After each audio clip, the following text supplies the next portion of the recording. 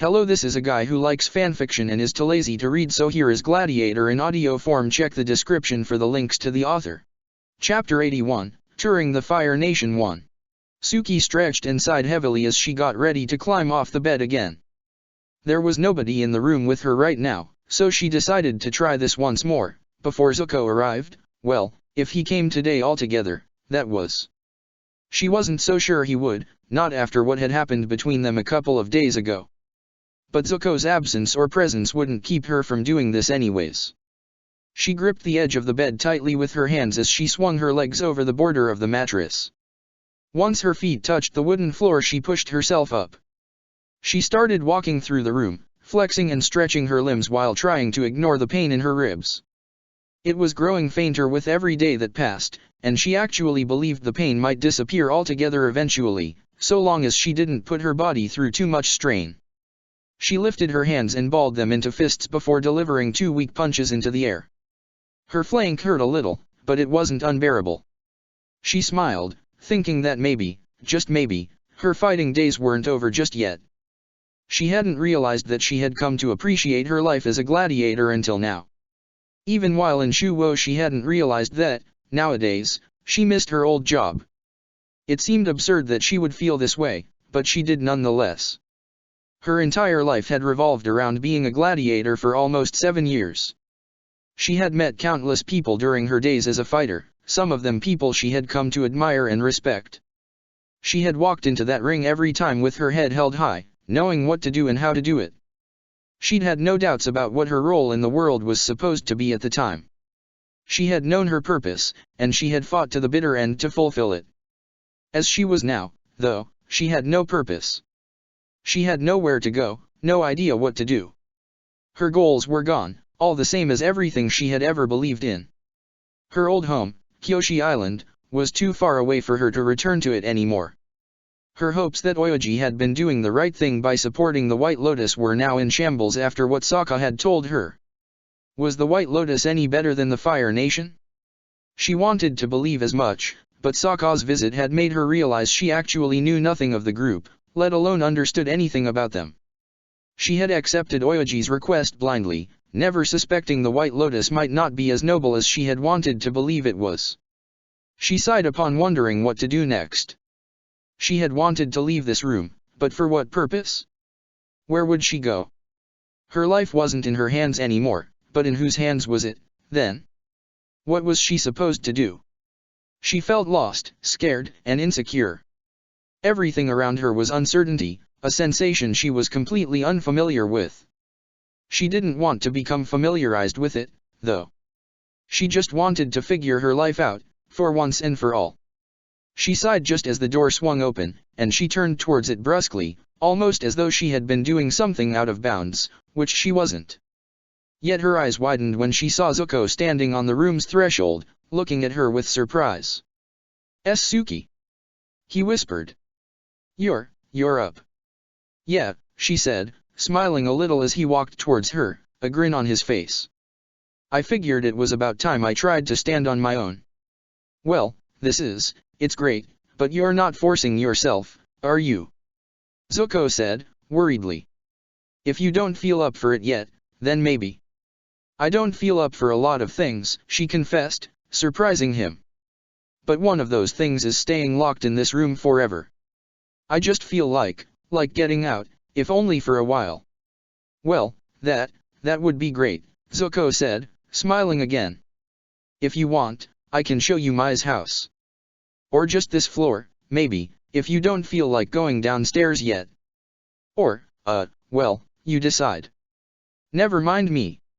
Suki chuckled at how he tried to repress his enthusiasm, and she nodded in his direction.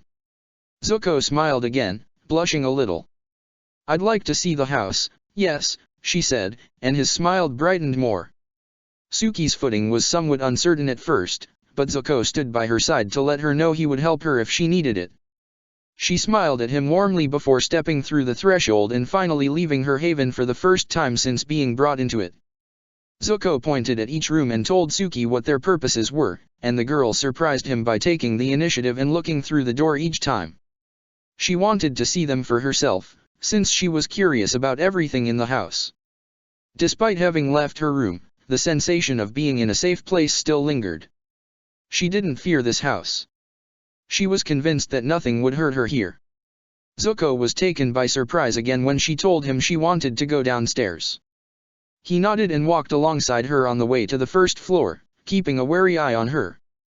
Every step she took made her wince, the movements of her legs hurting her ribs again. Yet she didn't turn back, nor did she reach out to support her weight on Zuko. She kept moving forward, by herself, with her own 2 feet. The fact that she could still do this on her own filled her with pride. Mai was in the dining room where Zuko led Suki next. Mai had been holding Uade as he played with, or rather, tried to eat a doll, and she jumped to her feet upon realizing Suki was right behind Zuko, glancing around herself in wonder. "And this is the dining room," Zuko said, smiling, and Suki nodded. "I can tell. It's magnificent," she said, before noticing Mai was here too.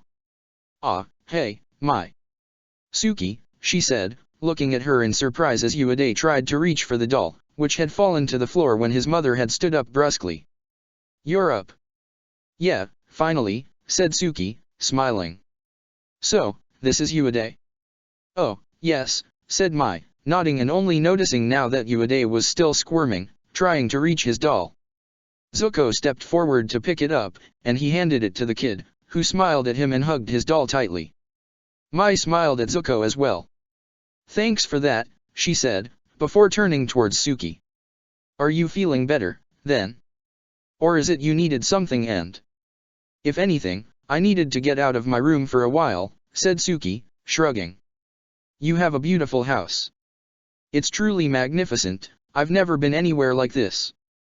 "Then I hope Zuko never takes you to his home, or else mine will start looking like an old shack in your eyes," said Mai, smiling.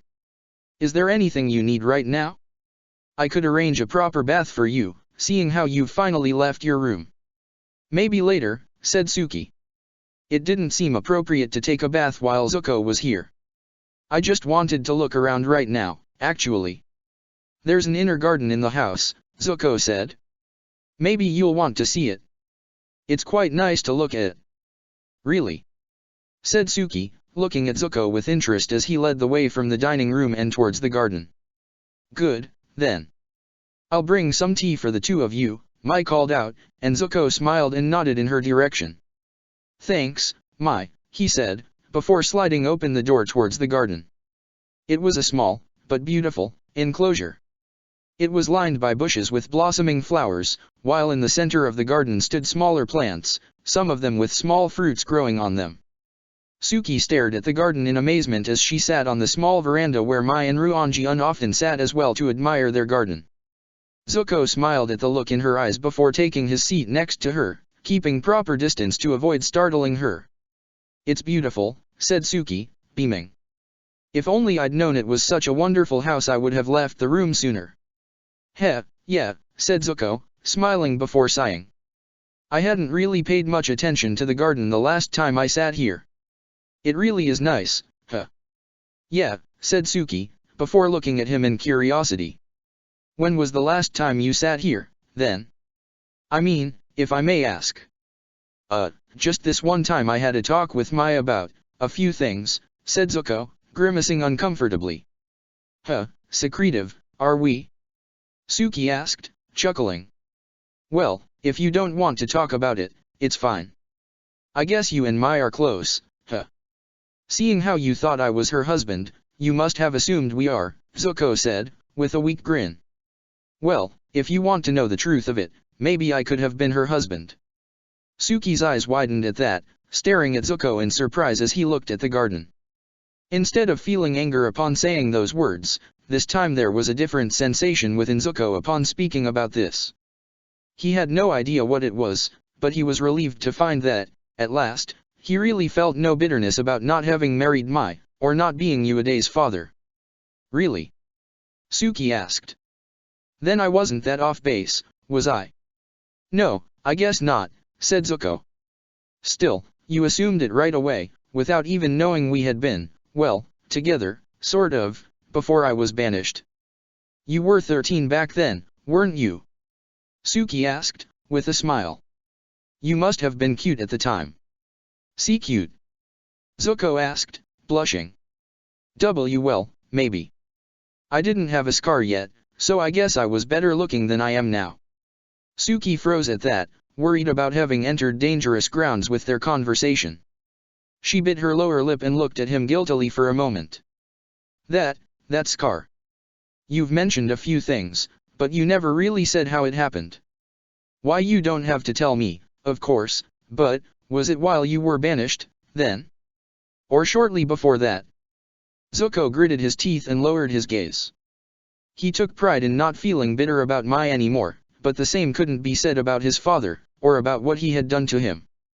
Zuko took a deep breath and released it, his brow contracted as he stared at the garden harder now. It was right before I was banished, Zuko muttered.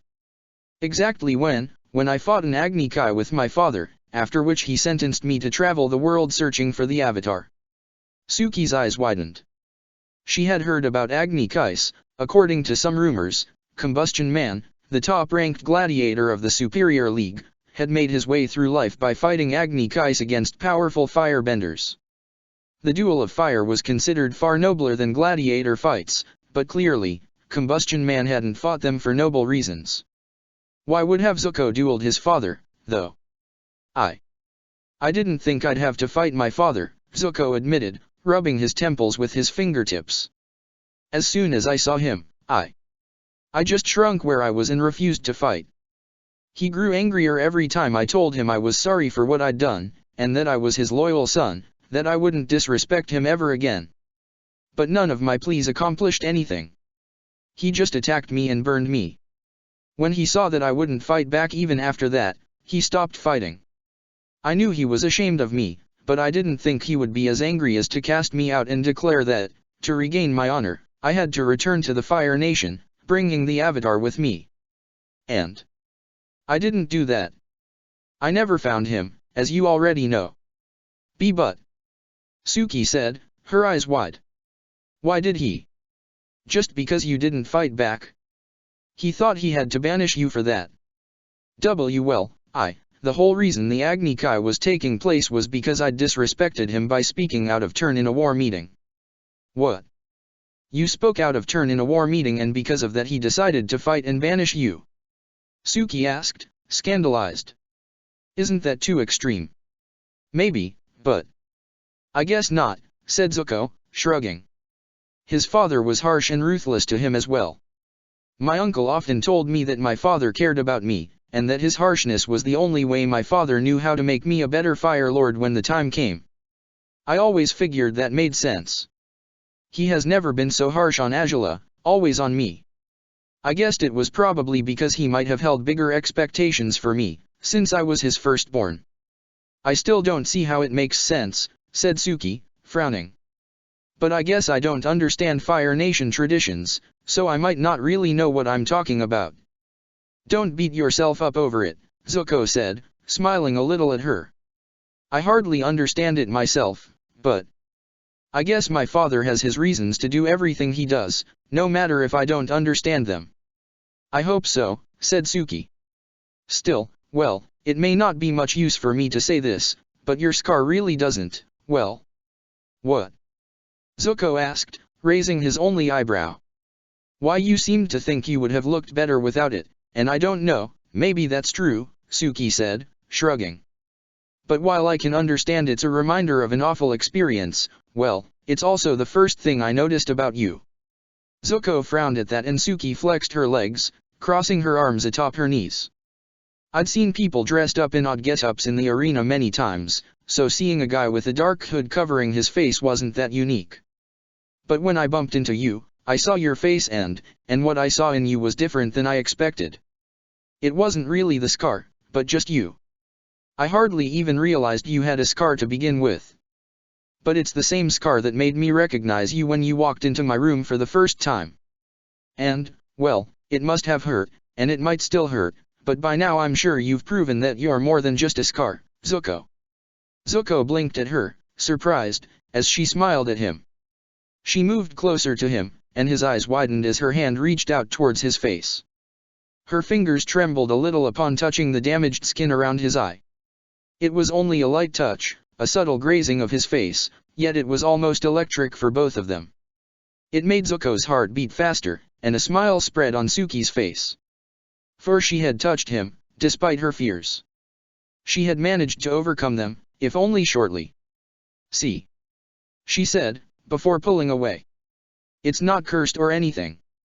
In fact, well, I think it makes you rather handsome, if it's not too bold of me to say so."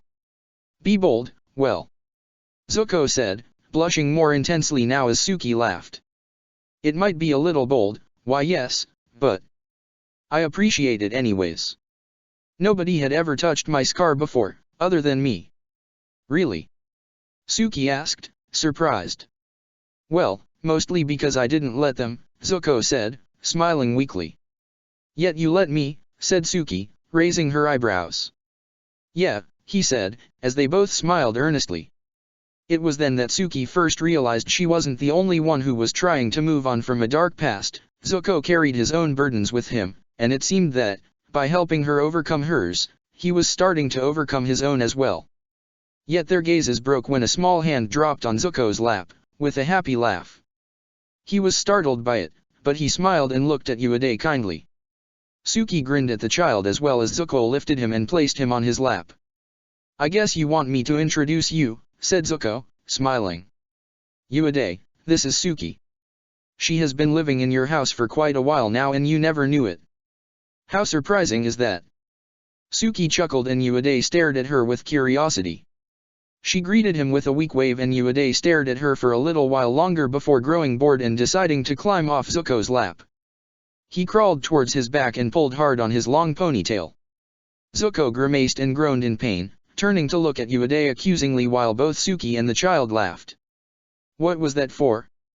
he asked, glaring at Uday, but the boy continued to reach out for his hair, despite Zuko's attempts to keep him away.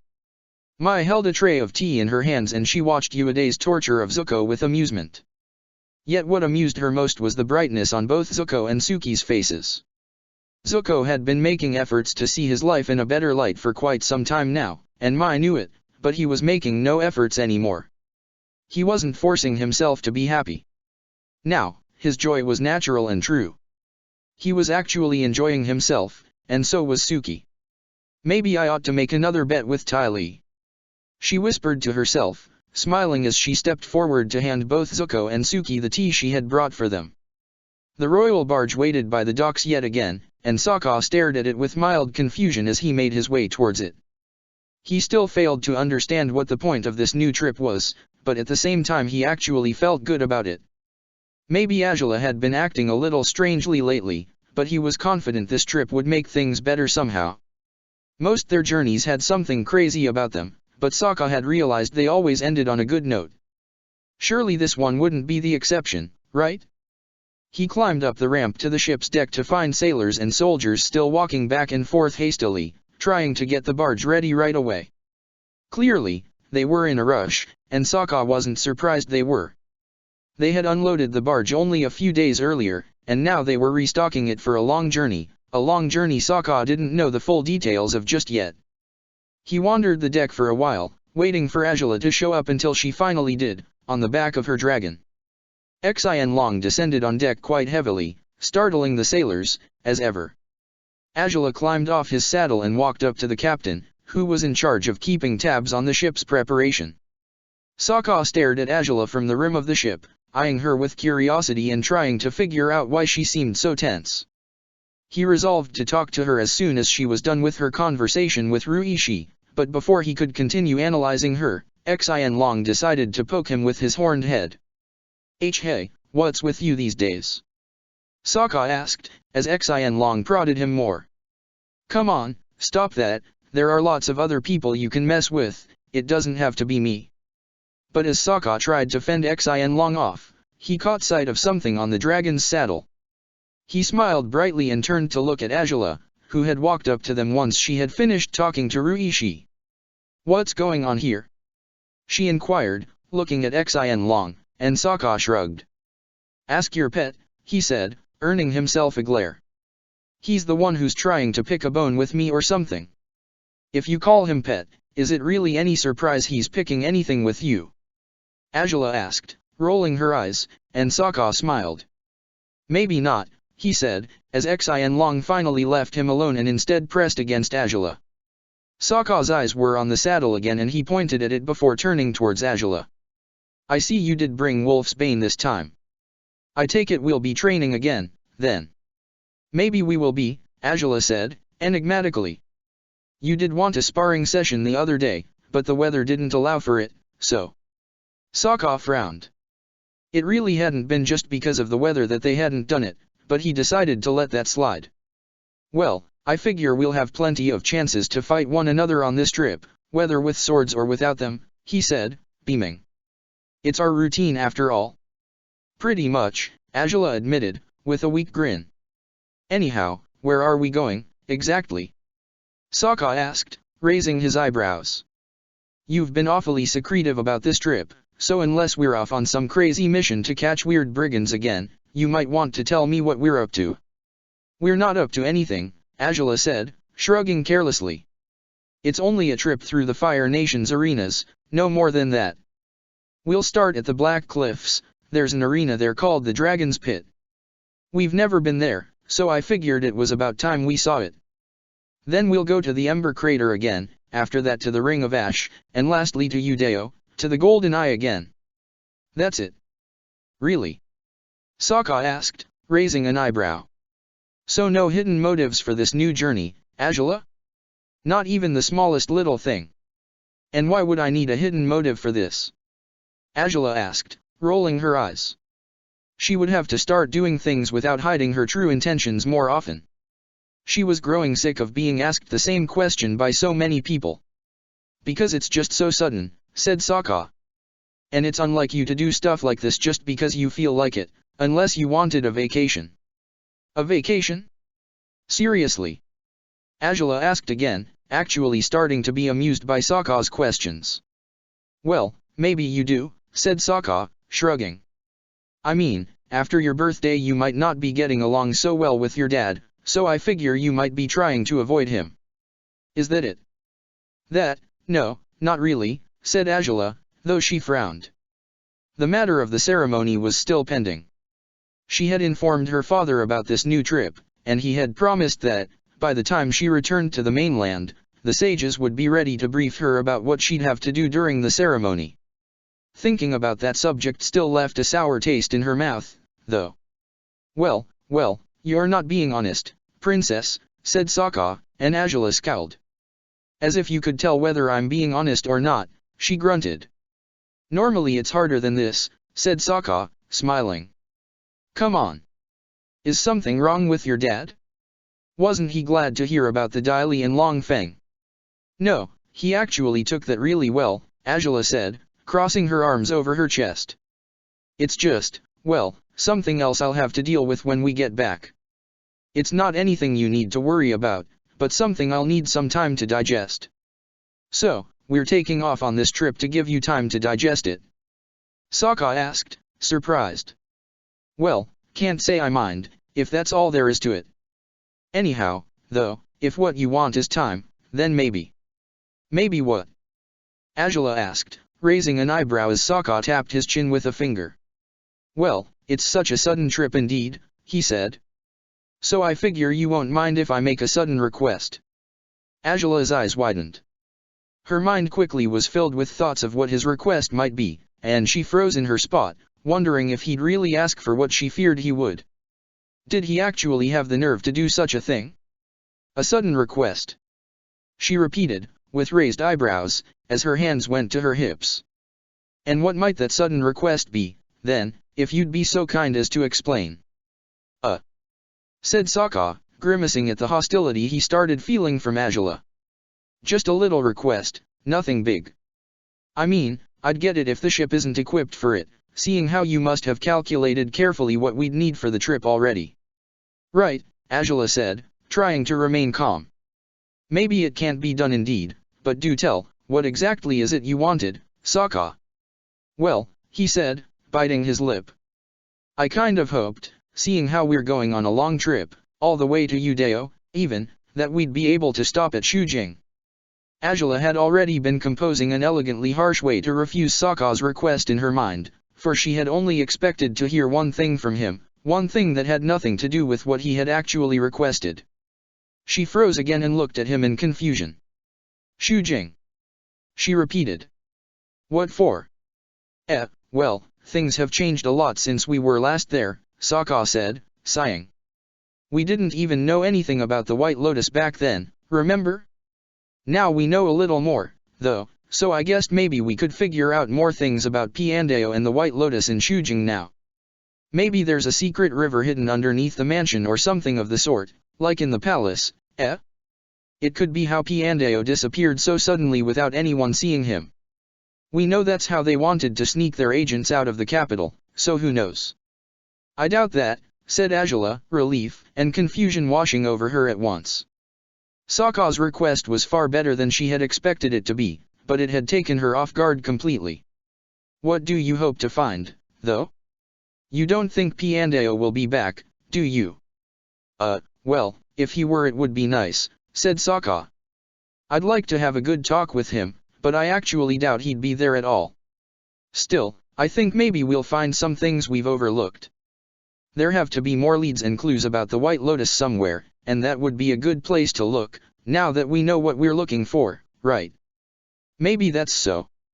Azula started, but she caught herself before telling Sokka that the odds were they would find nothing new in Piandao's mansion. Wasn't this exactly what she wanted, though? Even if she didn't think they'd find anything in Shujing, the point of this trip was to keep Sokka away from the capital for as long as possible. Adding a new stop to the journey meant she would manage to keep proper distance between him and a certain other slave. Yet the unavoidable question arose in her head, if Sokka really wanted to be with that girl, why would he be so relaxed about this trip? Why would he have made a request that would only serve to make their journey even longer? Why hadn't he voiced a single complaint about how Azula was deliberately keeping him apart from Kyoshi's heir if he actually wanted to be with her? She frowned. He had seen her, according to what Mai had said. But if reuniting with the girl had been so important for him, why had he been waiting for her at Xian Long's refuge, not even an hour after Azula had spoken with Mai? Why hadn't he taken his sweet time with his reunion? Why had he come back to her so quickly, hoping for a session of sword training? Something wasn't right about this, and the more she thought about it, the more she felt like an utter fool. She was acting erratically based on whatever she thought she needed to do to keep Sokka by her side for as long as possible, but it was clear she was wrong about something. She wasn't reading the situation properly, or maybe she wasn't reading Sokka properly. She had been making mistake atop mistake by assuming everything would proceed exactly as it had back when Sokka had first encountered Kyoshi's heir, but many things had changed since then. He wasn't the same person he had been that day, and Azula would have loved to say neither was she, but her actions seemed to say otherwise. All the same as she had kissed him in a desperate attempt to keep him beside her, now she was dragging him across the world to keep him away from Kyoshi's heir. Her actions were nothing short of embarrassing. "Still, though, if the ship isn't equipped for it, we don't have to go," said Sokka, shrugging. "There might be nothing after all, and it'd be a waste to go to Shujing for nothing." "It would be," Azula agreed before sighing. "But I suppose it can be done, if you really want to go back there." "What, really?" Sokka exclaimed, smiling. Azula shrugged and smiled weakly at him as well. "It's the least I can do after dragging you on 2 trips through the world without even asking if you want to go or not," she muttered. Most gladiators don't get to have fun trips with their sponsors to begin with, so I'm not complaining," said Sokka, grinning at her. "Well, if you think the last one was fun," said Azula, raising her eyebrows. "On some level it was," said Sokka, smiling guiltily now. "But this time it's just the 2 of us, so I figure it'll be better than heading into Ba Sing Se with your uncle and Toph."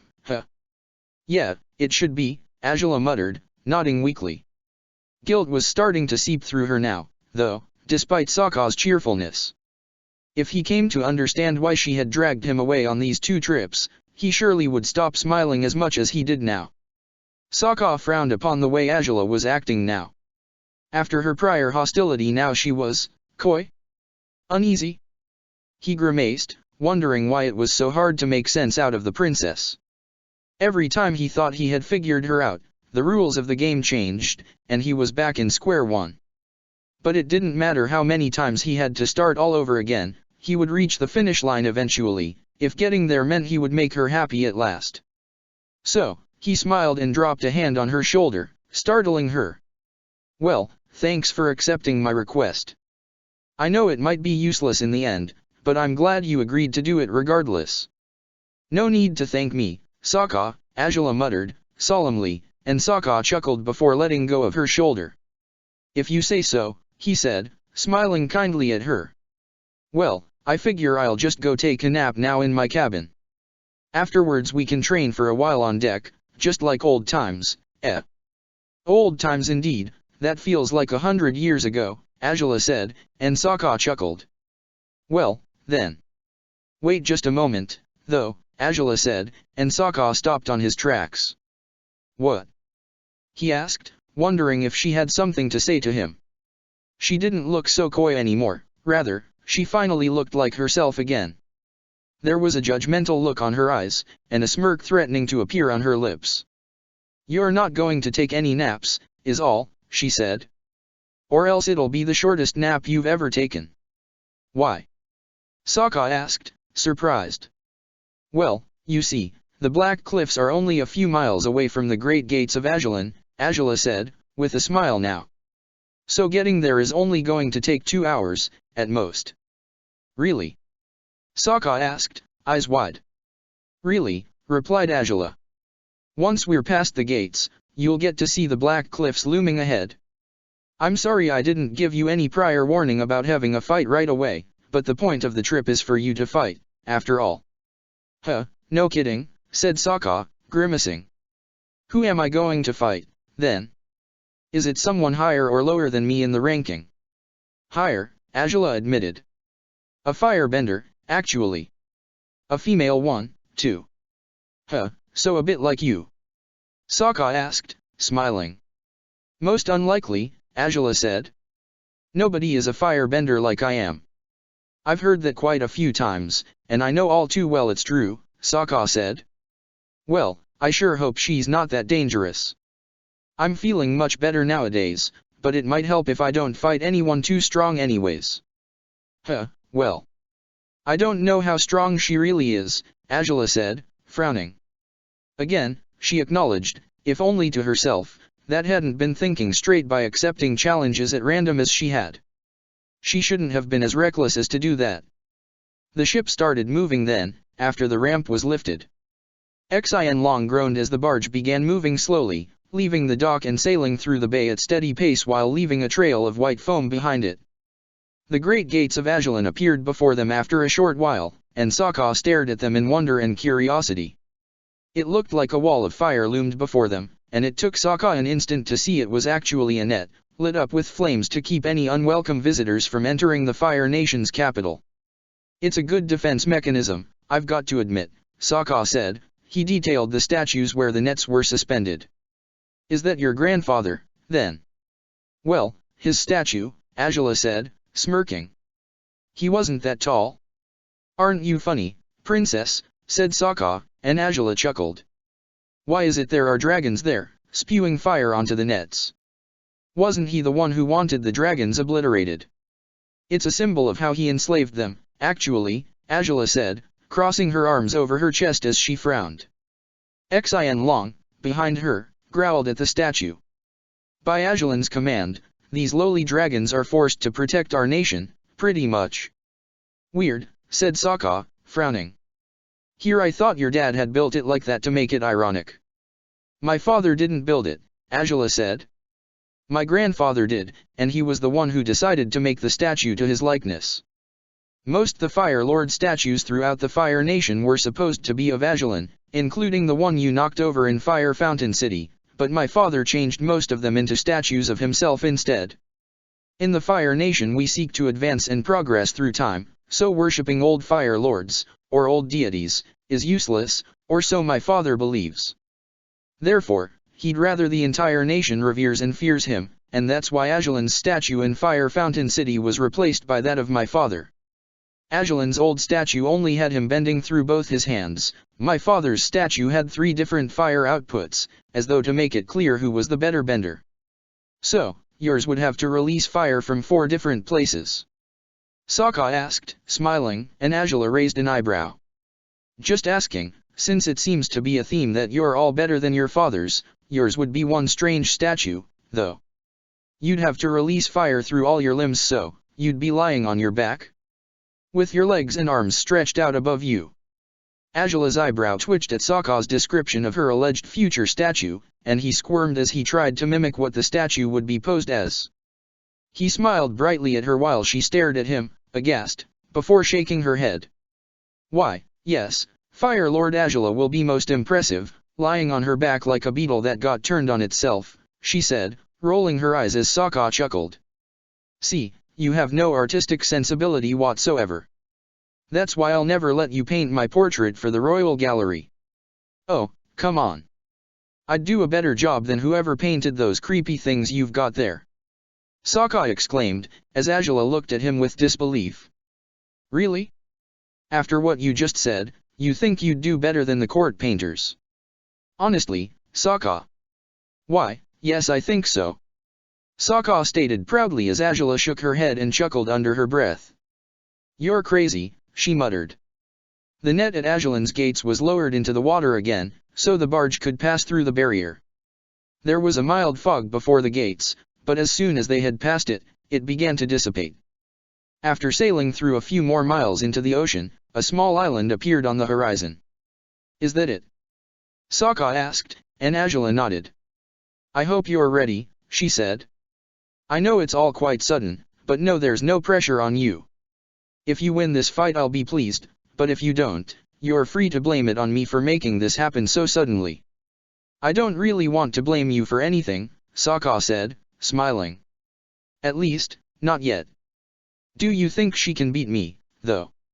Well, quite possibly, said Azula, sighing. She's called the Priestess of Flames, or so. Shoji didn't know much about her. How come didn't he know much? Asked Sokka, surprised. He usually knows everything. Turns out we're headed to a very special arena, Sokka, said Azula, gritting her teeth. According to what Shoji said, this arena, the Dragon's Pit, might as well be called the Pit of Chaos. The Black Cliffs used to be uninhabited, but now a group of gladiators live there, according to Shoji. It seems they're the ones who run the business, pretty much. I have no idea how that works, but it sounds like trouble. It sounds ridiculous, said Sokka, frowning. Gladiators who run the arena themselves? Why would they want to do that? Well, I suspect they might be similar to Toph, Azula said. They're probably not interested in money or points, just in fighting. Right, but what about sponsors? Do they have them? Wouldn't they need sponsors to qualify in the Superior League? Sokka asked, frowning. I'd assume so, Azula said, shrugging. But I have no idea, honestly. I guess we'll figure out how this arena works by the time we get there. Azula, this doesn't sound good, said Sokka, grimacing. How about we forfeit this fight, since you said you didn't care if we win or lose, and move on to the next one, eh? Oh, come now, are you scared? Azula taunted him and Sokka's eyebrow twitched. Hell, yes. He exclaimed. That doesn't sound like a fun arena, Azula. Oh, poor Sokka is so frightened, Azula said mockingly, looking at Xian Long with amusement. I guess we'll have to protect him, then, or else he'll shiver his way into the sand pit, heh, Xian. I doubt I'd shiver my way into anything, Sokka growled. Or that Xian Long would protect me if I did. He's been mean to me lately, Azula. I haven't done anything to him, but he's always picking on me. Azula froze again. She knew all too well that Xian Long was being harsher on Sokka than usual, because of how many times she had been upset because of him in the recent days. Only, after giving matters some thought, Azula had started guessing Xian Long's resentment towards Sokka was mainly her fault, and not the gladiators. She was the one who kept misunderstanding everything, it seemed. She was so used to expecting the worst out of everyone that she hadn't acknowledged that Sokka had been exceeding her expectations constantly as of late. And just as she had failed to read him properly, so had Xian Long, who had decided to support his rider by treating Sokka cruelly, for it seemed she didn't have the courage to do it herself these days. Huh. I can have a good conversation with him while you fight, then, so he stops treating you so harshly, Angela said, trying not to sound too guilty as she spoke. Sokka pouted. Good, then. You do that and get that silly dragon to stop being mean.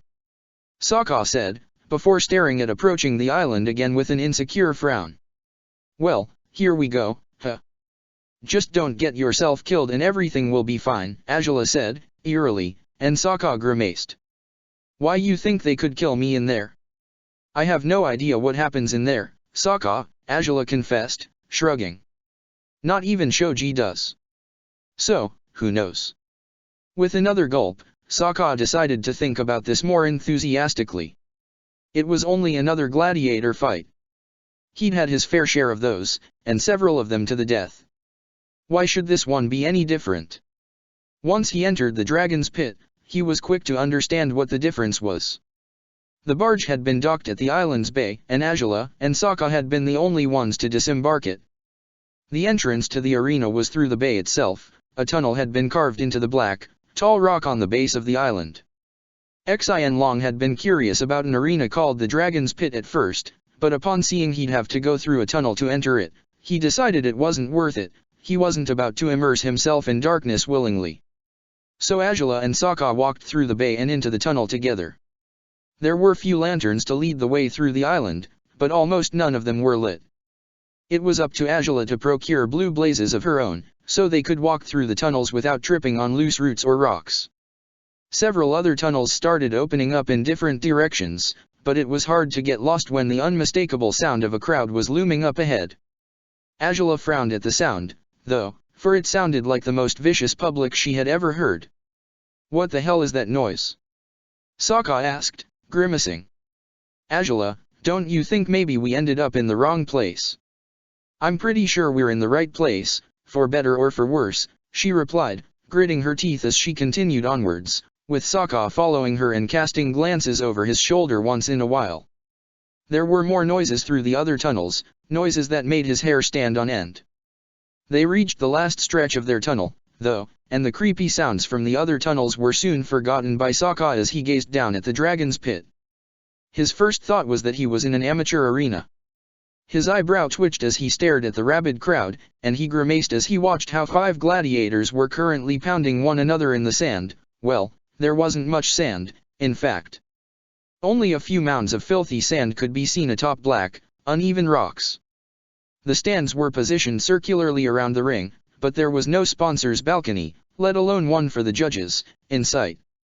Everything was murky and wild within the dragon's pit. The smells were completely repulsive, to the point where Angela was even covering her nose with a hand while frowning in disgust. Whatever this was, it didn't look like an arena to her. Even Huiyi had been more organized than this. The people in the stands, there had to be around 300 people or so, even tossed garbage and weapons into the ring, and one of them threw a hammer that struck one of the fighters in the shin. The fighter screamed and grabbed the hammer, waving it angrily over his head. Who the fuck threw this? Who the fuck did it? He shouted, as some members of the crowd laughed. I was doing ya a favor. I was aiming at your head so you'd stop embarrassing yourself, fucker.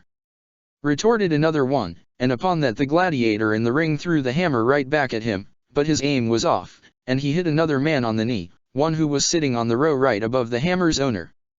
The hammer's latest victim screamed in outrage before grabbing the hammer's owner by the hair and tossing him down the stands. He threw the hammer again, but it was lost in the mess as an all-out brawl commenced within the stands. Fire, earth, and weapons flew back and forth all over the place, while fighters exchanged loud shouts, both in the ring and outside it. Oh okay, maybe you're right, Angela said, grimacing. Maybe you should just forfeit. What the hell is this? It's not even like the amateur arenas, Sokka remarked, staring around himself in horror. Heck. Angela.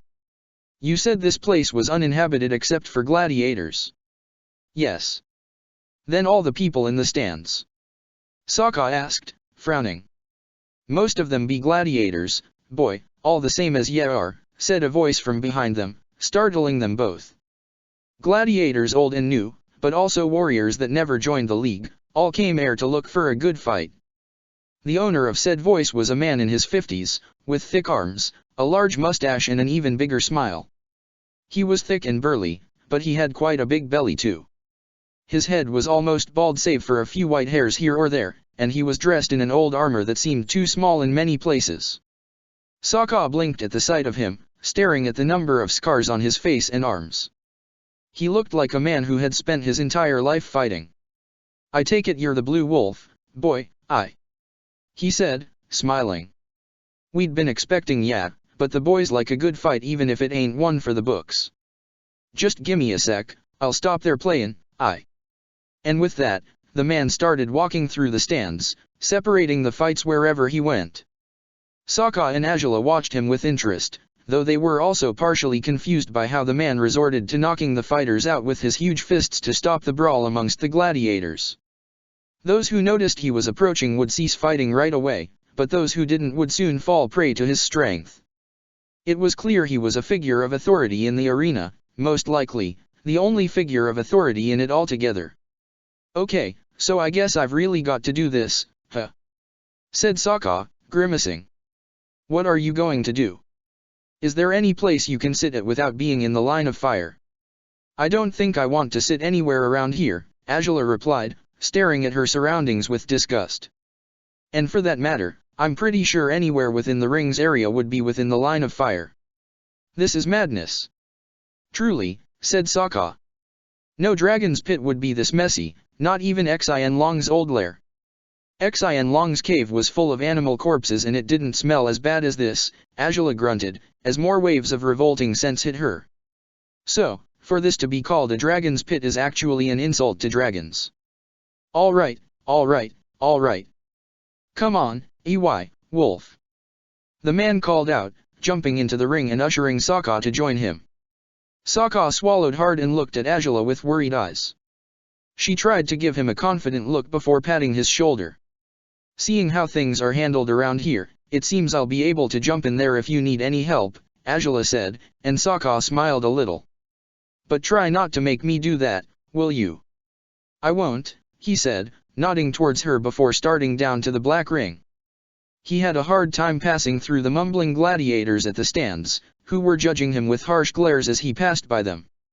Most of them looked bigger and stronger than him, though Sokka knew that didn't necessarily mean they were better fighters, but they were rather intimidating, to say the least. Hurry, we don't got all day," said the man, ushering Sokka into the ring as he glanced around the crowded stands, looking for someone. And after a while, he finally found her. "Aha! San, quit hiding. Yevi got someone to beat up, remember?" To Sokka's surprise, San seemed to be a girl a few years younger than him, with long, dark hair and brown eyes. She had been lying across 3 seats, staring at the ceiling with interest until she heard her name being called. He's here already?" she asked, surprised, turning to look at the fat man. When she spotted Sokka she seemed somewhat disappointed, but she sighed and stood up regardless. "Well, and here I thought this was supposed to be a challenge. If that's what I've got to kill, then I've as good as won by now." "Kill?" Sokka repeated, glaring at the girl. "It's not going to be that easy to finish me off, sorry to say. No point wasting your time with bravado, it's not going to work on me," San declared, smirking as she walked towards him. "With fists we'll talk better than with words." Sokka grimaced as the girl jumped elegantly into the ring, a menacing smile on her face. She was looking down on him, much as another dark-haired firebender who had looked down on him immediately upon their first meeting. Back then, Azula had been right to regard him as a weakling. Would he be able to take this girl by surprise instead? "All right, then, let's get this game going, said San, smirking and striking a fire-bending stance just before Sokka jumped back cautiously. Wait, just like that?" he asked. "What about the time limit?" Sokka's face flushed when the entire arena started laughing at his question. He glared at the fat man, whom he assumed was the leader of the arena, who was laughing as well.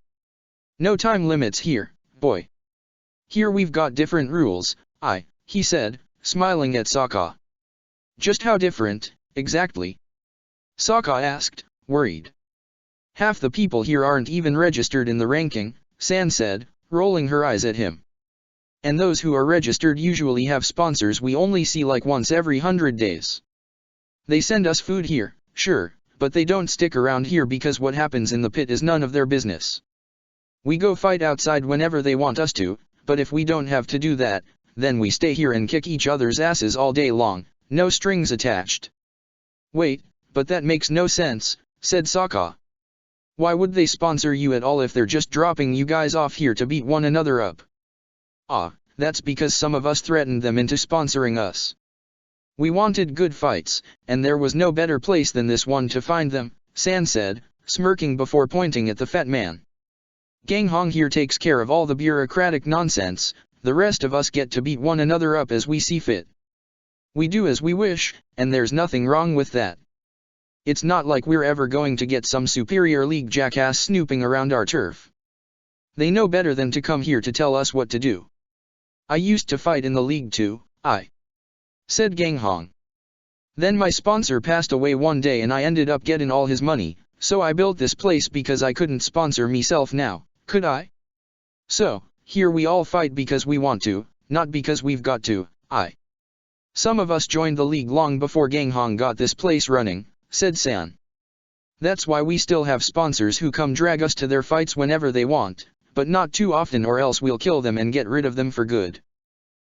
Nice, said Sokka, gulping. But then what's my sponsor supposed to do now, huh? Just stand there while I fight? She got a problem with that? Asked Gang Hong, gazing up at where Azula stood, at the top of the stands, right next to the tunnel that led to the exit. Oh, just a second now, said San, smiling as she looked at the princess with amusement. You're the princess, aren't you? Indeed. Azula said, glaring at the girl warily. Okay, I'd much rather fight her, so you go play sponsor while she and I. San started telling Sokka, who froze before shaking his head promptly. Not a chance, he exclaimed. She's the sponsor, I'm the gladiator, and I'm the one you're going to fight. Way-ah! San whined, glaring at Sokka. K.E.H. What a party pooper. Well, if that's how it is then you've got no right to complain if I kill you just to get this over with, got it? The hell? Said Sokka, an eyebrow twitching as Gang Hong laughed loudly. As forward as ever, San. Well, then, get this trip rollin' cause we don't got all day, he said, turning towards the stands and making his way through them. Sokka followed him with his gaze but only for a short moment, for soon enough a blazing kick had been delivered in his direction. He had to jump out of the way to evade the attack, but another one soon followed it. Sokka grimaced as he stared at San in horror, and the girl continued casting flames through the most fluid motions, as though she were gliding over the ground while using her fire. There was something quite amazing in the way she handled the blazes, there was no denying it. Her gladiator name, Priestess of the Flames, suited her better than expected. Sokka couldn't reach for the sword hanging on his back, busy evading her attacks as he was. He couldn't even use his weapons to fight against the fierce firebender. Her fire wasn't extremely powerful, Sokka thought, for Azula's blue flames certainly would cause more damage than these, but the girl simply didn't stop conjuring them. Her fluid style almost reminded Sokka of his sister's waterbending prowess. Nevertheless, the girl had to stop casting blazes eventually in order to catch her breath. By then, Sokka whipped out his sword and boomerang, and he commenced his own assault. San had recovered quite fast, though, and she was quick to put distance between her and Sokka by conjuring condensed flames that served to shield her from his weapons. Sokka grimaced and backed away, the heat making sweat drip from his brow. He had triumphed against every firebender he had faced so far, but he was starting to suspect his record would break today. This girl was an incredibly talented bender. Azula frowned while watching the fight, partially worried because she was starting to suspect, all the same as Sokka had, that they wouldn't win today, but she was, undeniably, impressed by the girl down below. Her skills and powers were outstanding for a gladiator. Why was she here instead of using her talents for something more meaningful than this? She sighed as she assumed either the girl was similar to Toph, and her main ambitions were to fight and defeat as many people as she could, or that she might have joined the gladiator business because joining the Fire Nation's army would have been a waste for her. She would have never made it past the position of lieutenant, Angela knew. Even when she looked to be a better firebender than many highly ranked military leaders, she would have never had her own division to command. She would have hardly had anything to gain, and very little to provide for the Fire Nation, had she joined the army. It was pointless for Angela to ponder such matters right now, though, especially when San was close to setting Sokka on fire.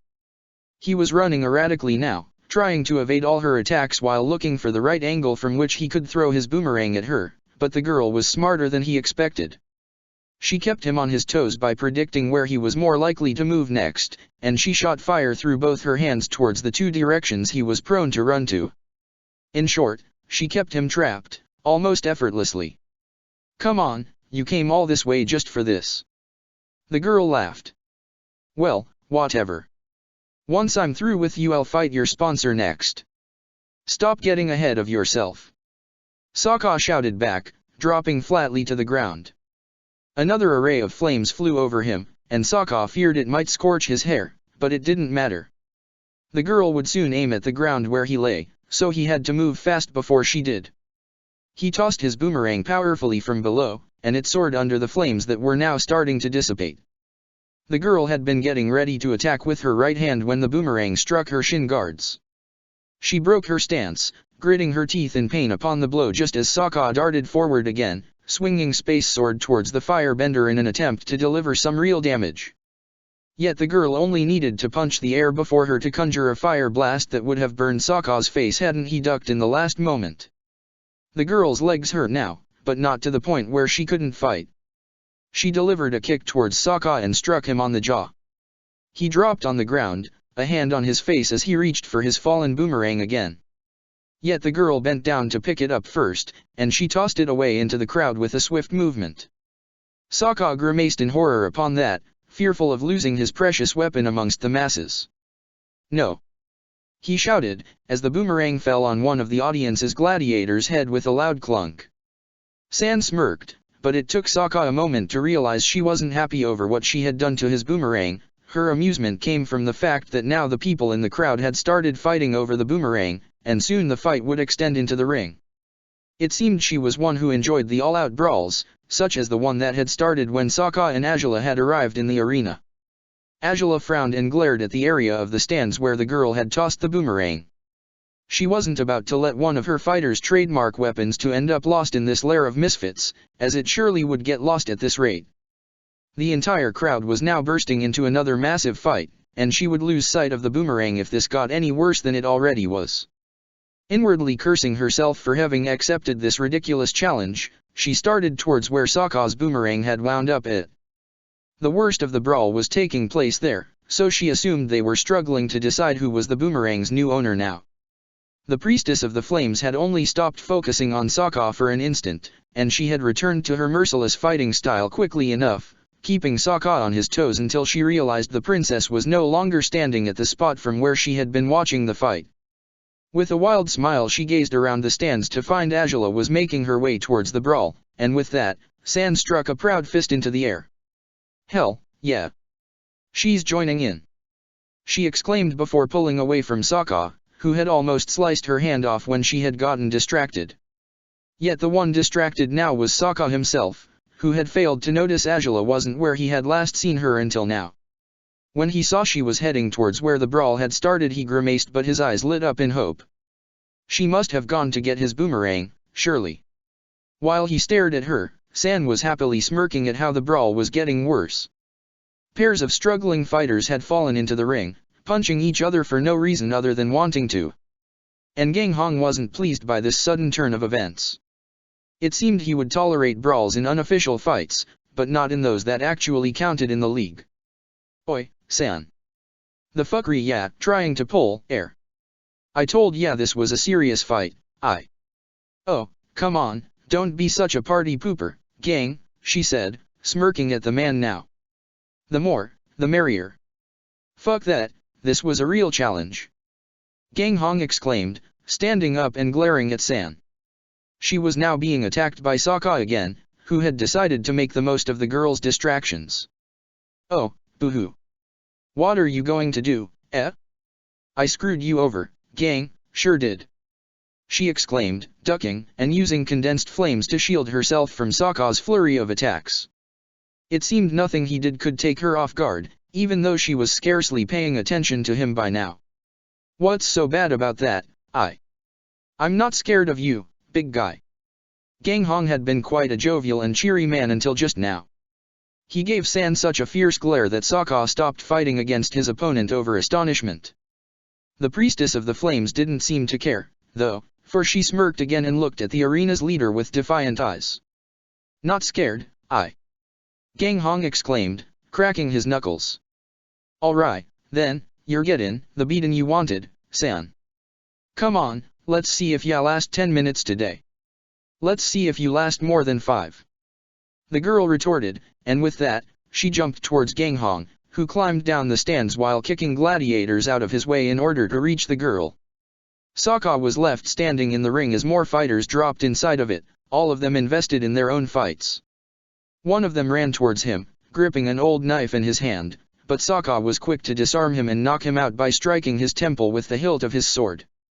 Sokka couldn't quite make sense out of what had happened by now. Without a doubt, this was the weirdest fight he had ever gotten himself into.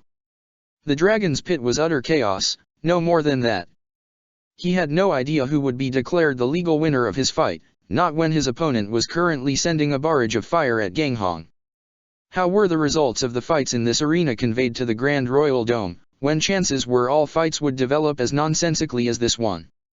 And whether he had won or lost, how was Angela going to either pay or obtain the money from the other sponsor, if said sponsor wasn't even here? It was all so misleading and confusing that Sokka was just left to scratch his head in confusion and climb out of the ring in hopes to find Angela and help her in her efforts to take back his boomerang. So far, she hadn't actually accomplished anything, for she just stood at a certain distance from the brawl, still trying to assess the best way to reclaim the boomerang. Yet just as Sokka made his way towards her, Angela stomped hard on the floor and a wave of blue fire spread upon her movement. It struck several of the struggling gladiators and it managed to make most of them turn their attention towards her. She lifted a hand coated in fire and glared at them dangerously, ready to fight her way through this matter if she needed to. I will have that boomerang back now, if you would, she declared. And if you won't, why, you're going to regret it. Normally, the gladiators would have jumped at any challenge, taking her words as mere bravado, but the threatening voice tone of the princess actually intimidated most of them. The blue fire she held cast an eerie light over her face, and she needn't be as crude and loud as the gladiators to be far more menacing than them. Well? She asked, with a sideways smirk that made some of the fighters take a step back. You want it, you've gotta come get it. Shouted the one holding the boomerang at the moment, who waved it over his head recklessly. Angela sighed dramatically before letting the blue blaze disappear. With sharp and quick movements, her limbs charged with carefully calculated electric power that she released through her left hand's stretched fingers. The lightning blast caught the man with the boomerang on the chest and struck his hand, sending the boomerang flying upwards in Angela's direction. The electric bolt wasn't too strong, but it still made the man's hair stand on end as the surge of power coursed through his body. He fell atop another gladiator and the power coursed towards him as well. They both fell to the ground, shivering wildly as the electricity finally got lost through the ground. Angela stepped forward and picked up the boomerang, it had dropped right in front of her. She stood upright again after taking it, and she smiled at the men watching her with horrified eyes. Never before had they seen anyone bending lightning. Anyone else? No. She asked, raising her eyebrows. Good. Carry on with your nonsense if you wish, then. She needn't say it twice. As soon as they knew the princess wouldn't get in their way, the people on the stands started fighting wildly yet again. Angela stared at them in disgust and started inching away by the time Sokka reached her, looking at her in awe. You're unharmed, and you got it. He exclaimed, about to throw himself at her in a hug, but Angela's hand darted out and she grabbed hold of his face, keeping him at arm's length. Sorry, she said, as he grimaced, his arms stretched out still as he waited to hug her. But I don't think this is the right time or place for you to do anything like, well, whatever it was you wanted to do. Well, he said, giving up on his efforts to embrace her and staring at her with a subtle pout. Not like anyone was going to notice anyways. As you can see. With that, he gestured towards the crowd. Indeed, it seemed nobody would have noticed if Sokka had hugged Angela, let alone done more than that, for a massive fight had erupted yet again. People in the stands fought and fell into the ring, where they started fighting again without a hitch. San and Ganghong were currently within the ring as well, their fight likely the most violent of them all. So your opponent just decided to beat up the arena's leader and forgot about you, I take it? Angela asked, and Sokka shrugged. Yeah, pretty much, said Sokka. She stopped fighting me and started arguing with that guy because she wanted to fight you, but now she's fighting him? Hell, I don't get this place. At all. It makes no sense. Indeed, it doesn't, said Angela, frowning. How do we know who gets the victory for this fight? And how will you get the winnings or pay up if I lost? Sokka asked her. I have absolutely no idea, honestly. If anything, that guy ought to know, Angela said, jerking her head towards Ganghong. But I don't think he'll be addressing our questions while he's busy beating up the priestess. Unlikely, Sokka muttered, biting his lower lip as the man delivered an uppercut to San's jaw. So I guess we'll wait until they're done. Angela nodded and sighed, as Sokka raised an eyebrow to look at her questioningly. She handed him his boomerang and glared at the ring below before muttering. We're never coming back here. Agreed, he said, with a weak smile. The brawls seemed never-ending at first, but slowly they started to decrease in number and intensity. Some fighters gave up after a while, but most of them actually passed out cold on the ground after being knocked unconscious by whoever had been fighting them at the moment. Eventually, Sokka and Angela ended up amusing themselves by guessing who would win which fight until, at long last, Ganghong punched San so hard in the stomach she had dropped on the ground, out of breath and with a satisfied smirk on her face. Learned your lesson already, San? He asked, wiping off some blood that was trickling down his chin. Do I ever learn it? She asked, snickering as the man sighed in defeat. Are you finished, then? Angela called out from afar, and the man turned to look apologetically at them. Turns out I am, he replied, scratching the back of his head. Apologies, Your Highness, for the mishap, Not what I'd planned, but these maggots got a way to lose their cool, Clearly, Angela replied, with a sigh. What now, though? Who won my gladiator's fight? And what am I supposed to do next? Said the man, looking down at San, who seemed to have blacked out by now. Well, she's down, I'd say you're the winner. What? Angela said, an eyebrow twitching. What sort of ridiculous criteria? Want me to send word to say lost? 'Cause I could do that all the same, no problem. You know. I think the wisest course of action would be to pretend this fight never even happened, said Sokka, gulping. Send word to say it was a mutually forsaken fight in the end. It's only fair, right? To be honest, it seems reasonable, Angela muttered, grimacing. This way we won't have issues with the money either. Then that'll do, said Ganghong. Needn't worry, Your Highness. Ganghong will take care of all the official fuckery, Good to know, Angela said, with a grimace. That was the weirdest way in which she had ever heard someone refer to paperwork before. Well, that was simple. Unexpectedly simple. We'll be taking our leave now, then, if you don't mind. Nice meetin' ya! Exclaimed Ganghong, waving happily in Angela's direction. The princess only nodded curtly before grasping Sokka by the shoulder and leading him back through where they'd come from. They were back on the barge by sundown, having spent several hours inside the dragon's pit, waiting for the brawl to die down. The captain and the nearby guards who heard Angela's retelling of what had happened inside the arena were astonished by the princess's story, and several were willing to charge inside the dragon's pit to bring some order into it, but Sokka was quick to stop them. No need for that, he said, standing before the ship's descent ramp to keep the guards from disembarking. That place is crazy and weird and it smells real awful, but those guys, they're in there by choice. I don't know why someone would choose a life like that, but they have, and, well, They're not hurting anyone other than themselves, are they? It may be so, but it isn't appropriate for such shameful acts to take place in the Fire Nation, said Ruishi. Not like anyone knows, though, said Sokka, shrugging. They've been doing this for ages now, it seems, and you're only finding out now. So why bother forcing order into chaos when they've got their own order in their chaos, if that makes any sense? The guards were left looking at Sokka in confusion while he folded his arms in front of his chest. Angela looked at him inquisitively for an instant before smiling and shaking her head. Leave them be, the gladiator is right. This is none of our business. They're not threatening my father's rule or anything of the sort, and we have a schedule to keep up with.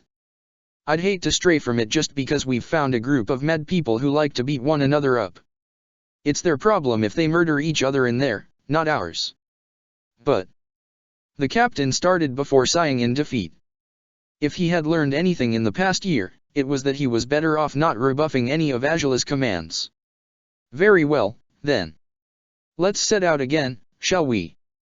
That would be ideal, Captain. Yes, Angela said, nodding, and the guards scurried off through the deck, still insecure and worried about the situation in the dragon's pit, but they wouldn't do anything about it if the princess told them not to. Sokka smiled as the ship started moving, setting out into the seas again and leaving behind the black cliffs gradually. Angela had walked off towards Xin Long, who was rather curious about why the place she had been at had sported such a weird name. Naturally, his sponsor let him know she hadn't understood it even after going inside it. Xin Long merely concluded humans were weird before curling up at Angela's feet to take a nap. Sokka approached them with a smile, as Angela stared at her dragon with a small grin. We're just never going to have a normal trip, are we? He asked, at which Angela laughed. What would be the fun in that? She replied. We're not normal, Sokka, so weird things will follow us wherever we go. It's the way it's always been, and how it's bound to be from here onwards. The sound of those words made Sokka smile. He didn't quite know what here onwards meant for Angela, but he liked to think it meant Angela wanted their partnership to extend for many more years. He wouldn't have wanted it to be any different. You've been letting lots of crazy gladiators off the hook lately, though, said Sokka. I'm impressed. I figured the proud girl who nearly lost her cool because of that hobo back in the capital wouldn't just say these guys, let alone the Iron Rain and the Savage Hook, could be left alone as they are. I concede, you're right about that. It's rather clear you've ruined me, Angela said, and Sokka laughed. I wouldn't have done anything like this before meeting you, so no doubt it's your fault. Well, can't say I mind being blamed for that, he said, grinning. For once, you're not getting an apology out of me. Huh, that's new, Angela said, smirking at him. Sokka chuckled and so did Angela. She breathed deeply afterwards, though, staring at Sokka with insecurity. He seemed to think of her far more highly than what she deserved. Letting a few gladiators to roam free didn't make her a much better person than she had been back when they had found that hobo, let alone than when they had kissed for the first time. But Sokka didn't know that, did he? Yet she resolved she had to tell him. At this rate, she would be incapable of spending time in the capital, merely because she was fearful of whatever relationship could spawn between her gladiator and Kyoshi's heir. She was tired of feeling as she did, her unease and jealousy wouldn't die down, apparently, but she could try to ignore them. At least, she could ignore them until she talked matters out properly with Sokka, right? He looked so relaxed and happy right now, though. The fear of seeing that coldness in his eyes again, the one she had seen during that awful night, forced her to hold her tongue. She still remembered his words, the harshness of everything he had told her. She still remembered every single tear she had been incapable of holding back as she told him lies after lies, as she tried to pretend she was still in control of the situation when she probably hadn't had any control over it in the first place. She didn't want that to happen again. She didn't want Sokka's warm feelings towards her to be replaced by coldness and hatred. She wouldn't be able to take it this time. But if she said nothing, he might still find out why she had dragged him away from Kyoshi's heir one day. And when that day came, surely he would react just as she feared he would. She had to tell him before he misunderstood everything, before he misread her, just as she kept misreading him. She needed to explain everything, even if her explanations weren't bound to be any use in the long run. But at the very least he might understand if she spoke earnestly with him, right? But she would put it off for the time being. They still had a long voyage ahead of them, and thinking of the worst-case scenarios convinced her that this trip would become unbearable if he were to take her confession badly. She wouldn't do it yet, not when she wanted to see that peaceful grin on his face for as long as possible. Chapter 82, Touring the Fire Nation 2. The firebender was ruthless, but his efforts to overpower the Blue Wolf were falling short. The non-bending gladiator was quick on his feet, and his prowess with his weapons was quite impressive and inventive, too. His club's heavy swings attempted to break the firebender's hands and feet whenever he stopped to take a bending stance, and the black sword had already cut through his armor and clothes several times. Shallow gashes graced the man's exposed skin in some of the places where the blade had torn up his garments. Renzi watched the fight with interest, rubbing his chin with a thumb. His sponsor, sitting next to him in the crowded stands, seemed intrigued by the princess's gladiator. They made a point to watch gladiator fights once in a while, with the purpose of selecting the fighters they would challenge next. Renzi's sponsor, Aonu, would ask for his opinion regarding whom to choose, for he believed his fighters' performance in the arena would improve if they worked together in every way they could. Not many sponsors treated their gladiators as he did his, but seeing how successful they had been so far, Aonu saw nothing wrong with treating Renzi better than most people treated common slaves.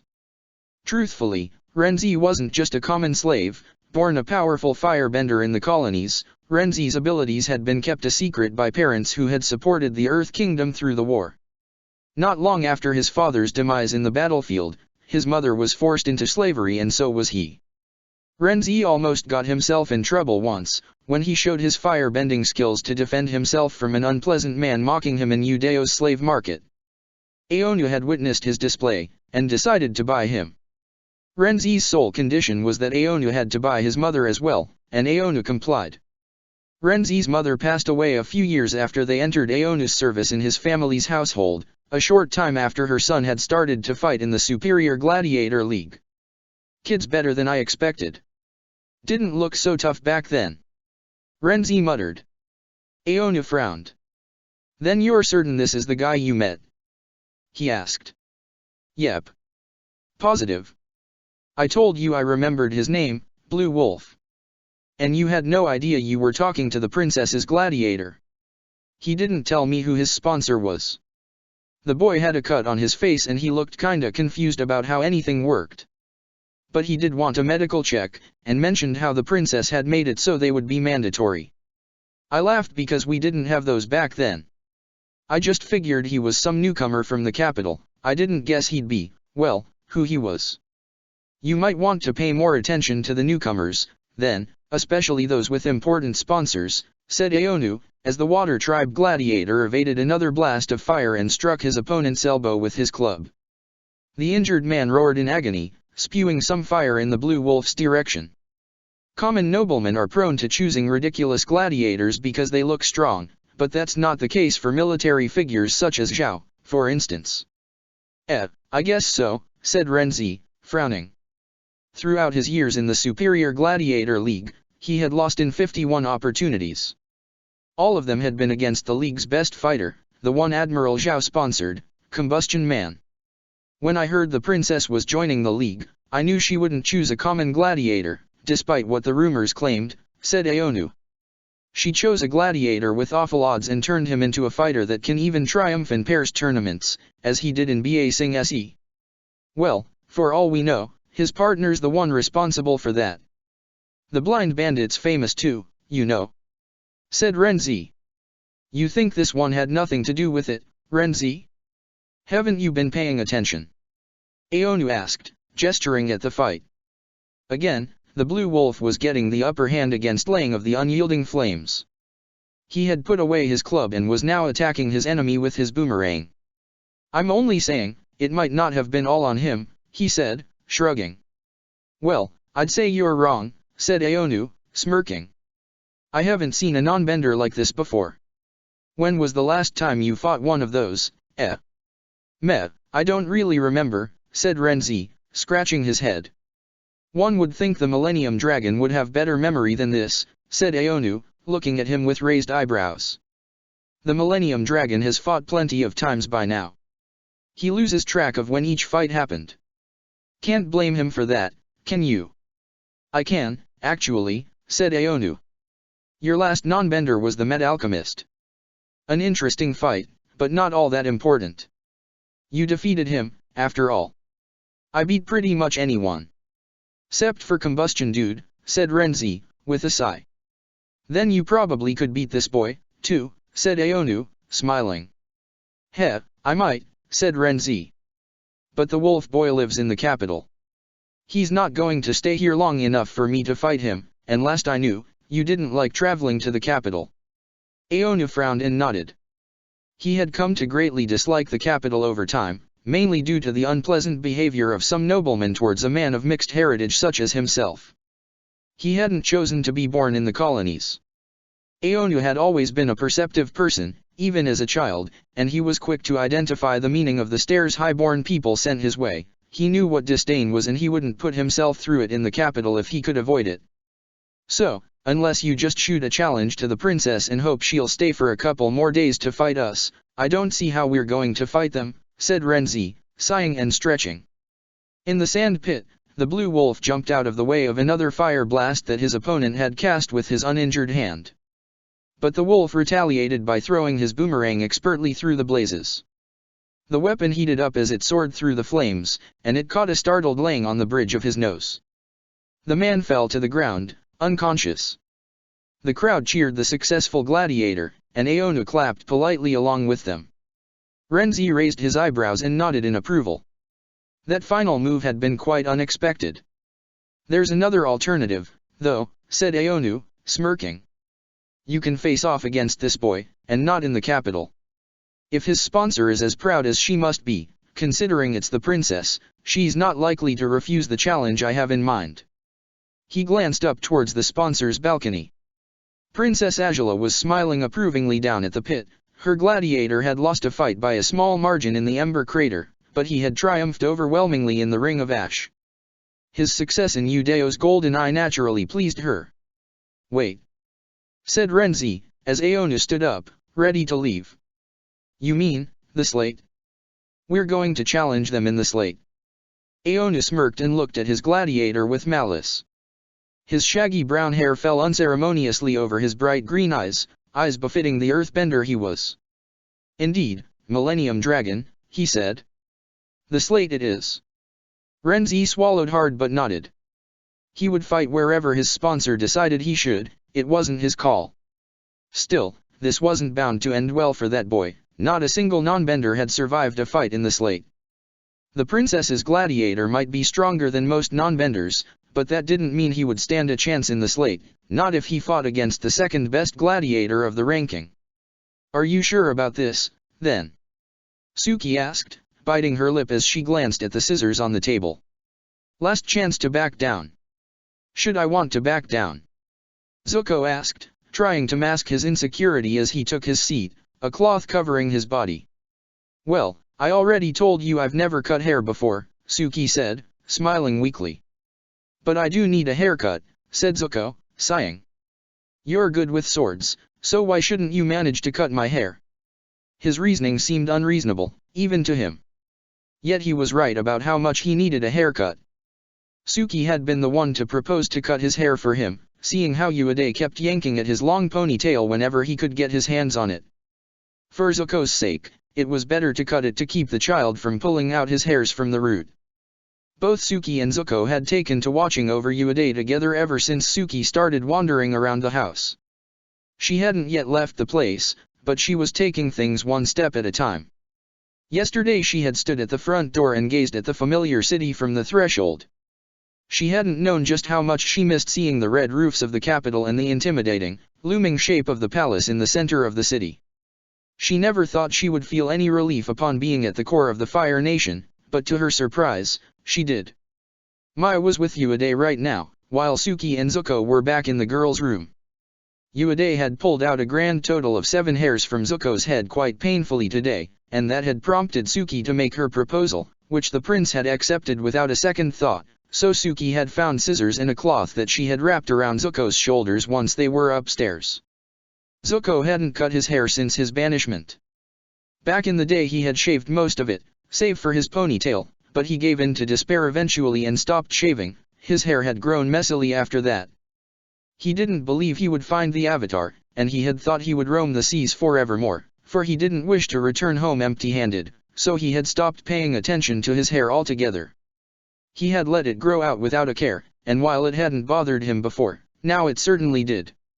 Still, it wasn't because of his hair that he wanted Suki to do this.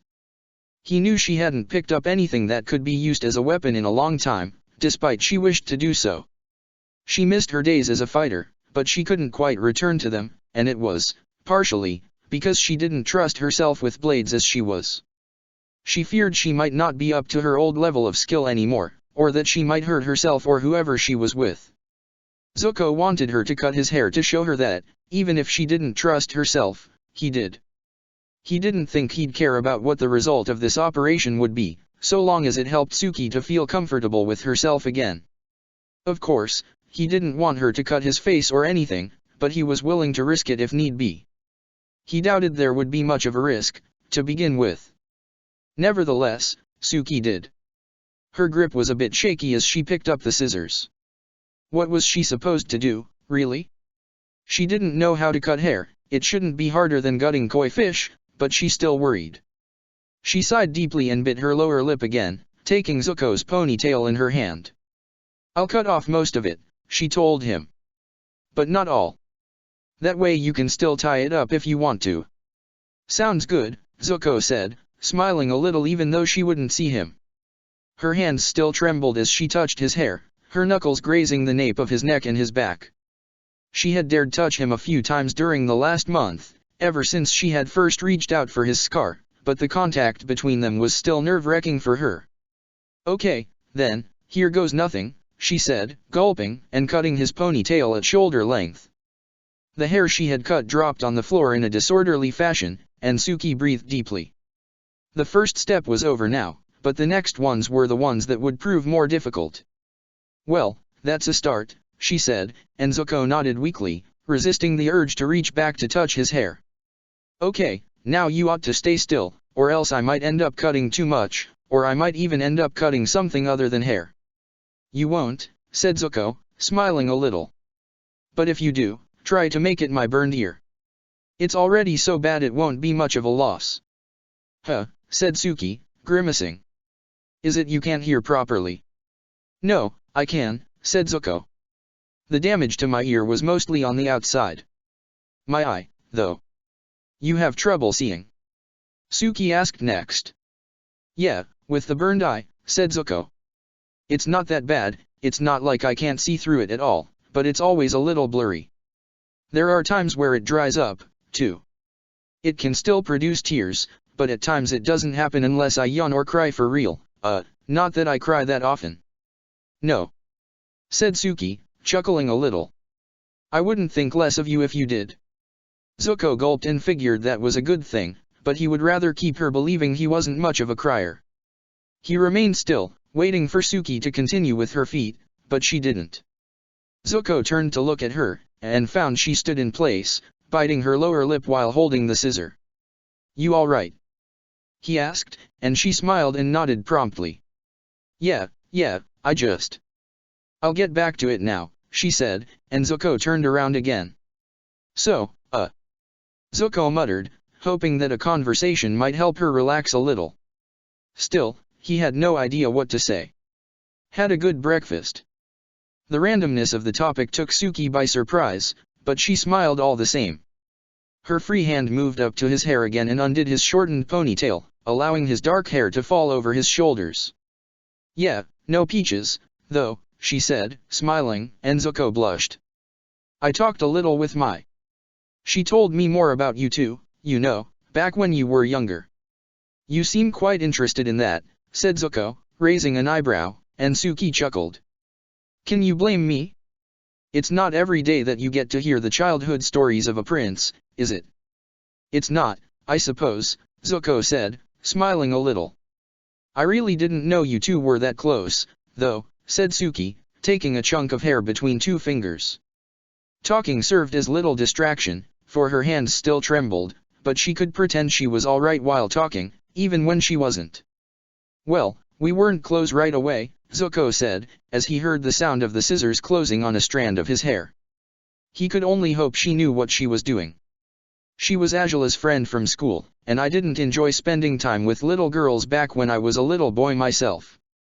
Especially not when I knew my sister would turn me into the target of all her games." "Really?"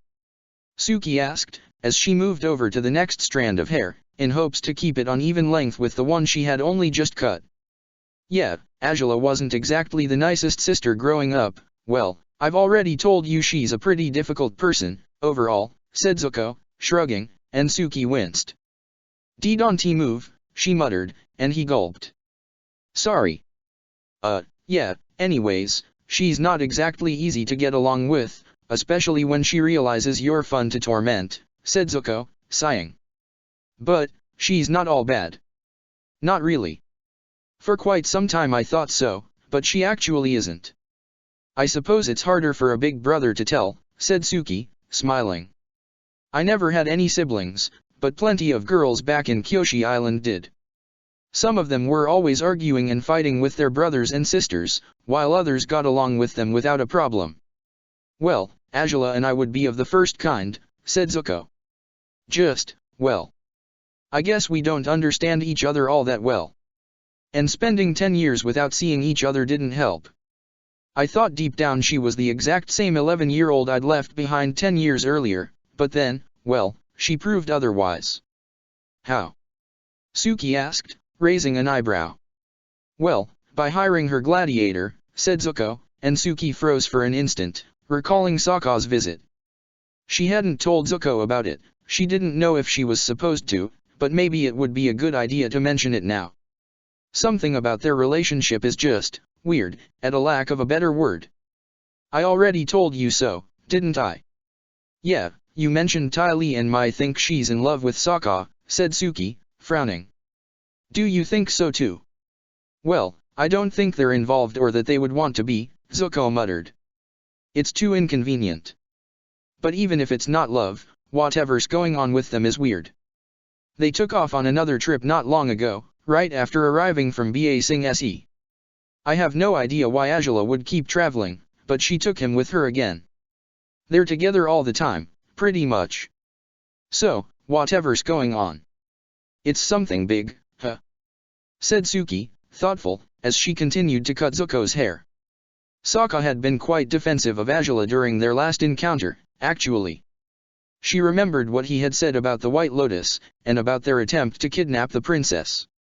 "Well, they say she's the one in love, but what if it's him?" "Well, that wouldn't surprise me either," Zuko said, as Suki moved to cut the messy hair on the sides of his head. "He even punched me once over her, so." "He punched you?" Suki asked, astounded. "Yep," said Zuko, with a weak smile. "I suppose I sort of needed a blast of reality, but talking with someone helps a lot more than getting punched. Still, he's a manly man, so that's just to be expected from him." "But you said he punched you over your sister?" Suki asked, blinking blankly. "What did you do to her?" "I was saying some pretty stupid things, I guess," said Zuko. "Things he didn't agree with. So I ended up with a swollen jaw for a couple of days for my troubles. It's why I would believe he's interested in her, it's just, well, at the same time it's hard to believe. But he's quite a strange guy too, so maybe they actually love one another. They're perfectly matched when it comes to tormenting me, so maybe they really are meant to be." "You're just saying that, aren't you?" said Suki, smiling and moving over to Zuko's other side. He chuckled. "Yeah, I actually am. I guess I can believe my sister isn't as bad as I always did, but I don't know if she'd love him, or if he'd love her back. It's probably more complicated than that." "Love is quite complicated, you know," Suki said, smiling a little.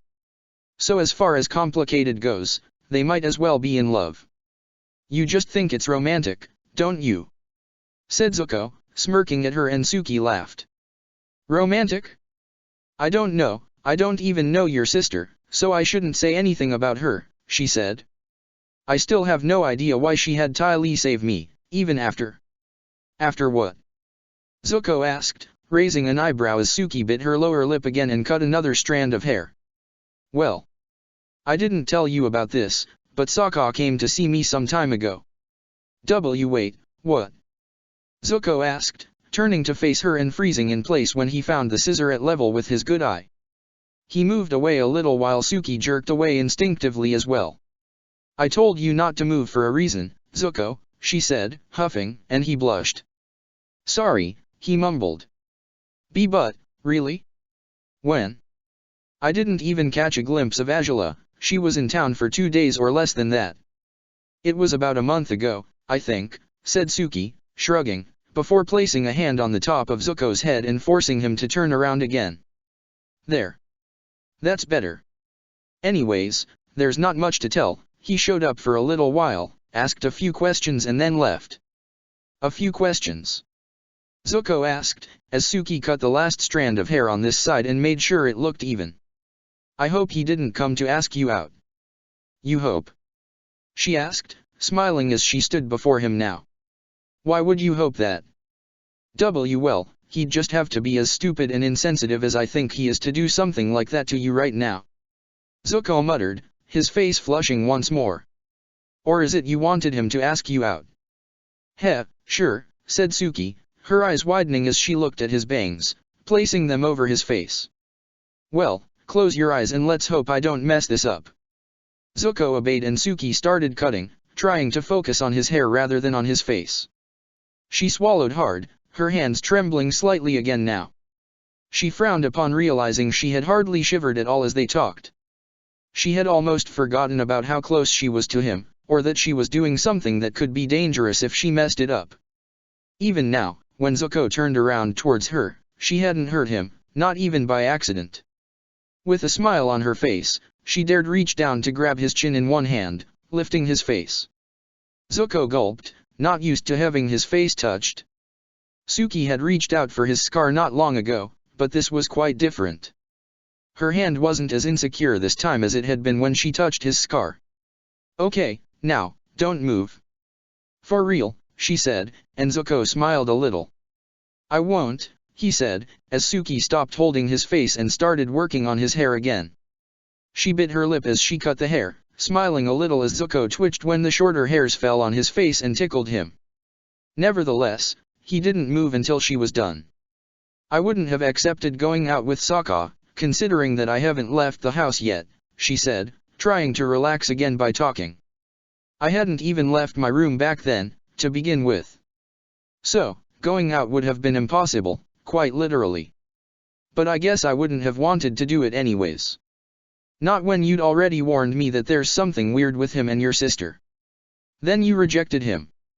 Zuko whispered, and Suki shook her head, despite he couldn't see her right now. No, he never asked, for starters, Suki said. I don't think he's all that into me anyways. He looked like he was during our fight, but afterwards. I don't know. His head was in the clouds during our date, I guess. If that's true, he's as stupid as I thought, said Zuko, and Suki smiled. Because his head was in the clouds. Whose head could be in the clouds while dating you? He asked, and she laughed.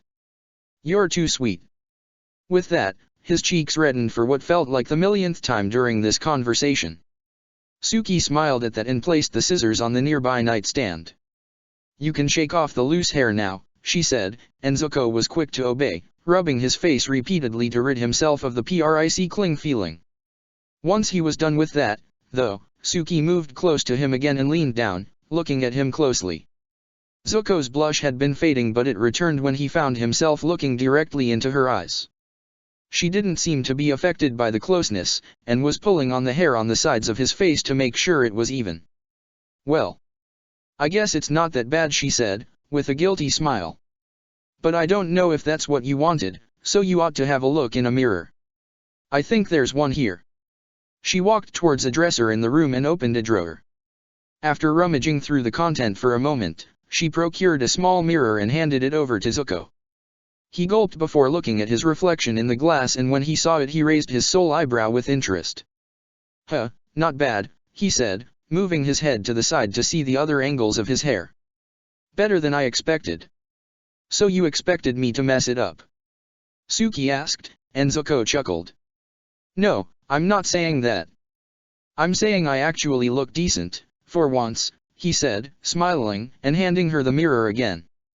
Thanks, Suki. Really? No problem, she replied, their fingers brushing when she clasped the mirror in her hand. Zuko almost expected her to drop the mirror and jerk away, but to his surprise, she didn't. The light touch of his hand didn't frighten her this time around. Maybe it wouldn't scare her anymore. Zuko smiled as she put away the mirror, and he removed the cloth around his body. Together they swept clean the floor from all the loose hairs, and soon enough their entire operation was finished. Zuko tied up his hair again, his bangs falling over his eyes, but he parted them, so he could see properly. Well, that's done, said Suki, smiling. And I actually did it. Good job, Zuko replied, smiling as well. So, as payback. I don't need a haircut myself, if you were going to offer, she said, smiling. Not what I had in mind, said Zuko, amused. I just wanted to, well, if you want, or feel like it, we could, wander the city. If you're ready for it now, that is. But just if you want to. If you don't, I get it, it's not always a nice city and really, walking can be a drag, so. I'd like to. Zuko froze where he was and blinked a couple of times before looking down at Suki with surprise. She chuckled and smiled at him, and he beamed. Seems like the one I ended up going out with was you, she teased him, walking towards the room's door. Zuko followed, still in a daze. Heh. I guess so, he muttered, pleased. He hadn't expected Suki to accept his proposal, let alone when she had just said she would have rejected another guy. They left to the city without letting Mai know what they would be doing. She was currently in the dining room, holding Uade while talking with Ty Lee, who was in utter denial about what Mai had just told her. No. No, said Ty Lee, shaking her head. Come on, after that traumatic experience you think she's going to get it on with Zuko? When he's the most awkward guy in the history of the Fire Nation. Well, I already said we can bet on it, Mai suggested, smiling. My loss would be your gain, right? You wouldn't propose this unless you knew you'll win, said Ty Lee, an eyebrow twitching. You know me so well, said Mai, rolling her eyes and smirking. Why you? It makes no sense. Granted, they are a cute couple, but they're not going to hook up. At least, not yet. She exclaimed. So I'm taking you on. I'll beat you at this one and at the one about Angela as well. You'll see I'm right. Oh, I sure will, said Mai, pleased with herself. This way she wouldn't have to pay Ty Lee anything. Mai knew for sure that she had lost the bet about Angela, but she was certain she would win the one over Zuko. The swords rang loudly every time they clashed together. They attempted to reach their rival, but more often than not they sliced the air rather than cloth or skin. Angela took pride in having caught Sokka's armored shoulder once so far, but he still had the upper hand in their combat. Whenever she thought she was close to defeating him, he would turn the tables faster than she could anticipate. Sokka truly had a way with his sword. They were currently training on the barge's deck, after a week of sailing back from Udeo. Sokka had enjoyed their bouts more than usual during their last training sessions. Perhaps it was because, despite the single loss he had sustained in the league, his record as of late was positive. He probably had earned close to 3,000 points during the last months. But at times Angela suspected his record wasn't what kept him in high spirits. Still, she wasn't sure if she ought to indulge in the belief that being around her made him happy. Toph may have told her he seemed to have feelings for her, but that wasn't new. The problem was that those feelings could easily turn to something else, if he understood the truth behind their last 2 trips. She had been worrying about the matter constantly, never finding a good moment to talk things through with Sokka. The happy smile on his face always made her think it was better to wait, but she had waited through their entire trip now, and seeing how happy he seemed to be as they sparred, she wasn't bound to open up to him any time soon. Come on, you can do better than that, he exclaimed, as she lost her balance upon trying to stab him. His taunts were quite annoying, though. His smile pleased her, his teasing did not. As soon as she recovered her footing, she lifted a leg and kicked blue flames at him. Sokka squealed in quite an unmanly fashion and dropped flat on the ship's deck to avoid being scorched by them. Now it was Angela's turn to smile. In fact, she started laughing as she aimed her sword towards a frowning Sokka. "Hey! I've told you you're not allowed to bend," he exclaimed. "But you also told me I must make use of all my resources," she said, smirking. "So if you want me to do better, I'm free to do that by making you face my fire." "Well, it's not fair and not right," Sokka grunted, pouting. "If you want to train with me, it's with fire or with sword, not with both." "I suppose I'll have to go with the first option, then, seeing how much you've always liked my blue fire," Angela said, with an innocent smile, and Sokka rolled his eyes.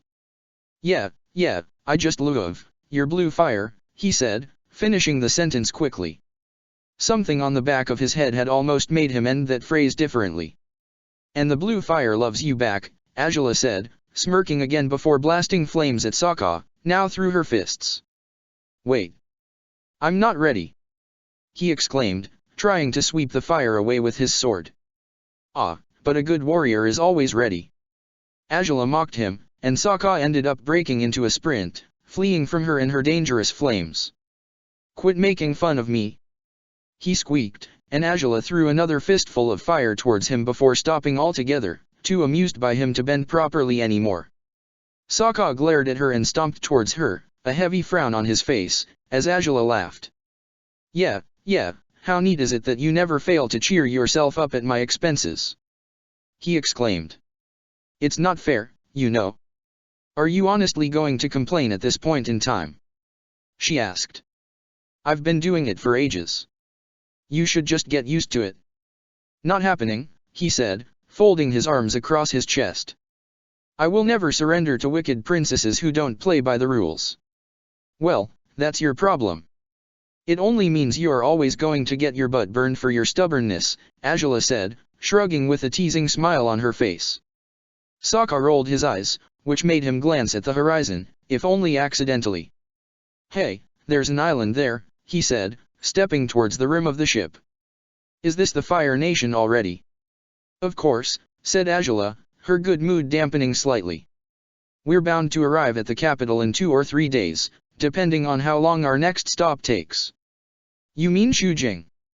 Sokka asked, turning towards her with a hopeful look in his eyes. No," Angela said, looking at him sternly. "We're actually going to stop by at Zhanghui first." "Zhanghui? What's that?" Sokka asked, raising an eyebrow. "Do I have another fight?" "No, you only ate twice as much as everyone else," said Angela, with one of her trademark cold smiles. "Our supplies, and even our backup reserves, which I hoped we wouldn't have to use during the trip, have almost run out and we still have 3 days left to travel. I don't mean to go without food for that long, mind you, so we're stopping by at Zhanghui to replenish our supplies again." "Oh, oops," said Sokka, with a silly smile, scratching the back of his head. "Yeah, oops indeed. You should be sorry for this unnecessary delay," Angela said, stubbornly, and Sokka shrugged. "To be honest, I don't mind. I'm still waiting for something completely crazy to happen during this trip." "Waiting for something crazy? Wasn't the Dragon's Pit crazy enough for you?" Angela asked, raising her eyebrows, and Sokka laughed. "Ah, but I thought we might see something even crazier next," he said. "Come on, you know this has been the most normal trip we've had to date. If it ends just like this, I'll be pretty disappointed." "So, you're saying we haven't had enough changes of plans, or unexpected obstacles, or despair upon being sidetracked to the point where we think we can't accomplish our goals?" Angela asked, crossing her arms over her chest. "One would think you'd be relieved by that instead." "Well, I won't deny it's a relief," said Sokka. "I'm just saying it's not normal. We need some groundbreaking things to happen here, you know we do." "Heh, well, let's wait until we're in actual grounds for that," Angela muttered, frowning. "I'd rather the ground shatters than my barge." "So, you do think something groundbreaking is bound to happen?" Sokka asked, smiling at first, but then he grimaced. "No, that actually wasn't good news." Ground-breaking things were quite dangerous when they happened to them. Hard to say, Angela whispered, before lifting her sword again. But if they do, they'd better not catch us off guard, don't you think? True enough, said Sokka, smiling a little and lifting space sword as well. Just stick to using the sword this time, all right. And what are you going to do if the ground-breaking things are well versed in fire bending and sword fighting at the same time? Angela asked, smirking and attacking Sokka, blue blazes dancing around the edge of her blade. Sokka would have demanded she stop doing that, but he was actually amused by her reasoning. Then I'll tell them to fight fair, he exclaimed, striking Wolf's Bane with space sword and swatting it away. Every new clash between their swords brought smiles to their faces. Angela's fire wasn't as deadly as Sokka expected it to be, but Angela didn't resort to it too much. She wanted to defeat him fair and square, so he'd have no room for complaints. As he parried one of her attacks and made a thrust of his own, Angela whirled away, but she wasn't fast enough. Sokka's sword caught her belt and sliced the cloth accidentally. The belt dropped flatly on the deck while Angela stared at it, taken by surprise. But soon enough she was giving Sokka an irritable frown as he started to sweat nervously. I didn't mean for that to happen. Oh, of course not, Angela growled, picking up the belt and staring at it with irritation. Are you going to fix this, Gladiator? I'd try, but I never learned how to sew, said Sokka, smiling awkwardly as he tried not to process he had stripped the princess from a clothing item. Nevertheless, it was impossible to fend off the idea once it came to his mind. Well, I did, but ages ago, Angela admitted, frowning. I've lost practice over the years. Huh? You can sew? Sokka asked, surprised. So impressed, aren't you? She said, raising her eyebrows. I do, but it's not like I learned because I wanted to. The Royal Academy of Girls is to blame for that. Oh, that makes sense, said Sokka, before smiling. Then you can fix it. Well, I can try, Angela muttered, with a grimace. She hadn't attempted to sew for what felt like ages. They ended up going inside the ship, to look for sewing supplies to fix the belt. Angela found some in her cabin. They looked like they had been placed there decades ago, without any use. Afterwards, they returned to the deck, where Angela did her best to fix the belt, but the results were disappointing. She had spent too many years without using a needle, clearly. You know what? Just forget about the belt, said Sokka, as she stared at the poorly sewn belt with a grimace on her face. You wear too many clothes anyways. Angela raised her eyebrows and glanced at him to find Sokka wide-eyed, realizing too late that he had said that out loud. Huh. All right, then. I suppose I ought to wear less clothes for your delight. Angela asked, but she was far too amused to be genuinely indignant by what he had said. She looked at him with a smile on her face, wondering how he'd defend himself from that. I didn't mean it like that, Sokka said, hastily, between gritted teeth. Just saying it's not that big a deal, right? I mean, it's just a belt. And you said you have spare ones, so, maybe take one of those if you need it. Just saying. Ah, so that's what you're saying?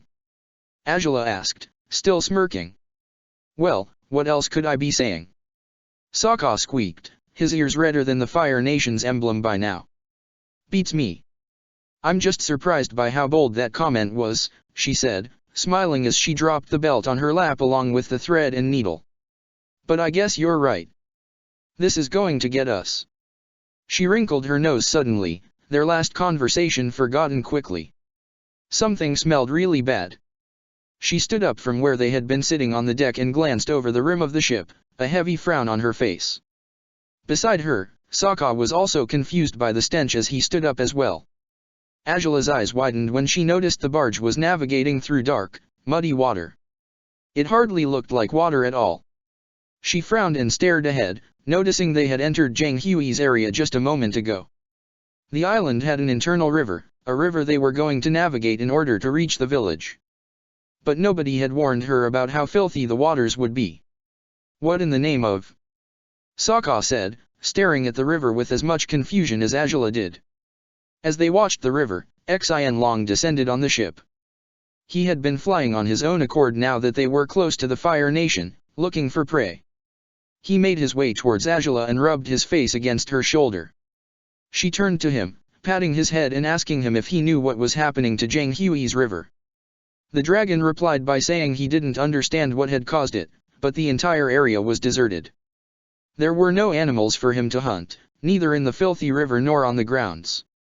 He had seen no humans anywhere, either. What's the meaning of this? Angela muttered, looking at Xian Long in confusion. Did he see something? Sokka asked, assuming the dragon and the princess were communicating as they usually did. No. He says the entire island is deserted, Angela muttered, just as the barge's progress halted altogether. The pollution was too dense for the barge to get through without damaging the engines, or so said the ship's captain, who came on deck to inform the princess of the situation. They couldn't keep to their itinerary in these conditions. I understand, Angela said, still frowning. But what caused this? This isn't a normal phenomenon. Where are the people from the village, and what is the source of all this pollution? I wouldn't know, princess, the ship's captain said, sighing. Xian Long took off again, leaving Angela on the ship to wait for him as he had another look around the island. The barge remained stationary in the meantime, as Angela continued to frown upon the river. Princess, said the ship's captain. We had best carry on with the voyage. If we cannot stop here for supplies as we planned, then we should continue on to Shujing right away for the same purpose. Just a moment, Captain, Angela said, sternly. You can make use of your patience, can't you? Well. Until I give the command, you're not getting this barge out of here, Angela stated, and the man sighed and nodded. Yes, princess.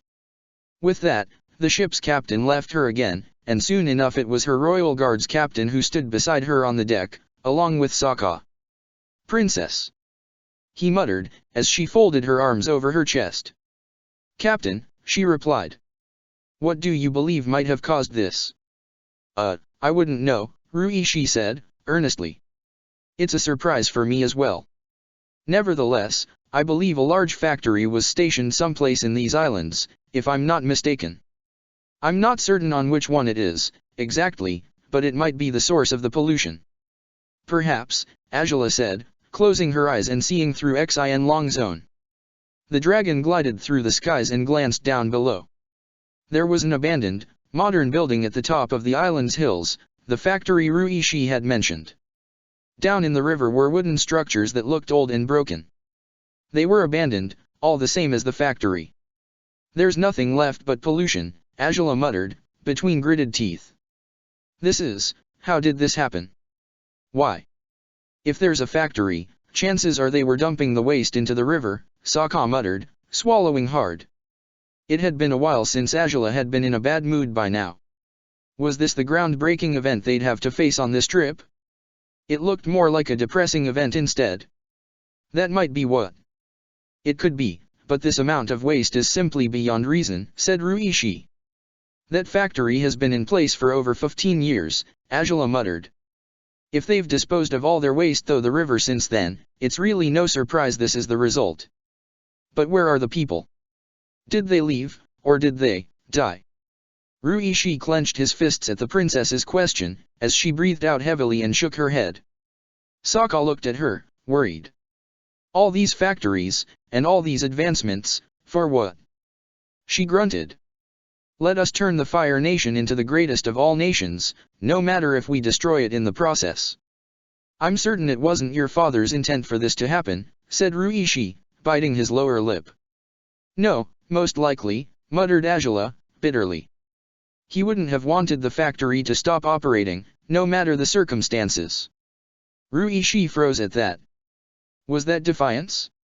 It seemed unnatural, coming from Princess Angela, of all people. She was completely loyal to her father, wasn't she? Tell the ship's captain to get us moving towards Shujing, then, Captain, Angela ordered, a heavy frown on her face. This place is revolting. Why yes, Princess, said Ruishi, uneasy. But, Princess. What? She said, and he gulped.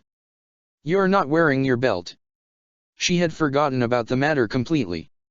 She patted her waist and nodded, and with that, Ruishi left towards the inside of the ship. Angela sighed heavily as she waited for the ship to start moving, and she stood silently next to Sokka, who seemed at a loss for what to say to rekindle her spirits. Angela, he whispered. Maybe you're worrying too much. Did Xianlong see any corpses? No, not human ones, at least, Angela said. Carcasses of dead fish floated on the river. Then chances are they got away, said Sokka, with a weak smile. I mean, even those working at the factory must have stopped because it was impossible to work in this environment. It's probably why it's abandoned now. Well, at least, I think it's a logical explanation for that. Doesn't change much, though, said Angela, frowning. We're sacrificing our people's well-being for the sake of progress. We've been doing that for a long time now, it seems. And I'm only just realizing what that really means. Did my father know this factory had been abandoned? Did he know that the people in Zhanghui had to forsake their homes because of the factory? And if he didn't know, which I doubt, would it make any difference if I bring it to his attention? Sokka remained silent again, and Angela shook her head. She felt Xianlong fly off on his own accord, headed towards other islands where he might find something worth eating.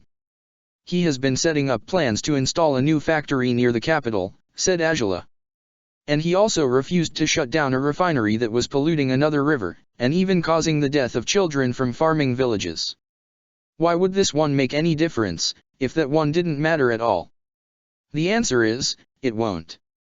Because our greatness is the main priority. Never mind that we'll all end up being dead carcasses in rivers like those fish once our greatness catches up with us. Angela, said Sokka, swallowing hard. Hearing her criticize the Fire Nation relieved him, but at the same time it worried him. He never thought the day would come when Angela would be disgusted by anything related to her nation. I'll be back on deck in a moment, she said, sighing.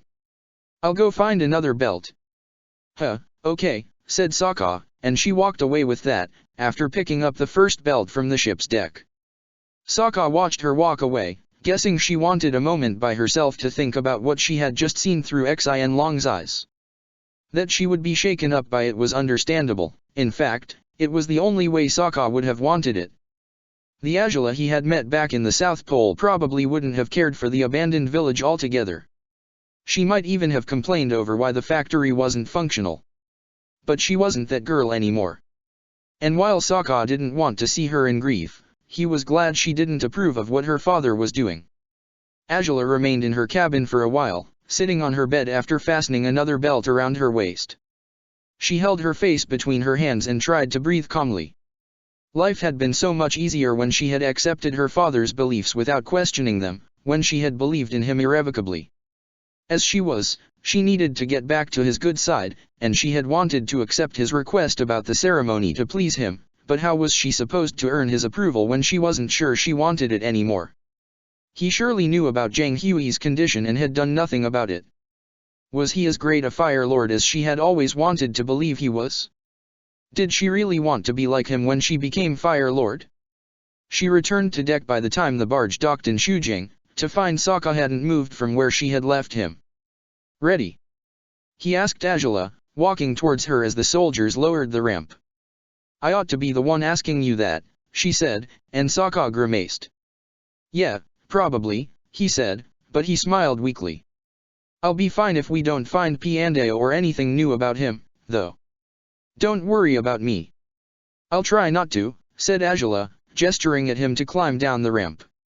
She commanded the royal guards to head into the town to replenish the barge's supplies while she and Sokka visited Piandao's mansion. The two of them made the familiar hike through the island, and Angela didn't miss out on the way Sokka was smiling upon returning to Shujing for the first time in almost a year. Angela would have never imagined all the things that would come to pass between their previous visit to Shujing and their latest one. They were both returning as changed people. She wondered if Piandao might have something to say about that. The pair of them walked past the town towards the mansion at the top of a hill on the village's outskirts. Sokka was surprised to notice the estate didn't look too shabby, despite how long it had been since Piandao had left. He soon frowned upon noticing some windows were open, but that didn't have to mean anything. Perhaps, while looking through the mansion for clues of Piandeo's whereabouts, Angela's guards had left some windows open. It was a reasonable explanation, right? Are you coming? Angela asked, having already reached the doors while Sokka stood in the middle of the road, staring at the mansion with a frown. Yeah, he said, speeding up towards her and grabbing the knockers once he reached the gates. Try not to knock as you did the first time we came here, Angela said, with a subtle smile. Hey now, that worked, princess, said Sokka, smirking at her before simply striking the doors twice. They stood in place for a few minutes, waiting for someone to come, but it seemed nobody would. Angela sighed and patted Sokka's shoulder. It was a long shot after all. We probably should get going, she said, but Sokka frowned again. No, just, wait a moment, he said, and Angela stared at him in confusion. Wait for what? She said. I get the feeling there's someone in there, he said, biting his lower lip. Maybe we ought to go inside and check, just in case stray animals took shelter in the mansion or... He fell silent when he heard the large door opening. Both Sokka and Angela glanced at the gates, and Angela's hand dropped from Sokka's shoulder slowly. They didn't see who was responsible for opening the door until they lowered their gazes, to find a boy standing behind the red door. He couldn't have been older than 10. His brown hair was disorderly, and he looked like he had been rolling around in dirt. His skin was pale, and he had a few scrapes on his arms and legs. All in all, what a common boy would look like, but a common boy in Piandeo's mansion brought forth more questions than the ones Sokka had hoped to find answers for today. Sokka said, staring at the unknown kid in surprise. Who are you? Me? Who are you? The brat retorted, with a pout. This is my house, I get to ask first. Angela's eyebrow twitched as she stared at the child with irritation. Well, I'm the princess of the Fire Nation, so your authority in this conversation is below my own, boy. Who are you and what are you doing in this mansion? The princess, said the boy, looking at Angela with a raised eyebrow. Not buying it. Where are your servants and slaves and the whole fire-bending parade?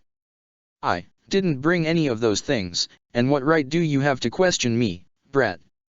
Angela asked, her distaste for the boy increasing immediately.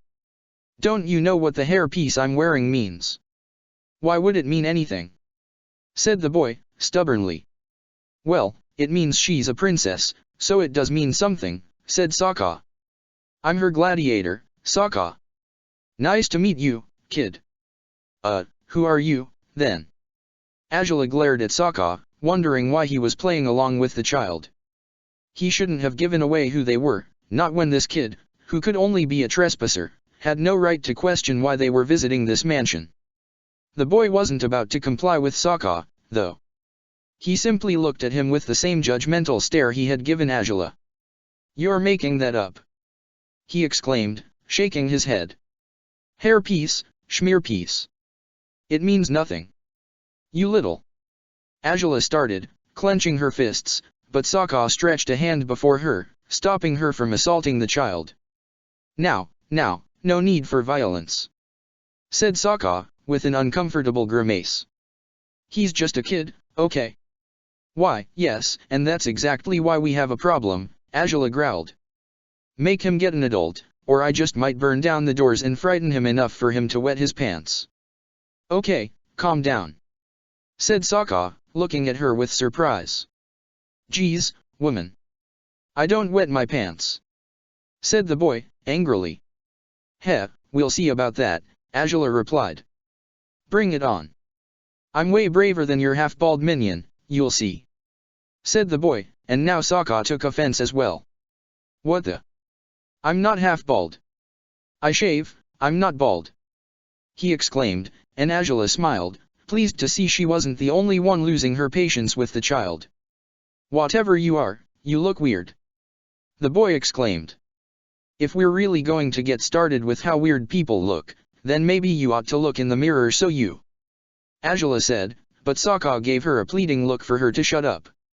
She did, reluctantly, and he sighed deeply before turning towards the kid. Look. We just want to know if someone called Piandeo is here right now, okay? No more than that. You can say yes or no, and that's that, said Sokka. Well, no. There's no Piandao, said the boy, solemnly. And how do you know the snotty brat isn't lying? Azula asked Sokka, and the kid was indignant again. Snotty. Well, at least I'm not, some weird lady with a funky hair piece on her head. Ha, weird lady. Azula said, amused. For a smart mouth, you're really not that witty, are you? I'm witty. The kid exclaimed, blushing now. Azula smirked. The boy wasn't smart enough to notice he was being played, so she should exploit that weakness to get her way. But before she could carry on, someone else arrived at the door, swinging it open all the way to reveal it was a slender, middle-aged man.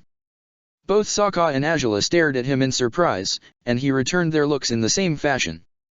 Dad, said the boy, rushing towards him and pulling on the man's rugged vest. His clothes looked as worn out as the child's, and they shared the same type of messy hair. I don't know who they are, but they're weird. Don't let them in. But unlike his son, the father understood what that hair piece meant as soon as he laid eyes upon it. His jaw dropped, and he looked at Azula with disbelief before pushing his son behind him. Princess, he said, with a hoarse voice. Oh, blazes. Princess Azula. Yes, she said, with a dry smile. That'd be me. Make sure to drill that concept into your kid's brain, it seems he doesn't understand what royalty is. Hero. The man exclaimed, looking at his son with harsh eyes. The boy pouted a little again and his father turned towards Sokka and Azula, apologetic. I hope he didn't say anything too hurtful. I'm sorry, I know this whole situation isn't right. Well, but, if anything, maybe you'd like to come in. Indeed, that would be most reasonable, said Azula, stepping forward before noticing Sokka hadn't moved. Sokka. See coming. He said, biting his lower lip and following his sponsor into the mansion's enclosure. Some of the gardens had been cared for, Sokka noticed, as they walked towards the main building, but not all of them were as impeccable as they had been when Fat had been here. Weeds grew in many of them, and in others there were large patches of earth in sight, without any grass growing on them. All in all, though, it was the same place, but to Sokka it felt very different. He wasn't sure he liked different. The child, Hero, ran off on his own accord once they entered the main building, and his father led Azula and Sokka towards the kitchen. We don't have a dining table, so we eat in the kitchen, he explained, with a weak smile. I hope it's all right with you to sit there, Princess. It will do, Azula said, feeling more relaxed now that the boy wasn't around anymore. My wife is cooking dinner right now. Smells good, huh? Anyways, you can wait here, said the man, gesturing at a short stool where Azula took her seat. He pulled out another stool for Sokka, but he didn't take it. He smiled at the man and thanked him for the troubles but told him it wasn't necessary. Upon that, the man walked towards the stove area. The kitchen was large enough that Azula couldn't see it in its entirety from where she was. The man's wife was out of sight at the moment, but Azula soon heard gasps and exclamations from a female voice. Surely the man had already told his wife about the unexpected visitor they had. Sokka walked towards a nearby window, from where he had a clear view of the gardens. He stared with interest at the children below, who played a game he was unfamiliar with. There had to be 6 children, at least, but he couldn't keep track when they were chasing one another as they were. He couldn't help but imagine Fat's dismay if he knew kids were running across the gardens he had always treated with utmost delicacy. The bushes of beautiful flowers didn't have a single bud left on them, but Sokka saw quite a few petals spread across the area. Why, though, was this family here? He had never seen them in Shujing before. Where had they come from, and what had prompted them to stay in Piandao's old home? Oh, it really is you, Princess, said a female voice, bringing Sokka out of his musings. Azula merely nodded as a chubby woman dropped on her knees before Azula, her fist against the palm of her right hand, and she bowed down her head towards the Fire Lord's daughter. Her husband only seemed to remember the proper etiquette to address a member of the royalty when his wife performed the salute for the princess, and he was quick to imitate her. Rise, Azula said, and they both stood up quite hastily, the woman smiling awkwardly. It is such an honor, The biggest honor, really, for you to be here," she said. "Well, I'd say second biggest," muttered the man. "The Fire Lord would be the dash, never mind." "Of course it is." "Yes, yes."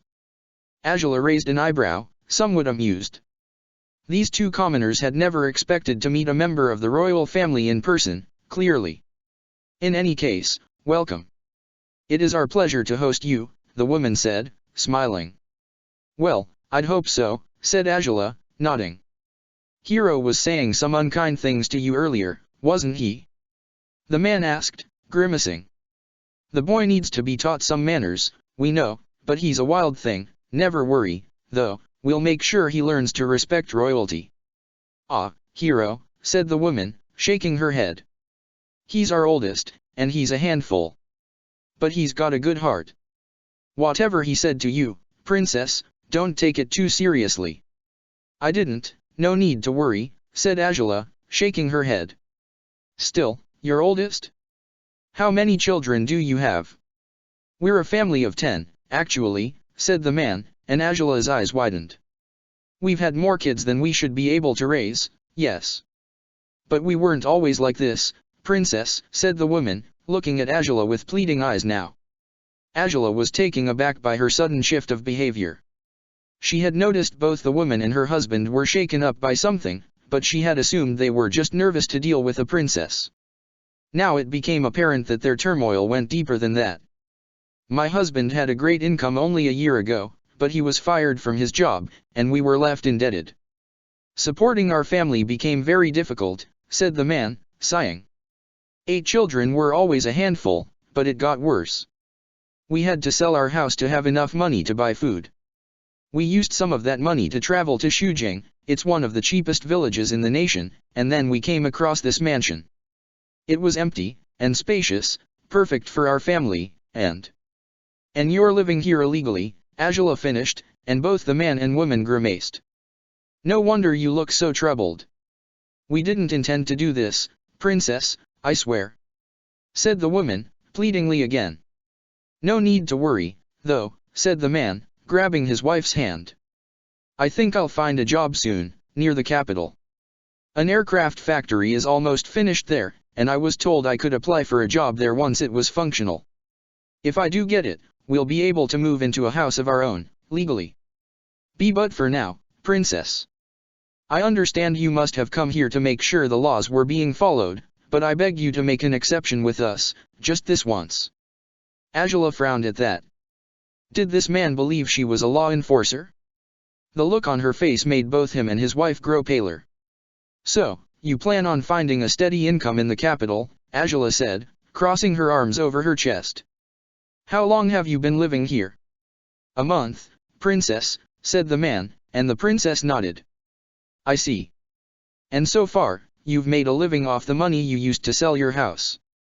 "I have also worked in a few places in the village, but they're usually temporary jobs, just for one day," said the man, biting his lower lip. "It's not enough to pay off our debts, or to move to the capital. So, if you'd just be patient, we'll be gone in no time, we just need a chance to get back on our feet." Angela sighed, staring at him in concern. She couldn't help but think about what she had just seen in Zhanghui, the factory that had destroyed the village. There had been families and homes in Zhanghui, and some people had jobs in that factory as well. Now, though, it was as good as a ghost town, and a ghost factory. The people who had made their living in Zhanghui had fled to who knew where, all the same as the man before her right now. They had lost their homes, their jobs, everything, and they didn't deserve to be treated as obstacles in the way of the Fire Nation's greatness. She couldn't bring herself to look down on them and refuse their request merely out of negligence. A nation, after all, was only what it was because of the people that comprised it. "Well, if anything, it's a relief you're striving to find a new job," Angela muttered, biting her lower lip. It seemed factories were necessary as well, despite how disagreeable she had found them after what she had seen in Zhanghui. "And it would be convenient for you to find your own home, yes. Nevertheless, I probably ought to clarify that I didn't come here to evict your family." The couple's eyes widened and soon both of them had sighed in relief. Angela couldn't help but smile a little. "Oh, that is, here I thought we would lose this place now, said the man, smiling broadly. Thank you, princess, thank you. Wait, but if you didn't come for that, why were you here? This used to be the home of my gladiator's sword master, Angela said, gesturing at Sokka upon mentioning him. Both the man and woman turned to look at him, surprised. Your gladiator? Oh, my. I had no idea you had a gladiator, said the woman. I've only been around for a year or so, said Sokka, shrugging a little. His sword master disappeared some time ago, Angela explained. We were dropping by to see if he had returned. That was all there was to this. Really? Said the woman, raising her eyebrows. You say he disappeared? He left, but we don't know where he went, said Sokka. So, this place belongs to him, then? Asked the man, grimacing. Oh, darn. Well, never fret, gladiator, princess. We'll be long gone by the time he returns, I hope. Well, we don't know if he's going to return anyways, said Angela, and Sokka stepped towards them, finally leaving the windowsill. And this place didn't belong to him, he told the married couple, to their surprise. He found it once, all the same as your family did. So, I guess he probably would be happy to know this mansion now hosts a family that needed a place to stay. So, stay as long as you like. Don't worry about it. Angela frowned and looked at him with confusion. She knew Sokka could be quite selfless, but this was a surprise. On their last visit to Shujing he had made them stay through the night in the mansion, desperate to find any signs of Piandao, and he had asked her to come back here today for the same reason, and yet now it seemed he was willing to relinquish the memory of Piandao, and all hopes to meet him here again. She was surprised again when the man shook his head and smiled at Sokka. No, this isn't our home. It's a marvelous place, but we know this isn't where we belong. Well, if you say so, said Sokka.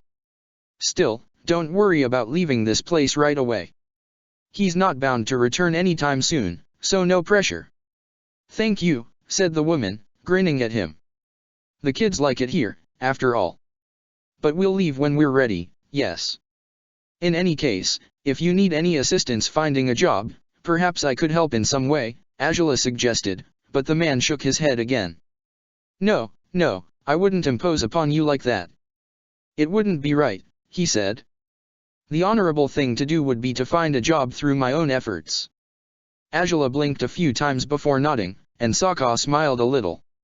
Well, Piandao would be happy to know the man staying in his house was an honorable one, at least. He walked away from the kitchen upon that, as silently as he could, and he headed down the mansion's halls. Angela didn't notice his departure right away. Not often do you hear men speaking that way in the Fire Nation nowadays, Angela said. It's a relief there's still honor in our people. Naturally, said the man, proudly, as his wife looked at him with doting eyes. In any case, we could offer you something to drink. Or perhaps you'd like to stay for dinner. Well. Said Angela, with a weak smile. She would have welcomed hospitality of the sort from noblemen, she would have demanded it, in fact. But not from as humble a family as this one. It would be my pleasure, and my gladiators too. His stomach knows no boundaries, but we have a schedule to keep to. We need to be in the capital in a couple of days. Oh, that's too bad, said the woman. But if you want anything, don't hesitate to ask. My husband and I are obliged, seeing how you are not going to evict us. Don't worry, said Angela, shaking her head. Just focus on bringing financial stability to your family.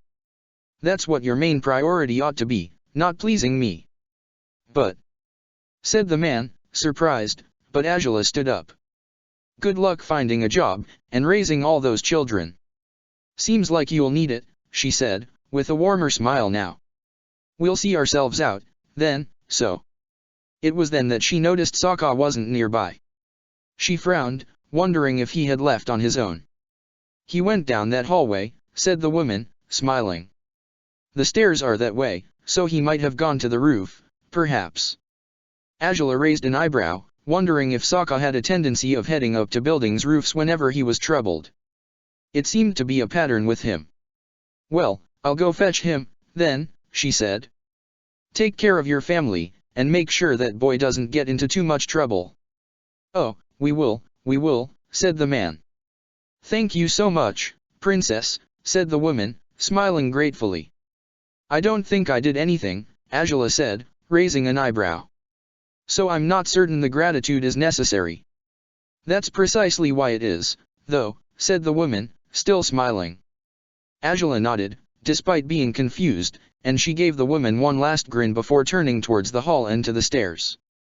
It felt wrong for someone to be grateful for nothing, but she understood it, despite herself. Anyone else in a position of power would have evicted these people from the mansion right away. Her father would have never approved of people living without permission in this mansion. Surely he had overlooked that Piandeo wasn't the legal owner of the mansion merely because of the man's fame and importance, but he wouldn't make the same exception for commoners like these. Once Angela made her way to the top of the stairs, she found Sokka staring into the sunset, his shoulders squared as he supported his weight with his hands, on the gabled roof. As it had been after his fight against the stingray, Angela approached him cautiously. Are you all right? She asked, startling him. He hadn't noticed he wasn't alone anymore. Oh, yeah, I just wanted to look at the island from here. It's a nice view, he said, with a weak grin. Might be the last time we come here, so I figured why not enjoy the sunset. Really? That's all? Angela asked, raising her eyebrows as she stood next to him. Well, I guess I wanted some time with my thoughts too, he said, and Angela nodded. It's an odd family. 8 kids, no less, said Angela, glancing down to watch the children in the garden. Their father was chasing after them now, trying to bring them inside for dinner. Yeah. Good thing you didn't have to meet them all, huh? Sokka said, with a smirk. Angela grimaced. Indeed. I hate children, and they hate me, she stated, and he chuckled. Come on, maybe you just don't get along with them, he said. Put it however you want to, the fact remains that I'm better off away from them, Angela said. Simple as that. If you say so, said Sokka, smiling weakly. But you really are okay? Angela asked him, and he nodded. Yeah, I guess I just didn't know how to let go of Piandeo. Even after the problems we had with the White Lotus, on some level I just never stopped thinking of him as my master. I truly hoped that, upon coming here, I might find a clue I didn't see before, but just by seeing this family I've realized that I should just leave the matter alone. I came here looking for answers, and I got one. These people need a new start much more desperately than I need to know Piandeo's true allegiances. I suppose I just needed to straighten out my priorities. Sounds like you already have, said Angela, and he sighed. Yeah, but it's easier said than done. When I think that I'm really leaving Piandeo behind, for good, it's for the best, but it's still hard. And I'm an idiot for feeling like I do. That family needs this place more than I do. To me, it's my past. To them, it's their present. It's bound to be someone's future, too. I can't get in the way of that. I guess you shouldn't, said Angela. It's a bit hard not to, though. Emotions just drive us to make decisions we shouldn't, at times. If anything, it's impressive you're capable of just stepping back and leaving this place to them, despite what it means to you. You really think it's impressive? He said, smiling a little, and Angela nodded before sighing. Yeah, well, don't let it go up to your head, she muttered, and he chuckled. It's merely that, well, I have done things I'm not proud of, because of allowing myself to succumb to emotions. I've made many selfish decisions out of whims recently, and I've only ended up feeling worse afterwards. So, I commend you for not doing the same thing. Selfish decisions out of whims. Sokka repeated, raising an eyebrow, as Angela sighed heavily. Is this what has been bothering you lately? Maybe, she muttered, her innards twisting up in unpleasant ways. Her heart told her not to talk, but her mind insisted it was time. And she refused to continue listening to her heart, at least, for the time being. Huh? Said Sokka, intrigued. Mind explaining a little better? Angela stood silently for a moment, struggling to figure out what to say. Whenever she thought she had a good idea, she failed to find the courage to put it into words. Sokka watched her with curiosity until Azula finally sighed in exasperation and spat out the first thing that came to mind. "All right, yes, I've had ulterior motives for pretty much every damn thing I've done as of late." "You had every right to suspect I did," she said, gritting her teeth.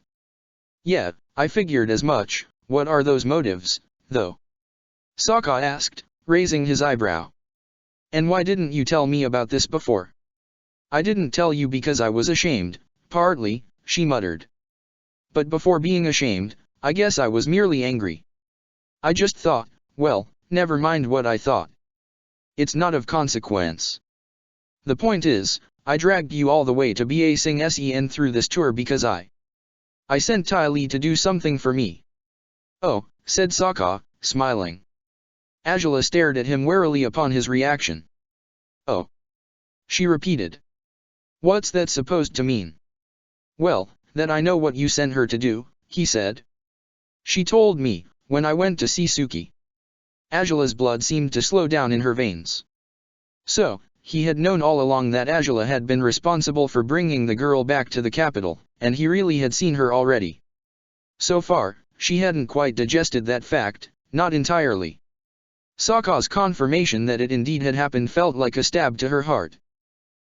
Well, no surprises there. It's Ty Lee, after all. Can't keep a secret for over 10 minutes or she'll burst, she muttered, trying not to show how shaken up she was. "Ty Lee wouldn't have had to keep any secrets in the first place, if only you hadn't sent her to do what she did," said Sokka. "Why, Azula? You said you weren't going to do anything about her. Your motives, while I couldn't quite agree with them, I could bear with them until you found a way to save her and all slaves from their circumstances. I chose to trust you on that. But then you sent Ty Lee to find her anyways? Why?" Azula sighed again, unwilling to meet his insistent gaze with her own. "I just thought you'd hate me if I did nothing," she muttered. "I thought I understood why it meant so much to you when it came to her. I told myself that she had to be saved just so you wouldn't become as you did during our conflict back when she first showed up, actually. I wanted to prove to you that I wasn't as heartless as you must have taken me for, after our argument because of her, but then I only proved otherwise, by dragging you halfway through the world just so you wouldn't be near her." Said Sokka, surprised. "So that's why. So, in the end, I don't know what the hell was I trying to accomplish," Azula said, breathing heavily and closing her eyes. "I just stopped thinking clearly for a very long time. It wasn't until you asked to come to Shujing that I snapped out of it, I think." "Really? I just expected your request to be to bring her along," said Azula, shaking her head. "And that's why you looked ready to bite my head off when I only mentioned I had a request." Sokka mused. "Well, wow. I didn't think of that. I've been a mess lately, and I know it," Azula muttered. "I just was afraid, I guess. Whatever we were before discovering her fate was, well, more than I ever expected us to be. And I thought she was a threat to that. All my life I've nullified every threat that shows up before me, but I couldn't do that this time or else I'd lose you. But, if I helped her, I thought I'd lose you as well. I had no idea what to do, and in the end, I just became erratic and made ridiculous and embarrassing decisions. And all because I didn't want you near another girl. So, are you selfish for feeling uneasy about letting these people stay here? Well, I certainly have no right to judge you for that. Compared to me, you're the epitome of selflessness." Sokka frowned and looked at Azula intently, while she kept her gaze upon the mountains up ahead. "Wait just a moment, though," he said, tapping his chin. "You sent Ty Lee to save Suki's life, and then you took me on 2 trips through the world. One of them was quite a mess, no kidding, but the second one has been pretty nice overall, except for a few hitches. Am I supposed to hold those things against you?" "Well, yes," Azula said, looking at him in disbelief. "Didn't you hear what I just said? Everything I did it for my own convenience. I did it for myself. I didn't save that girl's life because it mattered to me, I did it because I thought that maybe this way you wouldn't hate me for refusing to do it at first. And afterwards, I dragged you away, without regarding your wishes, just because I didn't want you near her. For my own sake, for my own contentment, I was willing to sacrifice yours. You wanted to see her, and I was doing every damn thing I could to stop you. So, yeah, you're supposed to hold it against me. Any normal person would. Maybe, but I'm not all that normal, said Sokka, smiling. Sokka, for crying out loud, said Azula, shaking her head. I've been acting like a jealous madwoman when it comes to that girl since ages ago. And I keep thinking I've changed a lot since those days, but I'm still doing everything in my power to keep you apart. So how much have I changed since you first fought her, really? Well, you've changed enough to tell me about it this time, rather than to whisper wicked things in my ear, he said, smiling. Even though you didn't talk right away, you still did. That ought to say something, huh? Heh. You're definitely crazy, she muttered. I'm crazy? He asked, amused. I'm crazy for thinking your jealousy bouts aren't all that bad? Well, maybe I am. But it's hard to hold it against you when, on your first time being jealous because of her, you gave me one hell of a kiss. So now we're conveniently forgetting everything that happened after that kiss. Azula asked, looking at him with irritation. And on the next ones you took me on 2 cool trips through the world, said Sokka, ignoring her comment. What more could a guy ask for? Maybe you could ask for a sponsor who doesn't act insane whenever she thinks you might have feelings for someone other than her, she grunted, turning towards the horizon again. You're being ridiculous. Well, maybe a little, Sokka admitted. And maybe I ought to say that you shouldn't feel jealous, or that you shouldn't have saved Suki for the wrong reasons, but the thing is, I'm so relieved you saved her that I really don't care why you did it. I was curious about why, but the point is, you did the right thing. For the wrong reasons, maybe, but the right thing after all. I can't fault you for that. She said, shaking her head and looking down at the garden again. The children were gone now. Surely their father had managed to take them to dinner by now. She sighed and crossed her arms over her chest. Well, swell. At the very least one of us is happy with my erratic behavior. Good for you. You don't have to be so hard on yourself, Azula, said Sokka, moving closer to her and smiling kindly. Plenty of people do good things for the wrong reasons. It's better than doing bad things for good reasons, don't you think? Not really, Azula said, and Sokka's eyebrow twitched. Heh, okay then. But at least know that I'm not really that great a guy either, he said, his hands on his hips. I went to see Suki, yeah, and she looked pretty bad. I didn't expect to see her like that, not at all. But then I just started asking her questions I probably shouldn't have, and made her talk about things she mustn't have wanted to talk about. What sort of things? Azula asked, frowning. Well, I asked her about the White Lotus and her sponsor, he said, and Azula's eyes lit up with curiosity with that. But she pretty much told me she knew nothing about that. I guess she might know a little more than she's letting on, but I thought it was better not to push my luck. She had been through enough crap for me to interrogate her further. So, why you met her again and the first thing you did was ask her about the White Lotus? Azula asked, raising her eyebrows. All right. I guess I'm not the only one here who makes no sense. It wasn't the first thing I did, Sokka said, pouting a little. I asked her how she was, too. I actually stepped towards her, just because I figured standing at arm's length was better in a conversation, but she moved away from me to keep me at a distance. Really? Azula asked, surprised. I guess what she went through in Shuwo was bad enough for her not to feel comfortable with having people close to her without her consent, said Sokka, and Azula grimaced. I have no idea what she went through, but if it turned her into what she is now, it must have been awful. Still, you got her out of that place. Ty Lee did, not me. Ty Lee only did it because you told her to. And hey, she said you'd asked her to do it as repayment for your help in buying Haru, said Sokka, raising his eyebrows. Azula closed her eyes, breathing heavily and trying to hold back her growing embarrassment. Ty Lee seriously couldn't keep her mouth shut, could she? So, taking all that into consideration, Azula, you, and Ty Lee as well, saved Suki's life. And I'm pretty sure she'd be quite grateful for it. There are still many slaves that need saving, though, but I won't push you for it anymore. I get it's easier said than done. Yeah, said Angela. Not enough people owe me favors so that I can send them to save every slave you might know. Probably not, he said, smiling. In any case, I guess you need to know a few things. Yeah? Angela asked, a little ironically.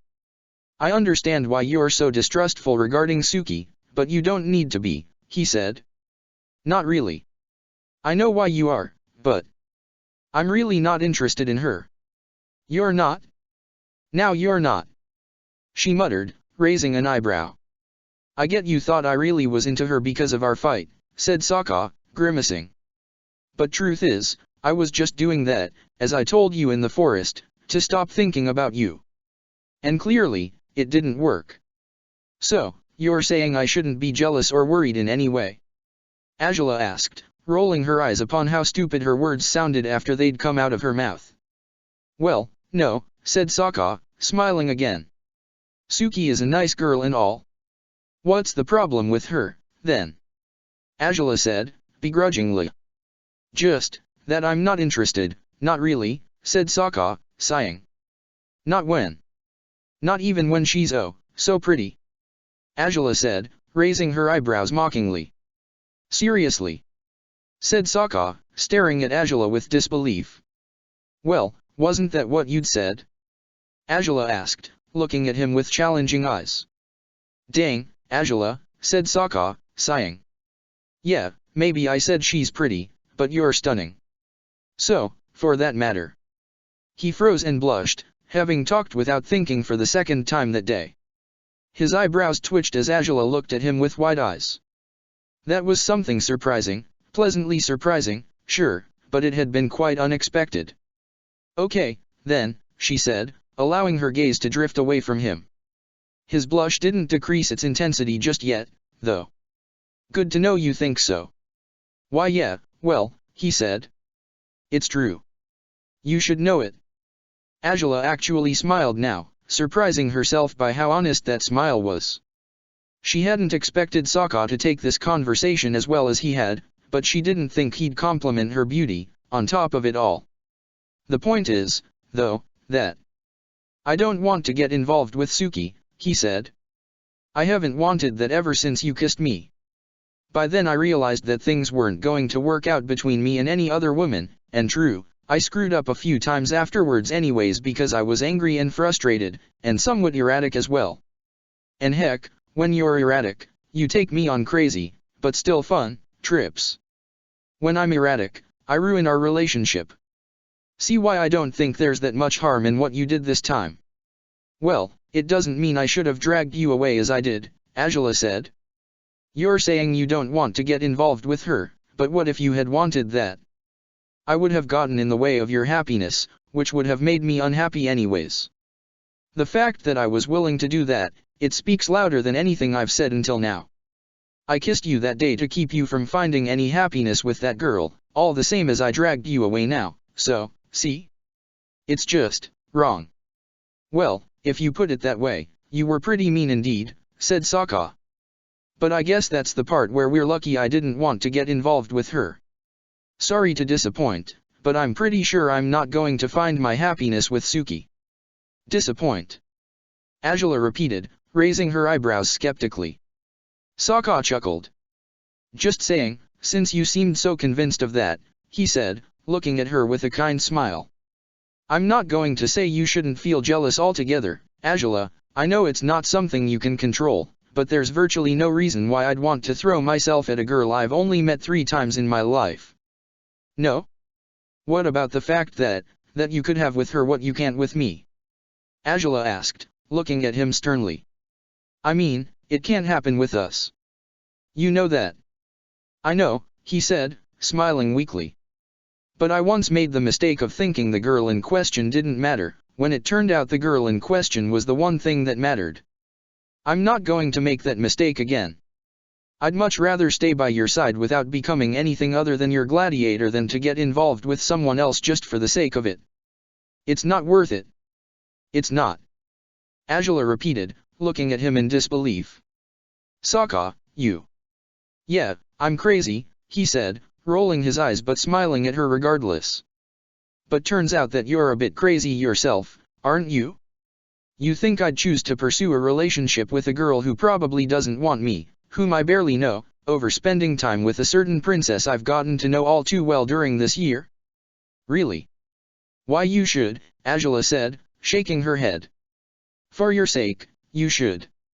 Well, I don't often do what I should, he said, shrugging. So, is it any surprise I won't do what I should, yet again? Hardly, but this is. Sokka, you deserve to be happy. With someone who can give you everything you deserve. And I can't be that someone, Angela said.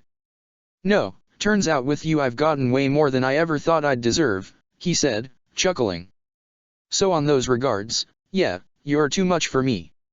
I admit it. That's not what I know, he said, approaching her until he was standing right before her. Angela turned to face him. I know that's not what you meant, but that's the truth. So, really, Angela? No need to worry. Well, you're free to worry, but I'm not going to race to Mai's house just so I can interrogate Suki again once we're back. She's got enough problems to add an annoying gladiator pestering her about secret societies, on top of it all. Probably, said Angela, looking up into his eyes. Still, there's one thing I really want you to keep in mind, he said, lifting a hand towards her cheek. Angela's breath hitched. There's no reason why I'd choose another girl, any girl, Angela, when the one I'm in love with is you. Her eyes widened when he said those words. There was no hint of insincerity in them, not in his voice nor in his clear blue eyes, nor in his gentle smile. She felt set ablaze yet again, with more intensity than usual, it seemed to her. Her body started shivering, and she barely noticed it, because all she knew was that he had said those words. The words she thought nobody would ever say to her for real. You're just. She said, looking at him in disbelief, shaking her head weakly. Sokka smiled more before leaning down to press his lips against hers.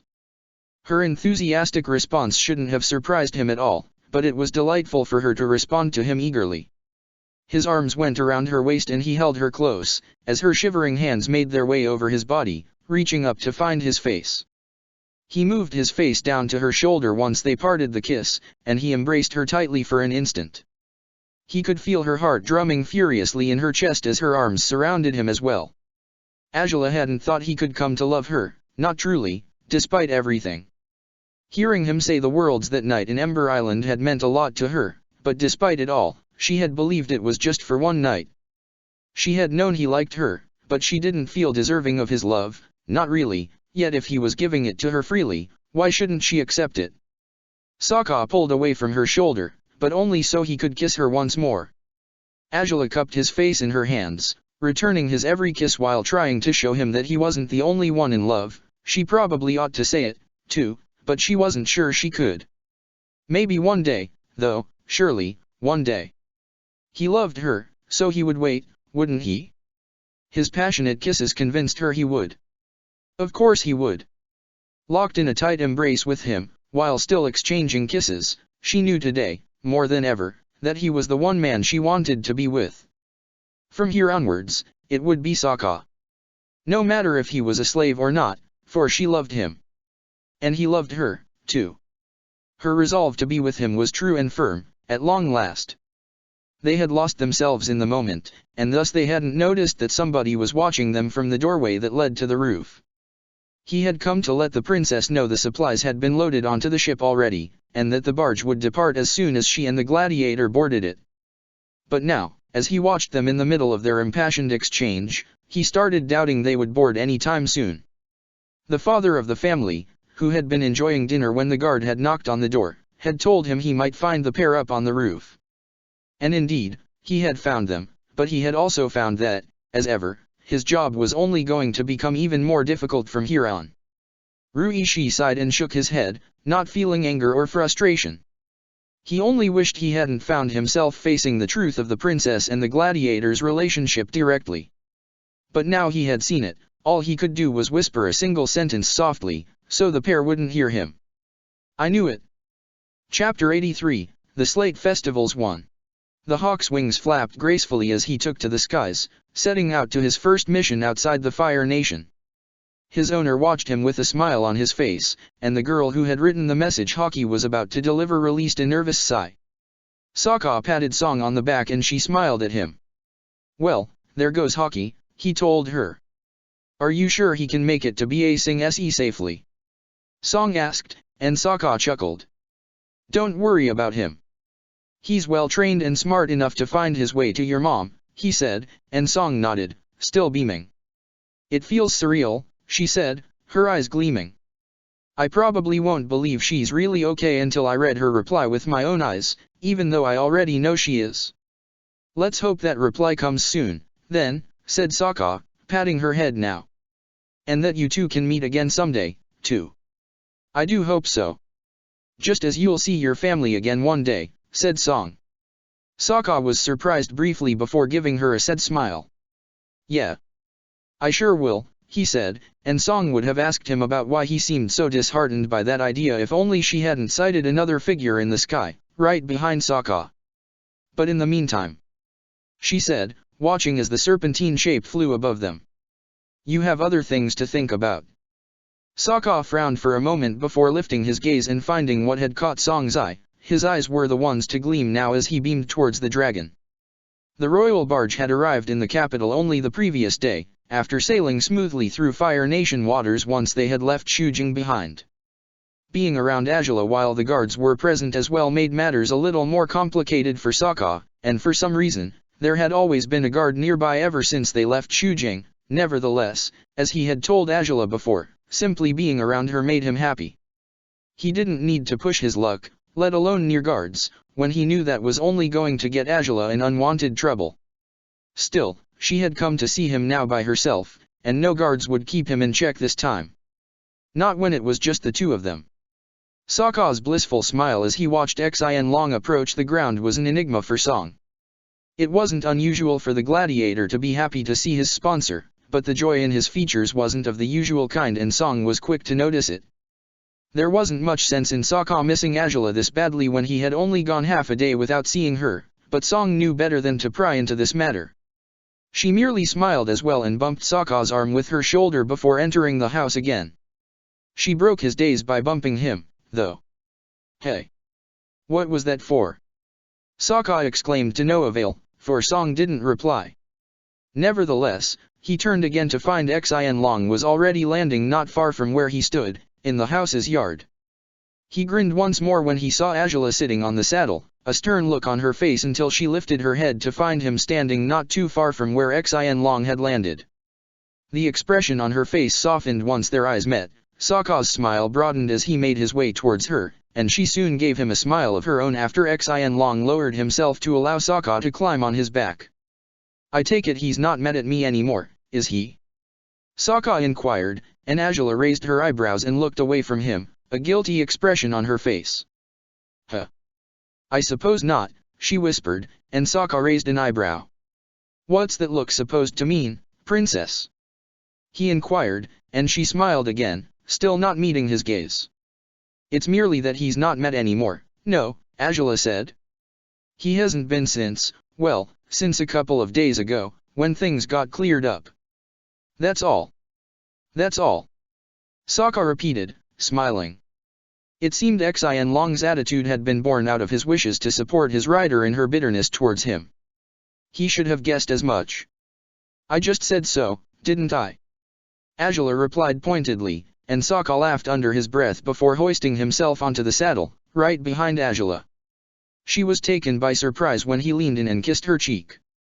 Impulsively she turned her head slightly to glance at him, with a subtle blush on her cheeks. "It's good to see you again, Azula." The way her golden eyes sparkled upon his words didn't go unnoticed by Sokka. He couldn't stop smiling as he took in the angling of her head towards him. It was extraordinary how, after all this time, her beauty didn't fail to mesmerize him. "You just saw me yesterday," she reminded him, amused.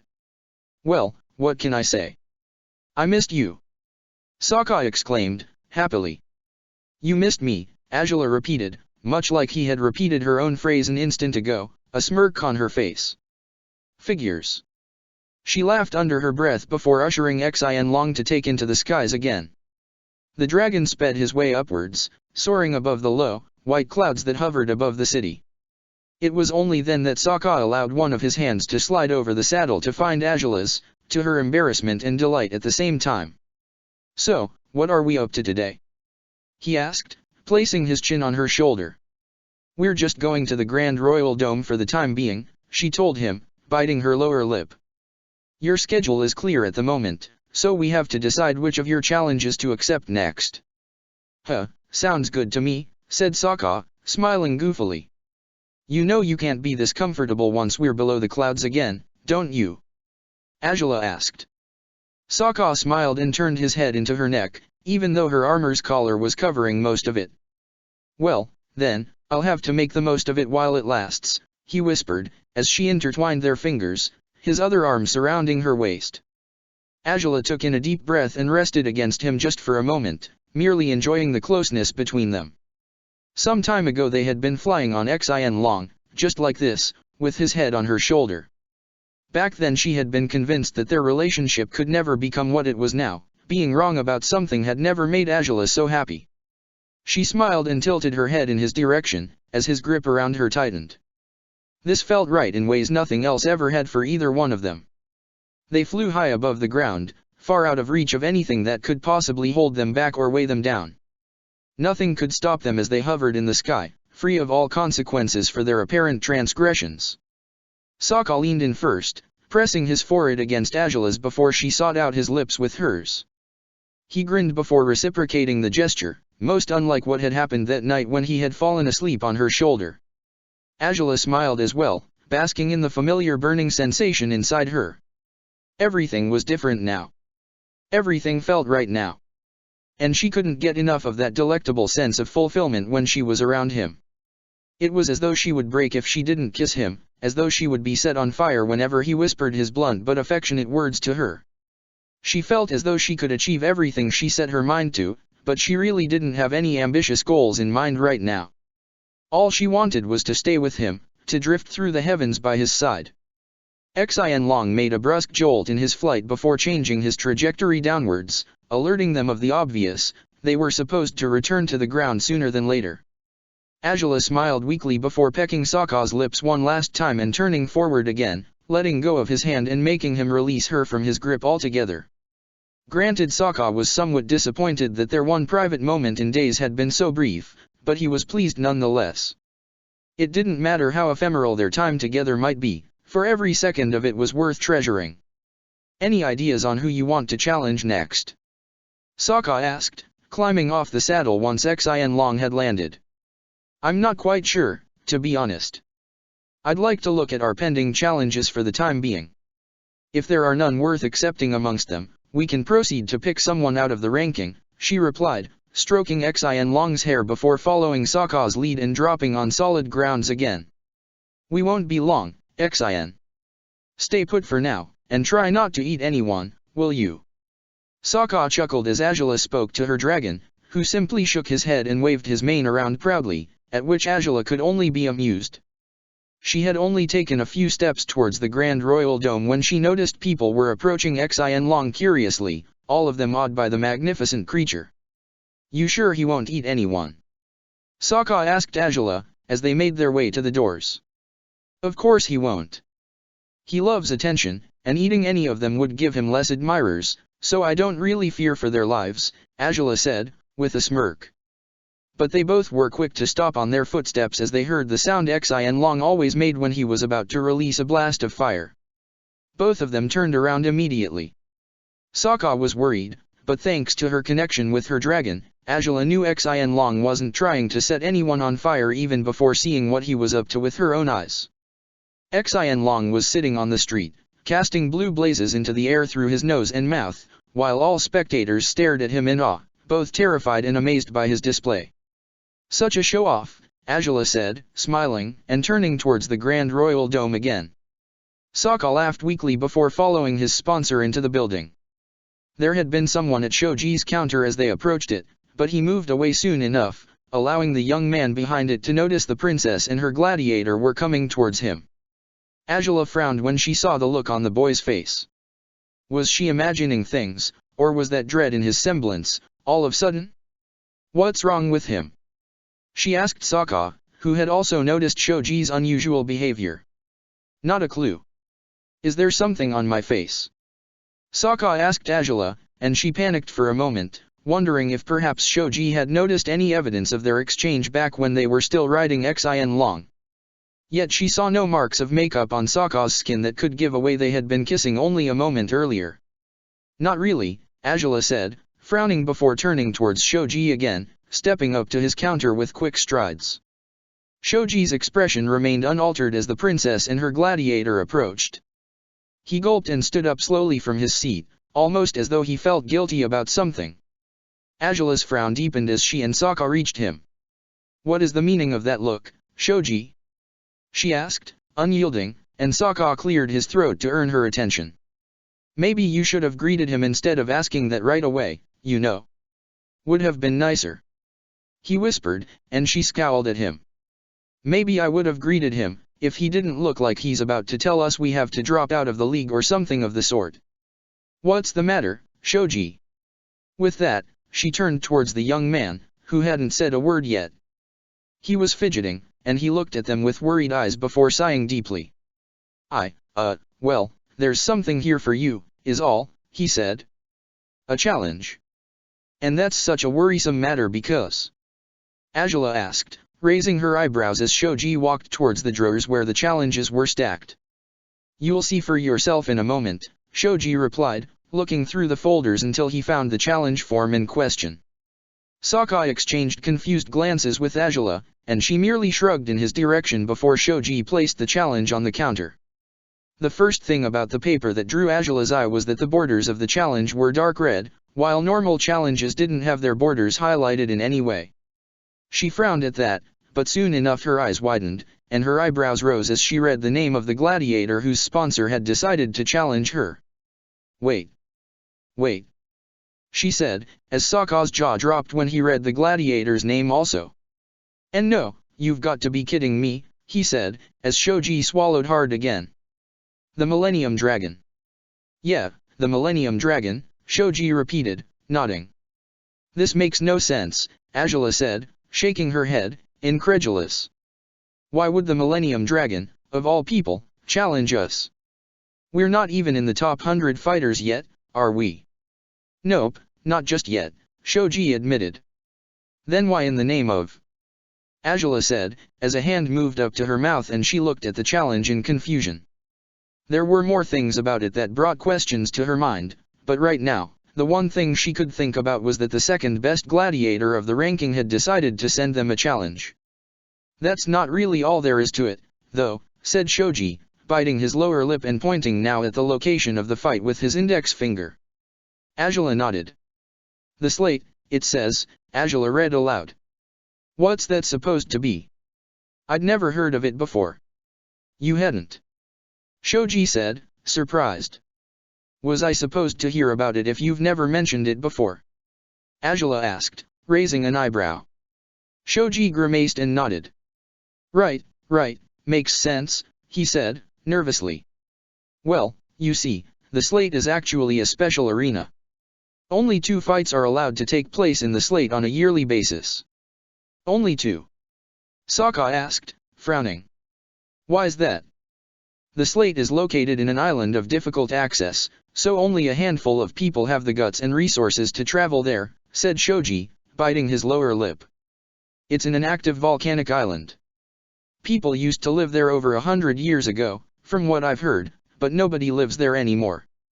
The conditions of the island aren't favorable for anyone to spend over a week there, so the league has made it so only 2 fights take place there annually, as a safety measure. And why is there an arena in such an inconvenient location in the first place, if it's such a dangerous place? Angela asked, raising an eyebrow in confusion. Because it serves for extreme, intense fights, said Shoji, biting his lower lip. The arena itself is underground, like the ones you must have seen in Jailing and Omashu. The difference is, this arena is built of solid metal and nothing more. It's a fully metallic enclosure, all the way from the entrance to the fighting ring. which is not exactly a ring in itself, but rather, a metallic platform suspended by chains. If anything, the platform is more like a cage, to be precise. What the? Said Sokka, his eyes widening. And that's not all, said Shoji, gulping. The stands are positioned well above the cage, to keep them away from the gate that's underneath the cage, which is opened every 5 minutes through the fight, to reveal boiling lava down below. Lava! Sokka exclaimed, aghast. It's used to raise the temperature of the fight to the extreme, said Shoji. The fights in the slate are set to last for an entire hour, the sponsors don't get to agree on the time limit there. And as I said earlier, the slate is only available for 2 fights a year. Those who win the fights in the slate get the right to challenge someone 6 months afterwards, unless the winner surrenders his right to challenge to another fighter. So, you're saying I'm being challenged by the last fighter who won in this ring? Sokka asked, an eyebrow twitching. Well, yeah, said Shoji, biting his lower lip. To be fair, the Millennium Dragon has lost more fights in the slate than he has won. Combustion Man was the first fighter granted the right to battle in the slate, and he challenged the Millennium Dragon and many others during about 4 years until his substitute sponsor got bored and gave the right to challenge to another gladiator, Flammeheart. But then Flammeheart challenged the Millennium Dragon, and the Millennium Dragon defeated him. He has earned the right to challenge ever since, by defeating every opponent he has challenged to the slate. And, out of nowhere, such a fighter decided to challenge Sokka. Azula said, raising an eyebrow and looking at her gladiator. Well, this is the guy I met in Udeo all that time ago, said Sokka, frowning. He did tell me he might get his sponsor to challenge us if I got any higher in the ranking, but if he's the second best fighter of the league, it makes no sense for him to challenge us in the slate right now. How is his record these days? Azula asked, turning to Shoji again. Has he been on a bad streak lately or so? No, the only fighter he has ever lost against is Combustion Man, said Shoji. And granted that has happened about 50 times by now, they've been clashing ever since the whole business started out, but honestly, our odds aren't good, Azula finished for Shoji, who gave her a sad smile. It's why I was so uneasy about this challenge as soon as I first saw it, he whispered. If you want me to be perfectly honest, it would be for the best if you didn't accept it. Granted, it will provide you with lots of money if you win it, a prize the Gladiator League awards to whoever wins at the slate, and your fighter would also earn 3,000 points if he were to win, but when you consider that dash... Wait. 3,000? Azula said, her eyes widening. Did you actually say 3 dash? Whoa, whoa, whoa. You're not going to say you're considering this, are you? Sokka asked, scandalized as he looked at Azula with utter disbelief. The princess looked back, guilt plain across her face now. Sokka glared at her, both terrified and outraged. What the hell? You can't make me fight there just because there's an unlikely chance that I might win 3,000 points. Like hell am I going to win this thing, especially if it's against the second best gladiator of the league. Azula, don't even think about it. So now the gladiator tells his sponsor what to do, said Azula, raising her eyebrows and making Sokka scowl at her. It's not just about the chance that you might win it. This sounds like a truly important fight, of the sorts that no respectable sponsor would decline even if he thought he would lose. Well, it's true that the slate is the most important event of the Superior League, said Shoji, shrugging. And no other gladiator under the top 100 has been challenged to the slate before. If your fighter is considered good enough to be challenged to the slate, that alone would bring you more fame and glory than any other event ever could. I guessed as much, Azula said, nodding as Sokka looked at Shoji with irritation now. Oi, Shoji, weren't you saying I was better off not fighting this thing? Why are you trying to convince her of accepting now? I'm not trying to convince her of anything, said Shoji, smiling uncomfortably. But she should know all the pros and cons about this fight. I guess there are more cons to it than pros. Really? Azula asked, frowning. Are there any more cons I should know of? Well, yeah. A pretty nasty one, actually, said Shoji, grimacing. The only fighters who have survived in the slate are, well, firebenders. Non-benders have been challenged to the slate, but none of them have survived. Several firebenders have died in the slate too. So, well, accepting a fight in the slate is a big risk to take. Angela lowered her gaze now, and Sokka hoped it meant she wasn't interested in the matter anymore. She wouldn't push him to his death just on the chance of earning 3,000 points, not after everything they had been through, or would she? It sounds like it is, Angela agreed. Yet this fight would put us in the league's spotlight, if we were to accept it, right? Well, yeah, even more than you already are, said Shoji, nodding. You two have been pretty famous ever since you started out, but after winning in the pairs tournament, people have been talking about you more and more. In fact, there are many more challenges pending for you both, if you wanted to accept anything else, but the slate is, well, it's a really big deal. It's just a seriously dangerous deal, too. Too dangerous, if you ask me, Sokka said, frowning and looking at Angela. Come on. We can just take up another challenge and forget about this one. It's not worth it. I guess on some level that may be the case, but... said Angela, grimacing and sighing as Sokka looked at her in disbelief. You can't seriously want to send me to my death like that, or do you? Let's not jump to conclusions, shall we? Angela said.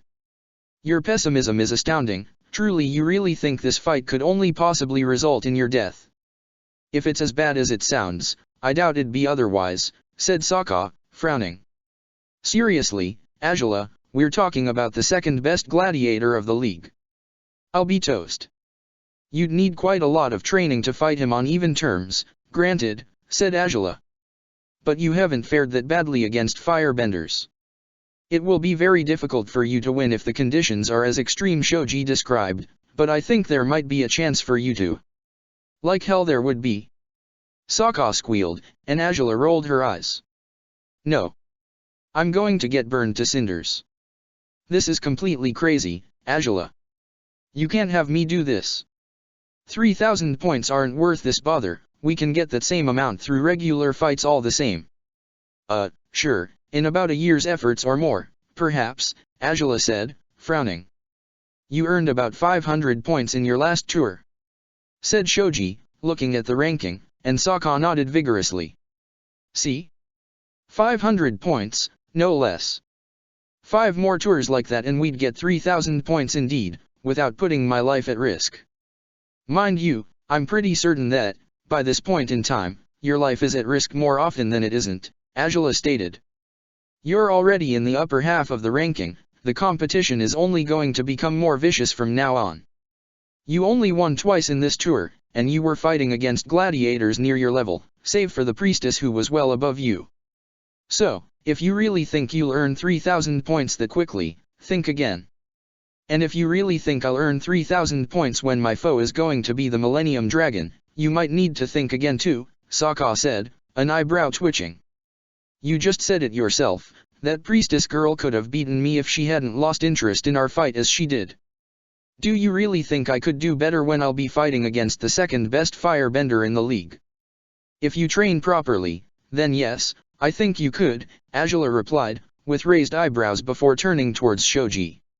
Nevertheless, accepting this challenge without giving it proper consideration isn't wise. When is the fight due? 2 months from now, and since it's established by the league, the date's not subject to change, said Shoji, pointing at the date on the challenge. You'll have some time to decide whether or not you'll accept this challenge, but make sure to do it within this month. If you decline, the Millennium Dragon's sponsor will have to look for someone else to fight in the slate against his gladiator, and the sooner he can do that, the better. Then I'll let you know if we'll accept the fight or not later on, said Angela, nodding at Shoji. This is a matter that needs to be discussed at leisure. I don't think there should be much discussion given to it, to be honest, Sokka said, but Angela ignored him. I'll be awaiting your response, as always, said Shoji, smiling weakly. After saying their farewells to Shoji, both Sokka and Angela left the dome and returned to Xianlong, who was still rather busy giving his admirers a display of his fire. Once his performance was finished, Angela and Sokka climbed on his back again and the dragon took off to his refuge in the palace. And while Xianlong sprawled on the building's floor lazily, his rider and her gladiator were busy arguing over whether or not Sokka should fight in the slate. Sokka had taken his seat near the central column of the building, while Azula paced in front of him. "Could you be reasonable, Azula?" Sokka pleaded, looking at her with despair, as the princess frowned. "I'm not strong enough to fight against anyone from the top 10 as I am. And there's no way that's going to change in a matter of 2 months. You can say that all you want, but I know you have more potential than you think you do," Azula snapped. "It took you less than a month to reach a level high enough to defeat the spawn of the volcano, if you need a reminder of that. Which I accomplished because Piandao was teaching me swordsmanship," Sokka said. "And he's not around to teach me anything anymore. Piandao's absence didn't stop you from becoming strong enough to fight earthbenders, despite you weren't capable of holding your own against them at first," Azula reminded him, and Sokka shook his head. "True enough, but what I learned after training with Haru isn't going to help here," said Sokka. "This is a firebender we're talking about, and while my record against firebenders is much better than against earthbenders, I doubt it's going to make a difference when I'll be fighting in a furnace-like arena against the Millennium Dragon." "We can improve your odds, though," said Azula, looking at him. "I could train against you, using my firebending at full power, and that way." "If you fight me with your firebending at full power, you're bound to kill me," Sokka said, simply, and Azula rolled her eyes. "Well, then, I'll hold back slightly," she said. "The Millennium Dragon most likely won't be a better bender than I am. I doubt he has been trained as I have, so it should stand to reason that if we train together regularly to make you stronger, with firebending exclusively, you'll prove capable of standing your ground against him." "You're giving me too much credit," said Sokka, shaking his head, and Azula frowned. "I can't progress like that so fast. I mean, I could, perhaps, grow stronger, but I won't be up to the Millennium Dragon's level in a matter of 2 months. If you really want me to stand a chance against that guy, I don't know, I'd need to have something new. New skills that I could use to defeat a firebender." "New skills such as what?" Azula asked, raising an eyebrow. "Are you hoping to master something other than swords?" "Well, not necessarily, but it's a thought," said Sokka, rubbing his forehead with his fingers. "Having more skills up my sleeve should help. I've never really excelled in hand-to-hand combat, to say one thing. And heck, maybe I could use 2 swords instead of 1. I don't know, honestly, Azula. It's probably a long shot, just as this whole slate thing is. Accepting this would be ridiculous. But it would give you a remarkable boost," Azula said, biting her lower lip. "You defeated the Stingray once before, and he was also a skilled bender who had been in the higher levels of the ranking for a long time. If you prove capable of holding your own against the Millennium Dragon, even if not defeating him, you would earn recognition beyond anything you've had so far. People seem to think your triumph in the pairs tournament was mainly Topha's doing, not yours. So, by fighting the Millennium Dragon in the slate and surviving, you would prove them wrong, for not many gladiators could accomplish such a feat. Granted, it wouldn't be as big as surviving against Combustion Man himself, but... Azula, if you want me to fight this guy, I can do it anywhere else," said Sokka, sighing. "But if that arena is as Shoji described it, no fame or glory is worth it. I can't possibly become strong enough as to beat him in this short time, and... if you don't even try to do it, you're obviously never going to succeed," Azula snapped. "Sokka, let's give this matter a month. A month during which we'll train you in new skills in fighting against firebenders, and if you don't make enough progress, we'll decline the challenge. Only if you make real progress will I tell Shoji we accept it, but you must make an effort all the same. So, you're not just going to accept this recklessly?" Sokka asked, raising an eyebrow and feeling a little relieved by her new proposal. "I just said as much," said Azula, sighing heavily. "It would be convenient to go for it. Not many gladiators below the top 100 get challenges from fighters of such reputation. But indeed, I don't plan to sacrifice you in an attempt to earn recognition. I can't have you dead." "Well, that's a relief," said Sokka, sighing and smiling. "For a moment I thought you were so eager to do this that you didn't care about the risks. If that had been the case, I would have told Shoji to accept the challenge immediately," said Azula, sighing. "I don't want you in deadly peril, but I do want you to do your best to rise to the Millennium Dragon's level. Finding new fighting techniques for you might be tricky, but it could be done. Dual swords could help, even if you mentioned that fleetingly, but maybe I could lend you wolves. Princess, said a stern voice from the refuge's entrance, startling both Sokka and Azula. Both turned to look at the captain, standing stiffly at the gate. Something about his body language was ominous for Azula, despite his mask covered his face to conceal the angry expression on it. The Fire Lord requests your presence, he said pointedly, his speech pattern so harsh that now Sokka as well found Ruishi's behavior weird. Azula would have questioned Ruishi over his attitude if only she hadn't been frozen in place by his message. Knowing the Fire Lord demanded to see her reminded her of the pending matter of the ceremony, something she hadn't made up her mind about just yet. Not that it mattered if she had made a decision, though. She would have to perform the ceremony whether she wanted to or not, for her father would demand as much from her. Huh. Of course he does, she muttered, and Sokka frowned. You haven't reported to your dad yet? He guessed, looking at her with confusion. Not quite, yesterday was quite a busy day, Azula replied. This is probably going to take a while, Sokka. I have matters to discuss with my father. So, try to think of how you'll develop new skills, if you can. Any progress we can make, if only in planning, is better than staying here doing nothing. We have no time to waste if you only have 1 month to reach the Millennium Dragon's level. Huh, yeah, said Sokka, grimacing as Azula moved towards Xin Long, patting him on the head and letting him know she would be taking her leave for now.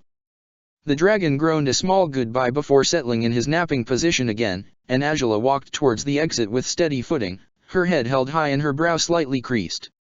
The captain moved out of her way, still stiff, still acting strangely. Azula's frown deepened at that, but she decided not to give it further importance. The captain was the least of her worries if her father was summoning her. Sokka stood up from where he was and walked towards the exit as well, as Azula passed by Ruishi quickly.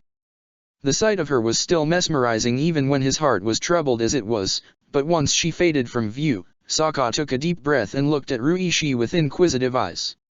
I don't suppose you have any knowledge on techniques to fight extremely powerful firebenders, or do you? The captain didn't reply, though Sokka noticed he was shivering for some reason, but the weather was as warm as it usually was in the Fire Nation. He frowned and stepped towards the man, unsure of what was bothering him. Something the matter, Rui dash. Something the matter, you ask, you filthy? Said Ruishi, trembling violently now as he turned his head towards Sokka.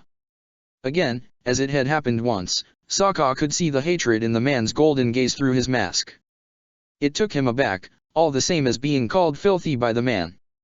Despite the harsh treatment he had received many times by the hands of Fire Nation people, not once had he heard Ruishi speak to him as viciously as he had just now. Filthy? What the hell? Sokka repeated, stepping back cautiously, but to his chagrin, Ruishi stomped towards him, closing the distance between them.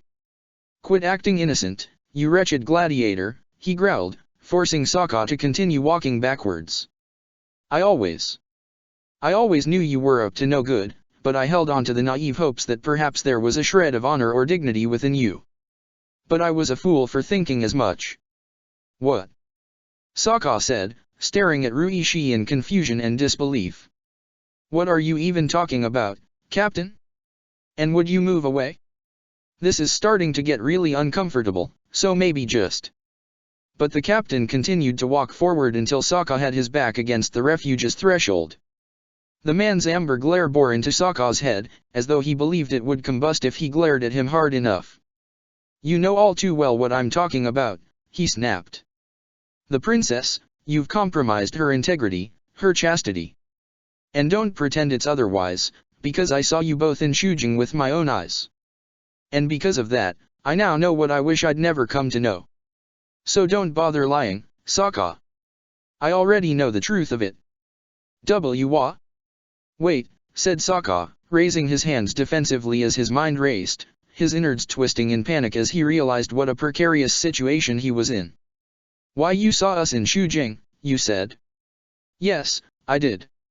I went to find the princess, and I was told she was on the roof with you. When I got there, you two were. Ruishi said, stopping cold at the last word as he seemed to be incapable of uttering it, despite it was merely a word. Just. How dared you, damn it? Why did you do it, when you knew she wasn't meant for you, or for anyone like you? She's a princess. She cannot mingle with the likes of you. Hey, Sokka started, before realizing he had no idea how to defend himself. All the same, he frowned heavily, unwilling to take Ruishi's accusations as they came. Yeah, I'm not the one she's supposed to be with, but that doesn't mean I've done anything that bad to her. Nor have I done anything she didn't want me to. Oh, really? Ruishi asked, a hand reaching up to Sokka's shirt and pulling him closer as his glare grew more vicious. Are you trying to say her honor remains untarnished, despite what I saw with my very own eyes? I'm trying to say that I haven't.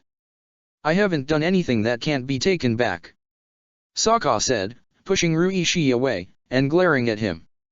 It's not like I took her virginity or anything like that. It's not how it is. You haven't? Ruishi asked, raising an eyebrow despite he seemed relieved to hear that bit of information. Hard to believe. I wouldn't have pegged you for the kind of man who waits for the right moment. I'm not waiting for... Sokka started, before breathing out heavily. Look, pal, I know all too well that I'm not the guy she should be with, but you told me about the spark in her eyes. You saw it just as well as I did. And that spark is back now, has been ever since she found Xin Long. And I'll do everything I can to keep it there and to keep it growing stronger. So you'll gladly deflower her if that's what it takes for that spark to linger? Ruishi asked, sarcastically, and Sokka gritted his teeth and groaned. That's not what I'm saying. She likes me, okay? For some reason I can't understand, and I know all too well I don't deserve her feelings, but I can't just push her away, you know? I'm not strong enough to do that. I'm not a good enough guy to just push her aside because the universe isn't ready to see us together. If she wants to be near me, how the hell am I supposed to say no? By saying it. Ruishi snapped, stomping on the ground angrily. The dragon, napping not too far away from where they were, groaned at them to silence the pair, but they ignored him. She is not meant for you, curse it. The princess can wish for whatever she may, but she cannot have her every heart's desire, especially not if said desire is a common slave like yourself. A life of privileges has its own inconveniences, and this is but one of them. She's supposed to know better than to indulge in meaningless pleasures that will only... Whoa, pal, hold up there, Sokka said, frowning. You can think it's meaningless, but it's not meaningless for her. It's not for me either. I'd put my life on the line for her and you know I would because I already have done it many times. You can insult me all you want, but don't dare say this is meaningless. It's not for either of us. And that makes a difference. Ruishi asked, his hands on his hips. That makes it any less dangerous for her, pray tell. Do you realize what problems you'd bring upon the princess if you continue with this folly? Like hell I do. Sokka said, looking at Ruishi with disbelief. I may be stupid, but I'm not that stupid. Of course I know she'd get hell brought upon her, that her father would punish her, that you would lose your job and credibility and... As he started to list all those reasons, Sokka actually froze where he was. He knew it was a risk, of course he did. But it wasn't just a risk for him and Angela. Whatever happened between them could affect Ruishi as well as many others, if word of their intimate relationship ever got out. And yet whatever pleasure you're achieving through the princess is more important than any of this, Ruishi grunted. You're a fool. If you truly have any feelings for her, real feelings, you'll step away. You'll leave her be. You won't put her life and future in danger just because you yearn for her. You'd know your wishes and desires aren't more important than her needs and duties. Sokka gritted his teeth and Ruishi shook his head before stepping away. You may think highly of this relationship, but it's doomed to fail, he continued. The happiness you want the princess to achieve will disappear as soon as everyone knows what bond exists between you two. Feel free to sacrifice your own life for her if you so wish, but don't you dare force her to do the same for you, Sokka. With that, the man left Sokka in the refuge with the sleeping dragon. Sokka's pleasant feelings from earlier had disappeared completely, both because of the pending matter of the slate and his sudden conversation with Ruishi. He sighed heavily, knowing Ruishi was right about what he had said. But the captain didn't understand Sokka was balancing himself on the edge of a knife. He knew he couldn't pull through with what he truly wanted, and he couldn't push Azula away either, not after everything that had happened the first time he had tried to do such a thing. He couldn't bear the thought of making her unhappy.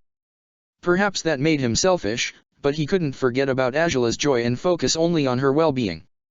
She deserved happiness, no matter what form or shape it came in. But it didn't seem Ruishi would understand that. And it scared Sokka to think of what Ruishi might do in order to end his relationship with Azula.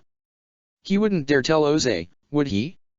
Yet even if he didn't give them away to the Fire Lord, he would likely try to convince Azula that her relationship with Sokka had no future. And he was right. Sokka knew he was, despite how much it hurt to admit it.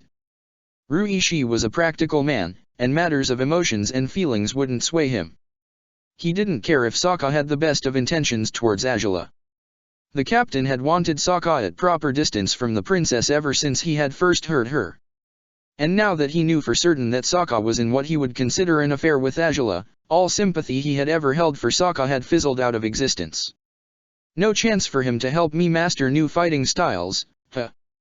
Sokka whispered before leaving the refuge as well. His head hung as he walked down through the palace's hallways, brushing aside all thoughts of Ruishi with difficulty, in hopes to focus now on what Azula had told him to think about. How would he master new fighting styles in 2 months? The mere thought of facing the Millennium Dragon in battle was enough to make him cringe. Thinking about the complicated circumstances in which their face-off would take place only served to worry him further. There was nothing he could do in the span of 2 months to become capable of fighting evenly against the second-best gladiator of the league, simply, nothing. Azula wouldn't accept that, though, and Sokka knew it. She would push him to the last stretch, he knew she would. He sighed, accepting he would have to make an effort despite already thinking it wouldn't pay off, and he took a corner to find quite an unusual sight in front of him. Zuko was closing the door to what Sokka guessed was his room, holding a bouquet of flowers in his free hand. Sokka stopped on his tracks and raised an eyebrow, for Zuko looked very different now, dressed in tasteful clothes, his hair neatly cut. Once he had closed the door, he busied himself with fixing his flowers, making sure they were arranged properly in the bouquet, despite he didn't know what made for a proper bouquet arrangement. Sokka said, and only then did Zuko notice he wasn't alone anymore. Zuko jumped in quite a comical manner, startled when Sokka spoke to him.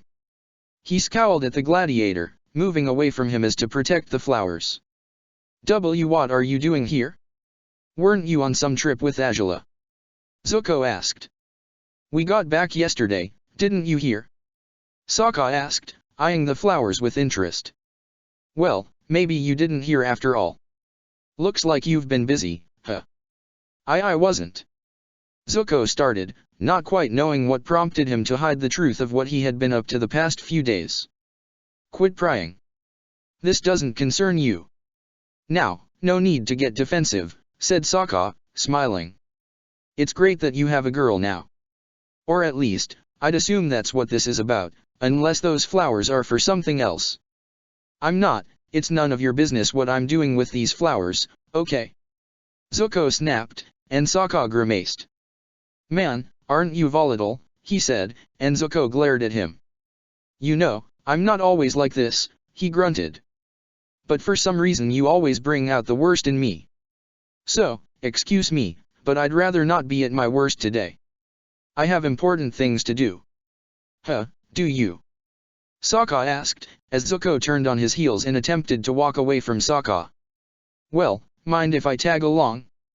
I don't have as many things to do. Well, no, I actually do, but I don't know how to do it and I won't know until your sister is free again, so. Huh. Zuko said, looking at Sokka skeptically. Yeah, I do mind if you tag along, very much so. What the hell gives you the idea that I'd want you around? And why would you want to be around me in the first place? The last time you and I met you punched me in the jaw. Not true, said Sokka, lifting a finger. That was, the fourth to last? Maybe fifth? In any case, it wasn't the last one. Impressive. That's what you focus on, said Zuko, an eyebrow twitching. What, you don't expect me to apologize for it now, or do you? Said Sokka, looking at him with challenging eyes. You, apologize to me? Yeah, sure, said Zuko.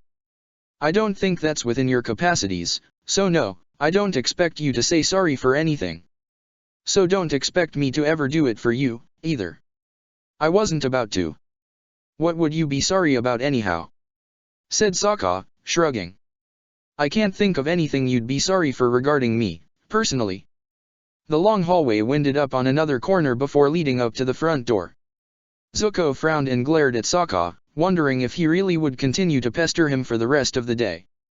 Putting up with you, that's what I'm sorry for, said Zuko. Come on, get lost. Go grovel to Azula's feet as you usually do and leave me alone. I would, but she got summoned by your dad, said Sokka, and Zuko stared at him in surprise. Really? What for? Zuko asked, unable to contain his curiosity. Beats me, said Sokka, shrugging. She didn't look happy about it, though. Odd, said Zuko, frowning. But then, you really would grovel to Azula. I was just humoring you, don't take everything literally, said Sokka, smiling a little.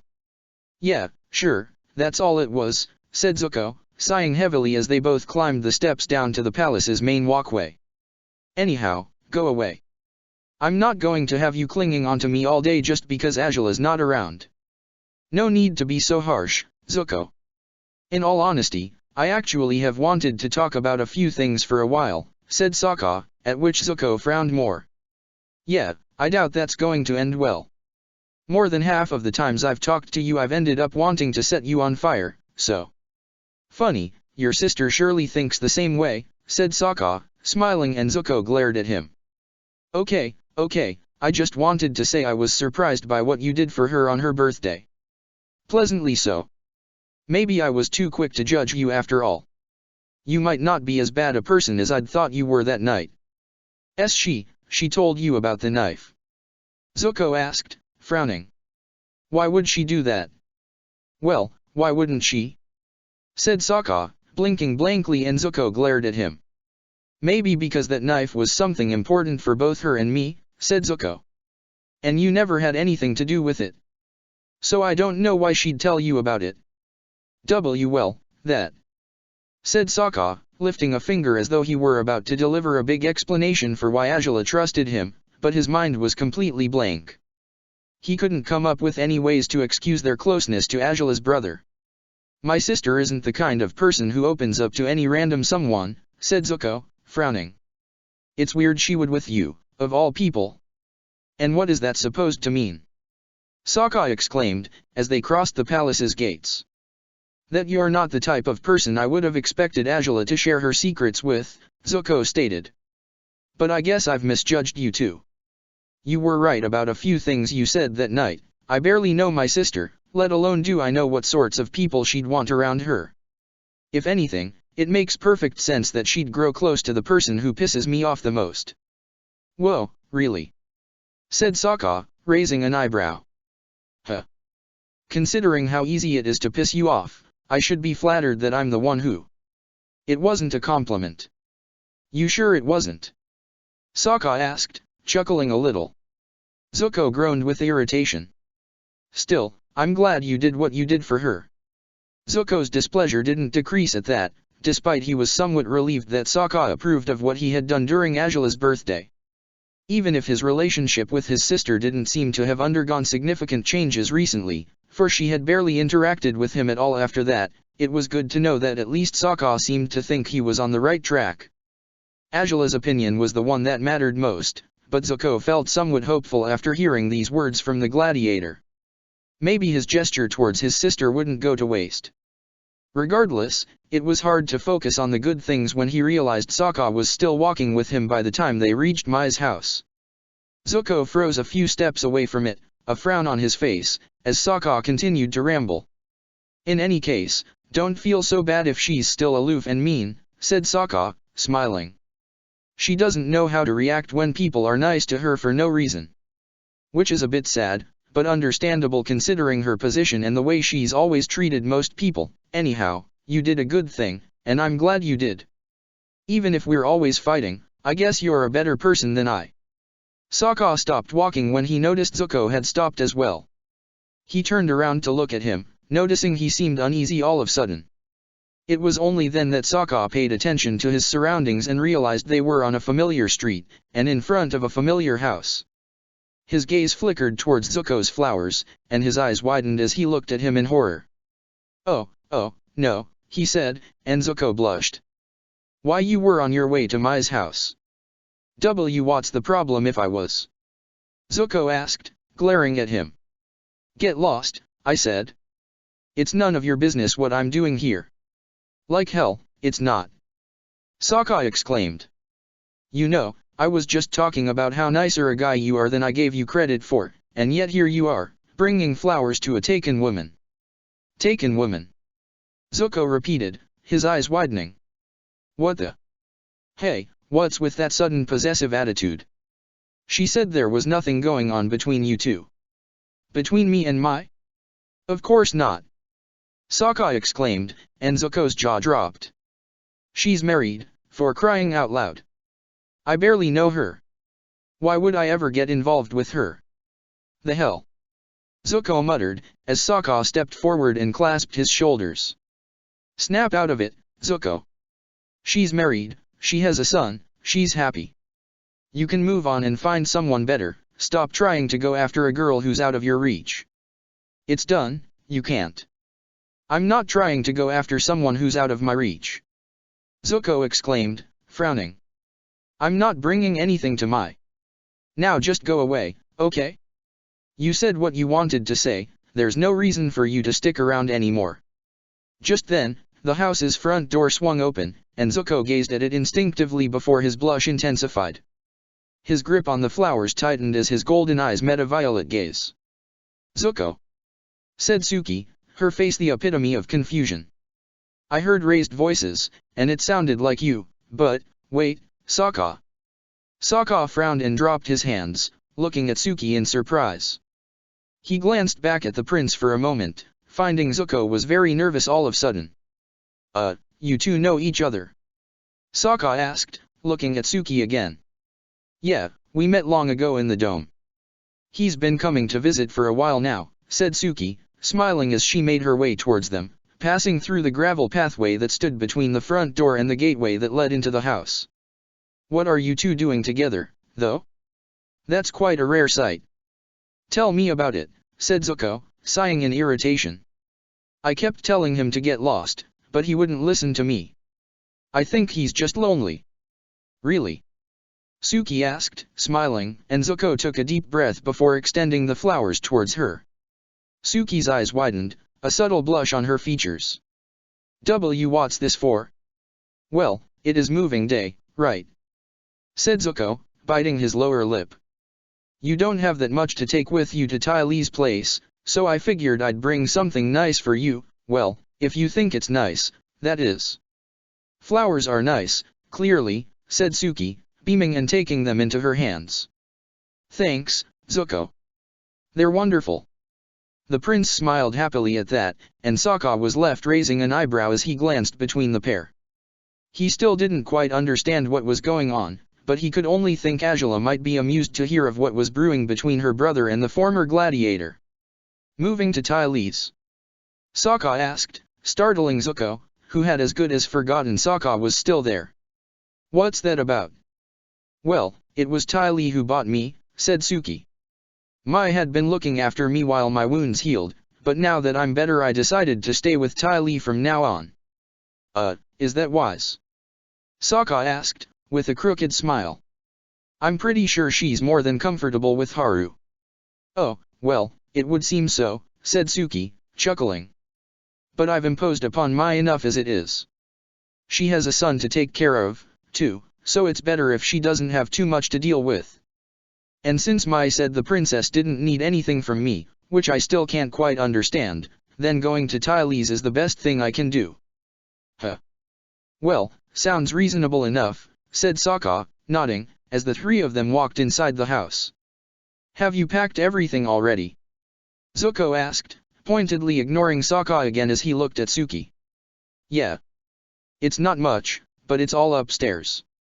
Haru will bring Ty Lee's carriage soon and then we'll take everything to their place, Suki replied.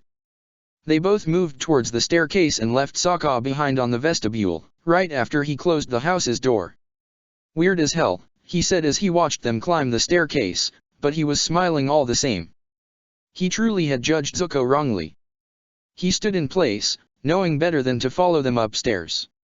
But just as he started to think he was better off returning to the palace, a child came crawling towards him, taking Sokka by surprise. Only an instant afterwards, his mother came rushing through the hallway, as Sokka leaned down to look at Uday. "What are you doing here, little boy?" he asked, as Uday beamed at him. "I should be the one asking that question," Mai said, at which Sokka lifted his head towards her. Hey there," he said, with a smile. "I was just talking with Zuko as he came here. And, truth to be told, I probably should go now." "Well, it would be helpful to have another pair of hands to help Suki move," said Mai, raising her eyebrows before smirking. "You came just at the right time, Gladiator." Sokka was surprised by that, blinking blankly as he realized Mai meant to use him to haul Suki's possessions without even asking him if he was up for it. But before he could protest, Haru came through the door just as Zuko was bringing down several bags with Suki's goods in them. The earthbender greeted Sokka enthusiastically, for they hadn't seen each other in a long time, and soon enough all three men were busy loading the carriage with bags. Sokka found it odd to end up entangled in Suki's moving day before he could have a say upon the matter. It wasn't unpleasant to spend time around all these people, especially since Zuko became far more likable when he was around Suki, Sokka noticed. Nevertheless, there was a voice in his head nagging him constantly, reminding him he should be pondering how to fight the Millennium Dragon rather than helping Suki move out of Mai's house, a voice that sounded very much like Azula's. "Then this is how it will be done," said Ozai, smirking, as the High Sage bowed down before him. "You will teach my daughter the proper fire-bending routine for the ceremony, and in a matter of 2 months, she will inaugurate the festivals with her performance." "As you command, my lord," said the man, a fist against his palm. Azula was sitting at her father's right, as usual, and she frowned as she looked down at the sage.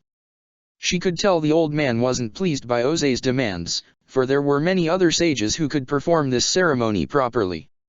Ozai's request for Azula to do it came as a whim, and the sage would never understand why he needed his daughter, of all people, to do it. But the daughter knew all too well why her father was being so unreasonable over this matter. He needed to ascertain she was still his loyal subject. He wanted to make sure she would do everything he demanded while exceeding his expectations, just as she always had. He was making sure she was still his perfect, faithful daughter who would only stand up to him for the Fire Nation's sake. Ozai hadn't voiced any displeasure towards Azula after her birthday feast, but Azula could read her father without difficulties. She knew what he wanted, and she dreaded what would happen if he didn't obtain it. "Very well, then," said Ozai, as the head sage left the throne room, only illuminated by the flames Ozai had ignited around himself and his daughter. "Everything is set for you to perform the ceremony. It shall be the first time a princess is granted such an honor, Azula.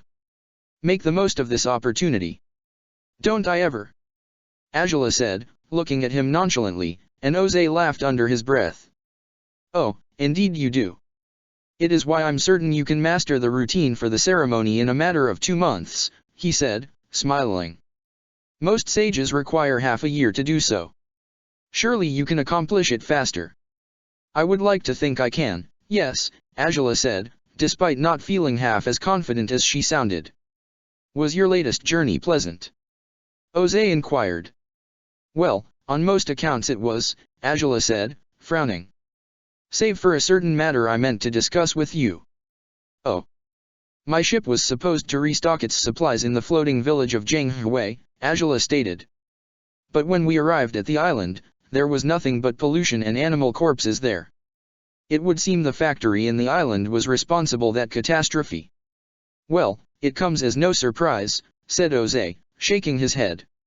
"It was your grandfather who set up that insecure and old-fashioned factory near Zhanghui." "Indeed," said Azula. "Yet. I merely meant to say, father, that we should be more careful when it comes to factories of this sort. That peasant attempted to attack you over what was happening with the refinery at Dankian, so you may feel inclined to ignore all about the pollution, but... the peasant may have lashed out at me and been demoted into slavery for it, but that doesn't mean I gave the matter no thought, Jose stated, taking Angela by surprise. Dankian has been tended to, Angela. Policies on avoiding children's death by pollution have been laid down by now. You needn't worry, we won't have another Zhang Hui for as long as I'm Fire Lord. Well, that is a relief, Angela said, nodding. Did you know about Zhang Hui's situation, though? I had heard of it, said Jose. But the matter had already been resolved by the time word reached me. The population of the town was evicted from the island and relocated to the colonies. Well, there were no human corpses. I should have guessed as much, said Angela, relieved. It seemed this matter wouldn't escalate into a brand new conflict between her and her father. Let it not be said that the Fire Nation doesn't look after its own, said Jose, smiling proudly and standing up. But just as he was on his feet he seemed to recall something, and he looked at Angela with a grin on his face. And speaking of our own, Angela, an old friend has finally sent word that he will be returning from the front lines, at last. An old friend? Angela asked, raising an eyebrow in confusion until she made the connection and frowned. You don't mean Zhao? He had been up north far too long, said Jose, nodding. He has sent word that he will be back in a matter of months.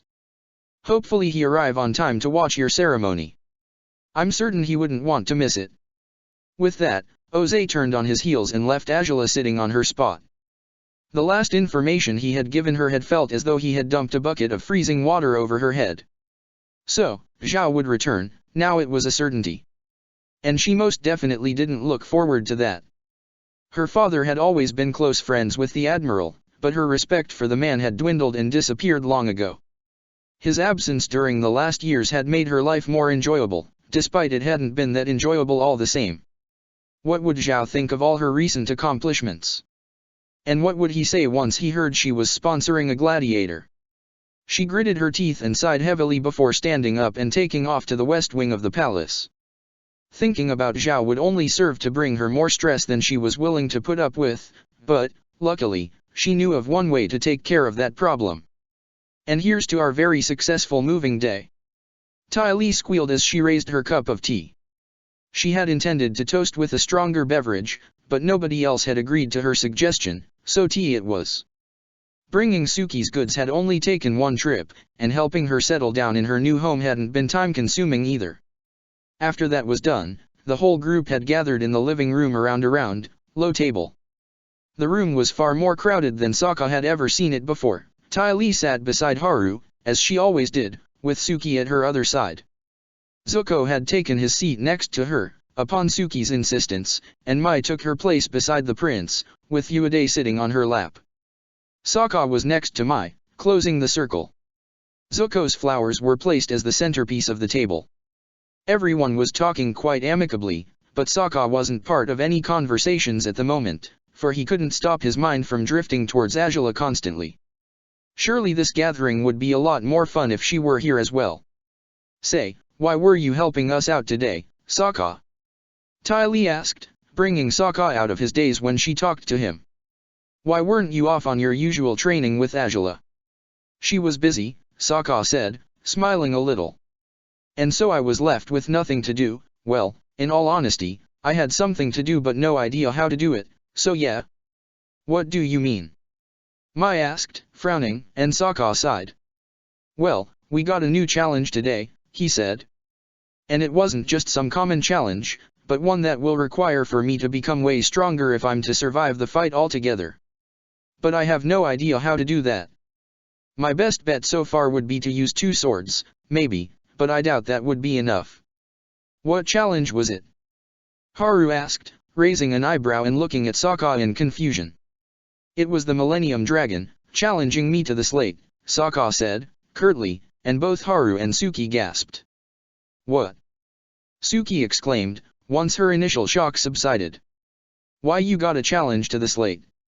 By the Millennium Dragon, of all people? Said Haru. You can't go through with that. You'll end up dead. That's what I thought, but Angela said I should spend the next month training, and if I'm not strong enough to fight him by then, she'll decline the challenge. If I am, though, said Sokka, grimacing.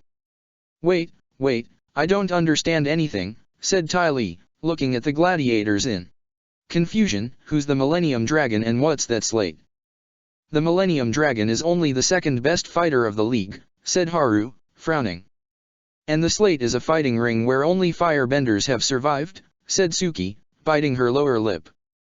Combustion Man, he killed many fighters in the slate. I don't think the Millennium Dragon is as eager to murder as Combustion Man is, but the fact remains that it will be a dangerous fight to get involved in. You would be very lucky to fight there and survive, Sokka. Sounds bad, said Mai, caressing Ueda's hair. The child had fallen asleep on her lap.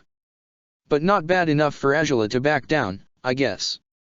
It seems just like her to pull through with this, despite the unfavorable conditions. They're horrid conditions, said Sokka, rubbing his forehead with his fingers. The arena is supposed to be made of metal. The whole place will be hotter than an oven, and that'll give him the advantage right away. I don't know how I'd possibly hold my own against him in those circumstances. Well, said Ty Lee, tapping her chin with a finger. It's not like it's impossible for you to hold your own against a firebender, not really. No. Sokka asked, frowning. Yeah. There are some kinds of clothing here in the Fire Nation that are coated with flame-retardant material, said Ty Lee, smiling. They would keep you from being set ablaze, and they might also protect you from the awful heat. And in order to withstand heat, you could also train in conditions of extreme heat, Haru proposed, and Ty Lee looked at him with interest. Maybe you could find a way to emulate the conditions of the slate, maybe in a volcano or so, and train yourself into being able to fight properly despite the unfavorable environment. Heh, interesting ideas, said Sokka, blinking a few times. But even if I do that, we're talking about the second best firebender of the league. I don't think flame-retardant clothing and training at high temperatures would suffice for me to survive against him. I should learn new fighting styles, maybe. Something that can be used against benders. Oh. I could help you with that. Ty Lee exclaimed, surprising Sokka. You could? How? He asked, frowning.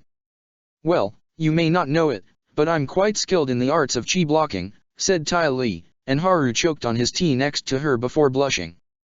I could teach you how to chi block, and that way you could render your opponents helpless in the battlefield. That's easier said than done, Mai stated, just as Sokka's hopes were starting to rise. A firebender can be chi blocked all the same as a normal person can, but it's not going to be easy to do it in those conditions. Sokka would need to get really close to him in order to block his chi, and getting so close to his opponent might prove lethal in that kind of fighting pit. Chi blocking is also done through hand-to-hand combat, said Haru, thoughtful. So Sokka would have to learn a lot more of that, too, if he wants to become an efficient chi blocker. Truthfully, I was thinking he should develop a method of chi blocking at a distance, said Mai, her arms folded before her chest. Say, through projectiles. Projectiles? Sokka asked, raising an eyebrow. My only long-range weapon is my boomerang. Well, that could work, said Ty Lee, shrugging. You can chi block with almost anything, really. So long as you hit the right spot with the proper strength, you'll chi block your opponent effectively. Sokka frowned, rubbing the stub of beard on his chin while thinking hard. Angela did want him to develop new skills, and what they were suggesting was starting to sound promising. It made him think that perhaps he truly could stand a chance against the Millennium Dragon. To be fair, what you're saying sounds good, said Sokka. But are you guys willing to help me? Aren't you all busy with other things? Well, I'm not that busy, said Ty Lee, smiling happily. So at least Haru and I could help you. I have enough free time to teach you the basics of chi blocking. I could help you with aiming, in my spare time, Mai said, shrugging. I don't know how much help you'll need with that, but perhaps I could help you figure out how to chi block at a distance. Should keep me from utter boredom for a few days, if anything. And regarding hand-to-hand combat, Suki said, surprising everyone. I could help with that. I mean, I should start training as well. I've been getting rusty, so why not? Zuko looked at her with concern, and Sokka didn't miss the expression on the prince's face. He bit his lip yet smiled at Suki, nodding in her direction to acknowledge her offer. Well, if you guys really are willing to do this, I'm probably going to impose upon you all for a month or two, he said, with a smirk. But it's all up to Azula. I'll ask her if she approves of this or if she has better ideas, but I doubt we'll come up with anything better than this. You could fight Zuko and Azula simultaneously. Ty Lee blurted, and both Sokka and Zuko stared at her in disbelief. I mean, 2 firebenders fighting against you would prove a lot stronger than just the Millennium Dragon, right? Yeah, I don't think so, said Zuko, frowning. I didn't say I'd help him with anything, I really don't want.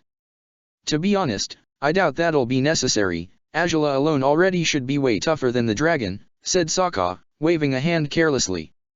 No need to involve Zuko if he doesn't want to get involved. Well, then the rest of us can work with you, said Haru, smiling at Sokka. I know training with an earthbender might not help much when your fight will be against a firebender, but I'm up for helping you develop your agility more. You'll need it in the slate. Sounds like I will, said Sokka, grinning back. Thanks. Then, I guess we could start tomorrow?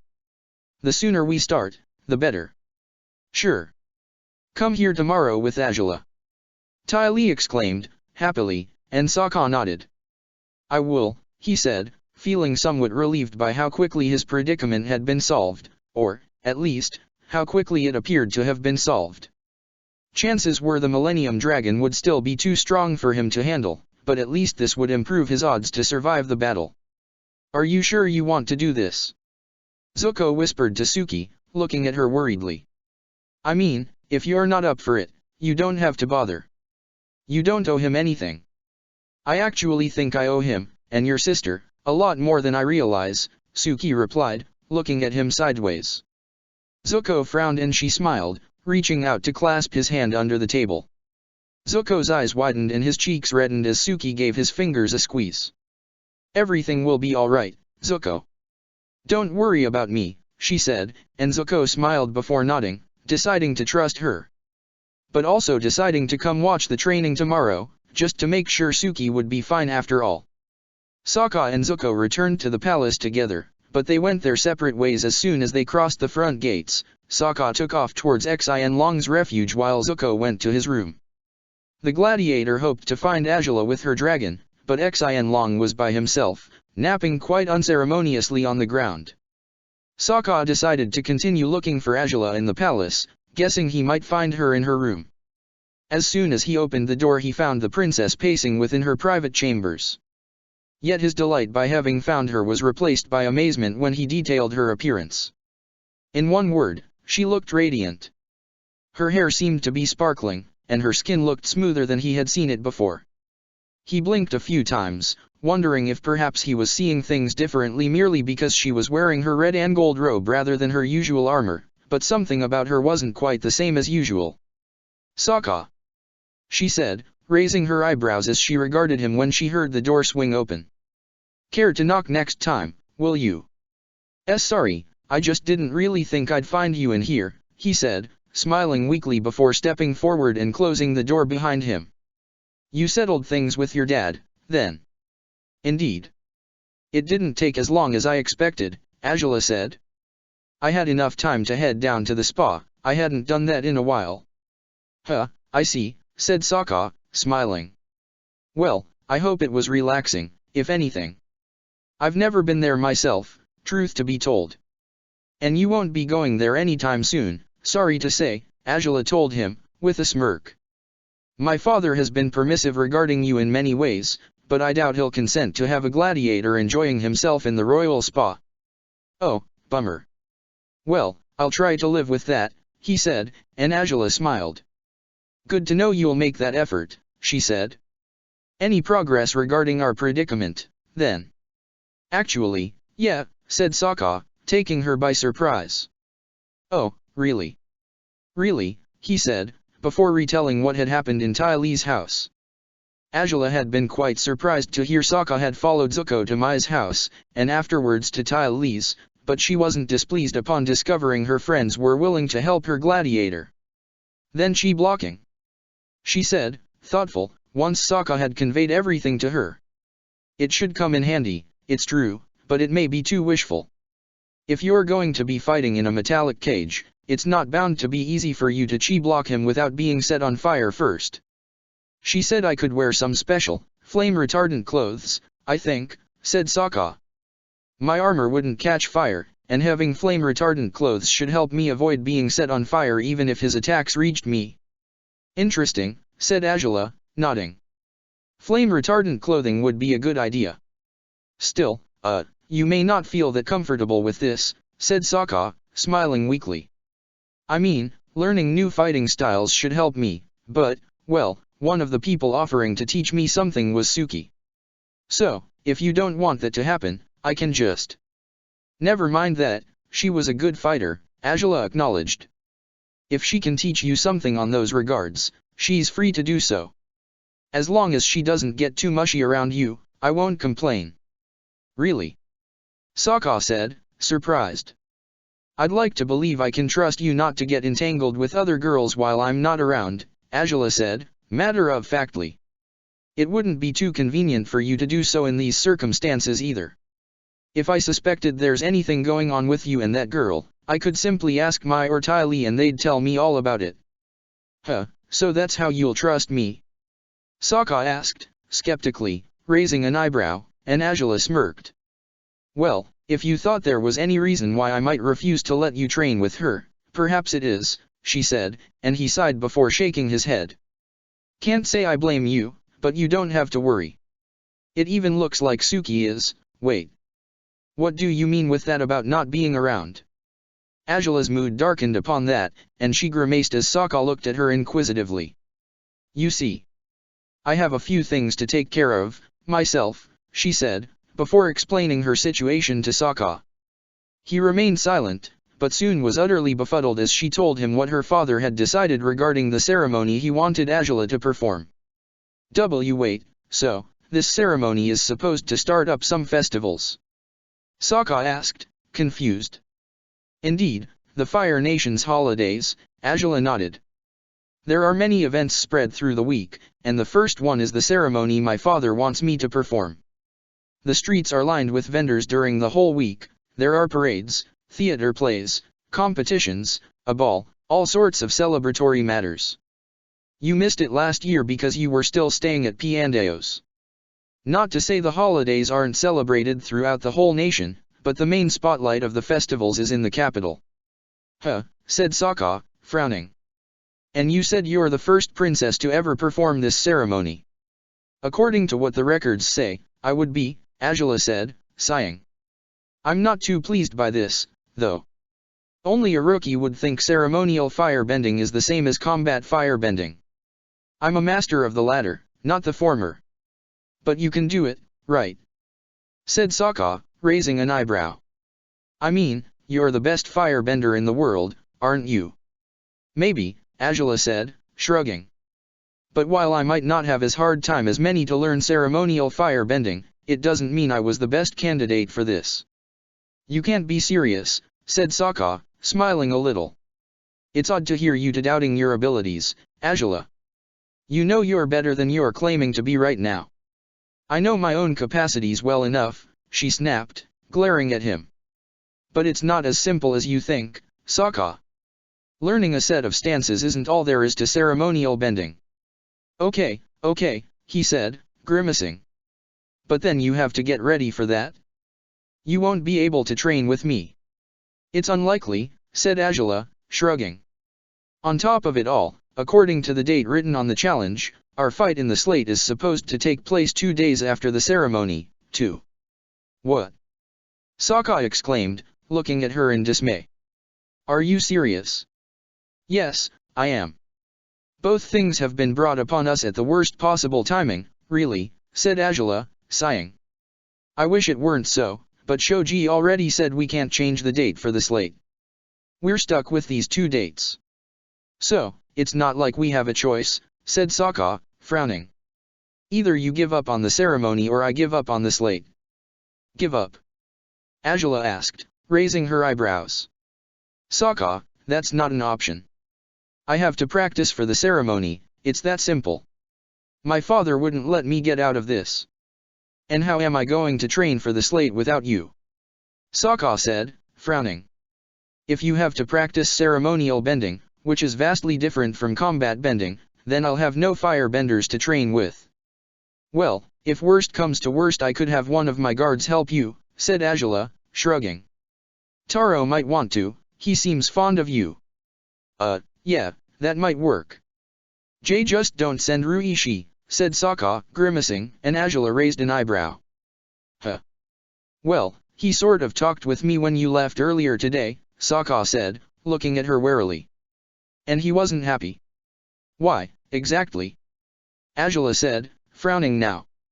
Something about the captain had felt wrong to her, but she hadn't figured out what it was. Because it seems he saw us in Shujing, on the roof, said Sokka, and Angela closed her eyes before taking a deep breath and rubbing her forehead with her fingers. I tried to calm him down, but things escalated and, well, I don't know what he'll do. I mean, if he was going to report to your father about us, he would have done it already, right? Maybe. But maybe he didn't because he knows there's nothing of serious consequence to report yet, Angela muttered, shaking her head. Blast it all. So now, swell. Well, this just makes everything even better. I'm sorry, said Sokka, sighing. We shouldn't be so careless anymore. We've taken many risks as it is. More than we should have, said Angela. I have to talk to him. If this matter gets out of hand, well, there's no telling what would happen, truth to be told. It could be catastrophic, for everyone involved. It's exactly what we'd wanted to avoid, said Sokka, looking at her guiltily. But, it was just hard to help it. Nice as it is to know you couldn't exert the willpower to resist me, this is a serious problem, said Angela, closing her eyes and folding her arms across her chest. And one we'll have to tend to before it escalates any further. Sounds about right, said Sokka, nodding. I'll see to that one of these days, Angela muttered. In the meantime, well, if this is the situation we're facing, with both our respective trainings to tend to and with the captain lurking, I think. You think we should? Sokka started, looking at her warily. Angela released a slow sigh before answering his unfinished question. We should pull through, both with the slate and the ceremony. We won't spend as much time around the other if we do, which might help shake the captain off for a while. I can't back away from the ceremony, there's no point to even wondering if I can.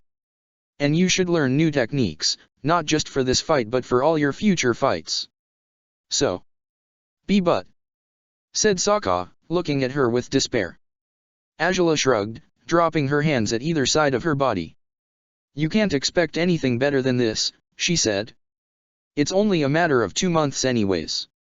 And it's not as though we won't see one another at all, I'll still drop by whenever I have free time to make sure your training is progressing smoothly. You have a month to improve to the point where you'll be able to survive a fight against the Millennium Dragon, so I'll have to check on you once in a while. Still, it feels unfair, said Sokka, his eyes dropping. I suppose I'm being a selfish, needy idiot, but I can't really help it.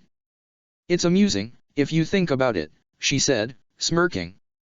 Little over a year ago you would have been relieved to get rid of me for that long, and now you're upset about it. Well, I'm not the same guy I was back then, and you're not the same girl you were back then, so is it really that surprising? Sokka asked, smiling a little. It's just. I'm going to miss you. Angela looked at him sadly and shook her head, at which Sokka raised an eyebrow. Could you not be so dramatic? It's for both our sakes, she said, looking at him in exasperation. You need to get stronger or you'll get killed in the slate, I need to perform that ceremony, or my father will banish me next, and we need to keep Ruishi off our trail or risk having him report to my father. It's all a matter of logic, really. Yeah, I get it. I'm not saying we can't do it, said Sokka, sighing. It's just not going to be fun at all. Why can't things ever go our way? Because we're supposed to make them go our way. You can't expect the stars to align, for every sign to be in place for you to finally make up your mind about something, Angela said, matter-of-factly. When you want something, Sokka, you fight for it. I thought you'd know as much by now. If you sit around waiting for destiny to bring you what you want, the likelihood is that you won't ever get it. Life has a way of being harsh like that. Yeah, I know, said Sokka, with a weak smile. And we've gotten through worse problems after all. Spending a little time apart won't be the end of the world. But I really am going to miss you. Quit saying that, she sighed, shaking her head, and he chuckled. You make it sound like it's forever. A little while without you feels like an eternity, he said, stepping towards her. All I could think about for most the day was seeing you again. Which is entirely your fault. My fault? She asked, raising her eyebrows but smiling a little as he nodded. Yup, all on you, he said. You said it yourself, I used to get by perfectly fine without you a few years ago. I can't do that anymore, rather, I don't want to. Well, neither do I, to be honest, Angela said, as he raised a hand to caress her hair gently. But I can't think of a better alternative than this one. Me neither, said Sokka, sighing. I mean, we could give up on the slate indeed, but then I'd just be a nuisance for you. You need to focus on your ceremonial bending, and I can't help you with that. And you need to become stronger, said Angela. Our ultimate goal is for you to reach the top of the league. If you prove to be capable of standing up to the second best gladiator, you might be capable of fighting Combustion Man and surviving, too. And surviving is the first step, huh? Said Sokka, smiling a little. Well, it's not realistic to assume you'll be able to defeat the man on your first encounter with him, said Angela. But if you become much stronger, perhaps you'll give him a run for his money when the time comes. Nevertheless, for now, your goal is to survive against the Millennium Dragon. That's all you need to focus on. Yeah. And you on your ceremony, he said, smiling a little. Angela nodded, her arms folded over her chest as she lowered her face into his hand. Sokka's palm cupped her cheek and lifted her head towards him. It's not a big deal, you said as much, he told her, pressing his forehead against hers. You're going to master that ceremonial bending in a matter of days, and then you'll be kicking my butt, as you always do. Yeah. Hopefully, she said, smiling. But in the meantime. She reached upwards, brushing her lips against his in a subtle gesture that Sokka intensified right away. His arms surrounded her, pulling her closer as hers slid around his neck, her coy kiss deepening as he as well enjoyed this moment for as long as it lasted. There was no telling when they would have a chance to kiss like this again. New challenges had arisen for the princess and the gladiator, challenges that meant to test their relationship in many ways. But both of them were ready to overcome them, no matter what it might take. Chapter 84, The Slate Festivals 2. Okay, so they might not be as good as the ones you had before, Ty Lee said. But I think they'll work for you. I hope so, at least. With that, Ty Lee slid a long, slender box towards Suki over the dining table. Haru stopped cleaning the dishes they had used during breakfast to glance over his shoulder, eager to catch a glimpse of Suki's reaction as she opened the box. The girl's jaw dropped when she saw the two gold fans, neatly placed within the white box.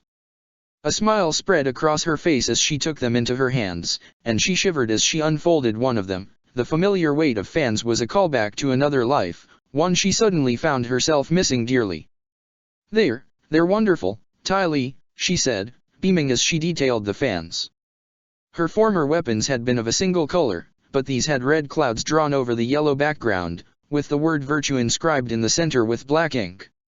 They were lined by sticks carved out of strong cypress wood, coated by dark lacquer. If anything, they're so beautiful I don't think I should use them in battle. Really? Said Ty Lee, smiling as Suki laughed. Thank you, she said. Ty Lee's cheeks reddened slightly as she giggled upon being at the receiving end of Suki's gratefulness. No need to thank me, you'll need them if you're going to train with us, won't you? She said, and Suki nodded. I'll also need them if you'll sponsor me again one day, right? Right, said Ty Lee. But that can't happen for a few more months, so don't fret about it, okay? I won't, said Suki, nodding as someone knocked on the door. Tai Li stood up to get the door while Haru returned to his chores.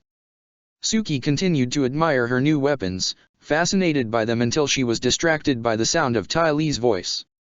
She seemed distraught by something.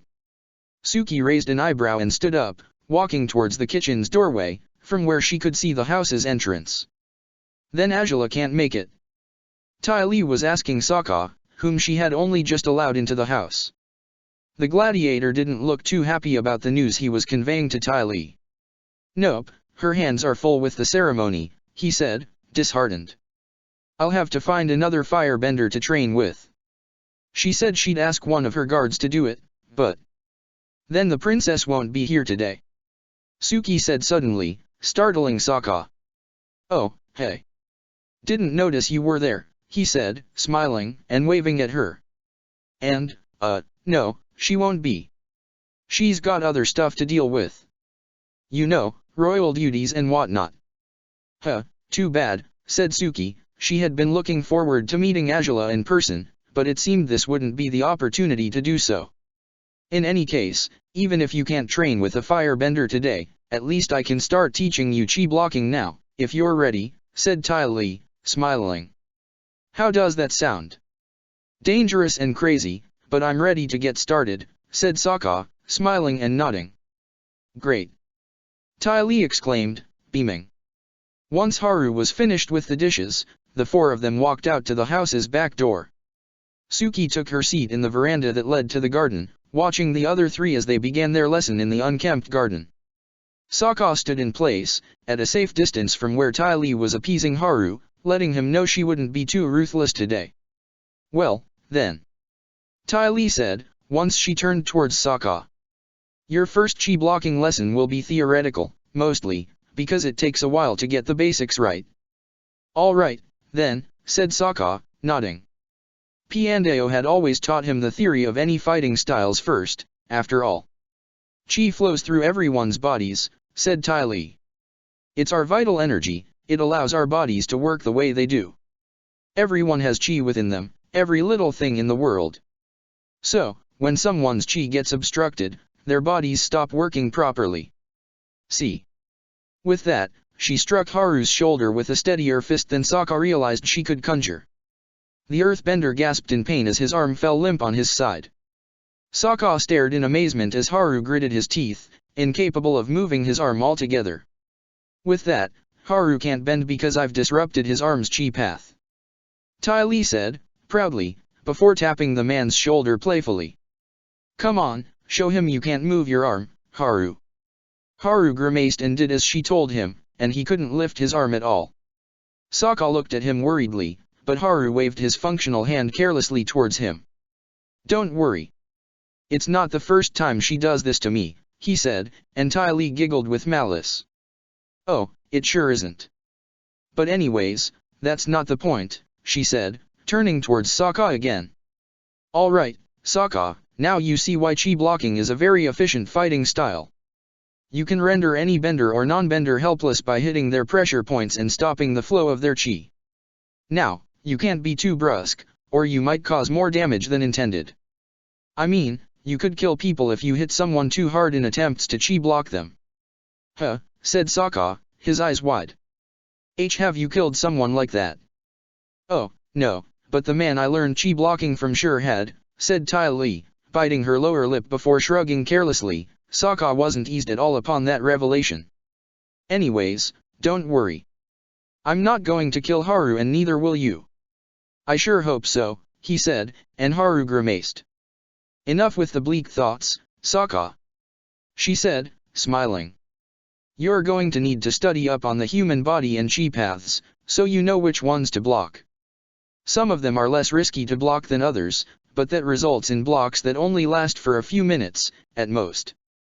If you want to be efficient about the block, you have to know where to hit your opponent to deliver the most damage with the least effort. For instance, I could block Haru's other arm. With that, she moved towards Haru's right and hit his shoulder again.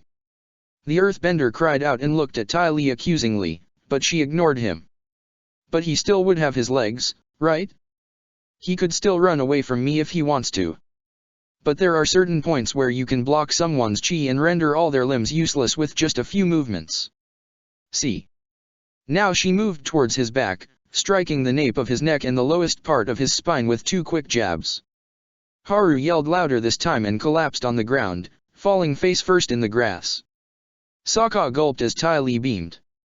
Therefore, as you can see, the ideal thing for you will be to block the Millennium Dragon's chi paths like this. Then he'll be rendered helpless before you. Sounds a lot easier said than done, but sure thing, said Sokka, gulping. What if he's wearing armor, though?